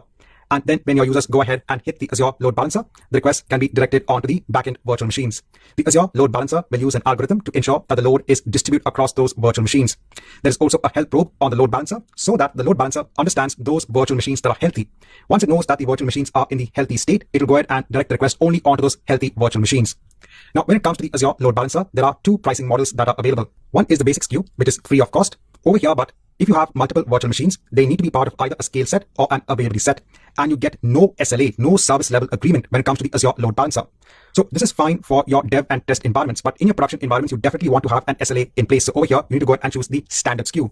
And over here, your virtual machines don't need to be part of a scale set or an availability set. Yes, they can be, but it's not a necessity. They can be independent machines that are part of the same Azure virtual network. And then next we have the Azure Application Gateway. This basically does routing at layer 7, that is at the application layer. Over here, the same concept, you have your application on the virtual machines. They could also be Azure Web Apps. Over here, your machines are again added as backend machines onto the Application Gateway. And then when users go ahead and hit the Azure Application Gateway, the request will be routed onto the backend virtual machines. Now, because this works at layer 7, which is at the application layer, there are some advantages that you can actually make use of in the Azure Application Gateway. First is the ability of doing URL routing. So over here, if the user goes onto the images section for the site, the request can be directed onto one virtual machine or onto a backend pool that has multiple virtual machines. And if it goes onto another area in the URL, the application gateway can route the request onto another backend pool. So you can have multiple machines which are going ahead and serving different sorts of data depending upon the URL the user is actually entering in the browser. So this is a URL routing feature that is available. You also have SSL termination. So over here, your Azure Application Gateway will take care of processing the SSL certificates, which is used for secure communication. Over here, then your backend machines don't need to be bothered with the processing of the SSL certificates, and the compute power of your virtual machines can instead be used for processing the request itself. And you could also go ahead and host multiple websites using the Azure Application Gateway. Now, a common question I get from students is, what is the difference between layer 4 routing and layer 7 routing? Because the Azure Load Balancer works at layer 4 and the Application Gateway works at layer 7. So this is actually based on the OSI model. So the OSI model determines how requests actually flow from one system onto another. So let's say you have a web application on a virtual machine. All the traffic onto that web application or onto that server flows via the network interface that is attached onto the VM. And on the client side, you are, let's say, making a request to get something from the web application via your browser. You are working from a workstation which has its own network interface. And all of the requests and the response are basically flowing via the internet and via these network interfaces. So these are all different layers at which the traffic is flowing. At the most lowest layer, that's layer 1. That is where all the data is transferred in the form of bits. Because remember, in the end, your data is transferred in the form of bits and bytes. And all this flows via a physical connection in the end. At layer 7, this is the application layer. So over here, you can go ahead and look at your browser as the application. You are making a request via the browser at layer 7. The browser then goes ahead and sends the request onto the operating system, which is running on your machine. So we're going down in the layer. Then your operating system will go ahead and encapsulate that request in the form of packets. Those packets are in the form of bytes. And over there, that packet of request is then sent onto the server. When the packet of data is sent onto the server, that packet of data will also have what is the IP address that the packet of data needs to be sent to. All of this is based on the specification of the OSI model. So how do you take data and transfer it onto a destination? Because the destination, you need to know what is the IP address. Where do you want to go ahead and send the packet of data to? So it's important to go ahead and know the IP address and also know the port number, because your web application will probably be listening on port 80 on a particular IP address. Once the packet of data the request is reached onto the server, onto the web application will go ahead and process the request, and then the web application now needs to go ahead and send the response back onto the user. So now again, it'll use that same OSI model infrastructure. It will go ahead and basically take the response, again form it in a packet, and the packet will now have the IP address of the client machine. So over here, when you're looking at layer 3 and layer 4 load balancing, we are looking at the pure network layer. The network layer only has the IP address, the port number, and basically the packet in the form of bits and bytes. Over here, we are just taking the data from one end and just passing it on to the destination. As simple as that when you're looking at layer 3 and layer 4. At layer 7, we actually have the packets of data which has already been processed and is now available at the application layer. So at the application layer, I'm talking about the web browser. So when you're looking at the difference between the load balancer and the application gateway, so the load balancer will only go ahead and look at layer 3 and layer 4 and simply route the packets of data onto the backend virtual machines. It will not go ahead and process the data. This makes it much more faster because over here, it is simply relaying the data onto the virtual machine, the requests onto the backend virtual machines. Whereas your application gateway, since it is working at layer 7, it is going to go ahead and construct the packets. It is going to go ahead and reconstruct the packets at an application layer and look at the details of the request. For example, it can go ahead and look at the header information about the request itself. So this can be a little bit slower than just common or normal network-based routing, because over here it is actually looking at the details of the request before it can actually go ahead and forward it onto the required virtual machine. And that's why with the Azure Application Gateway, you have features such as URL routing and other features as well. This is all because it is working at layer 7. It is working at the application layer. Right, so over here, I was trying my best to explain to students, the core difference between the Azure Load Balancer, which works at layer 3, layer 4, and the application gateway, which works at layer 7.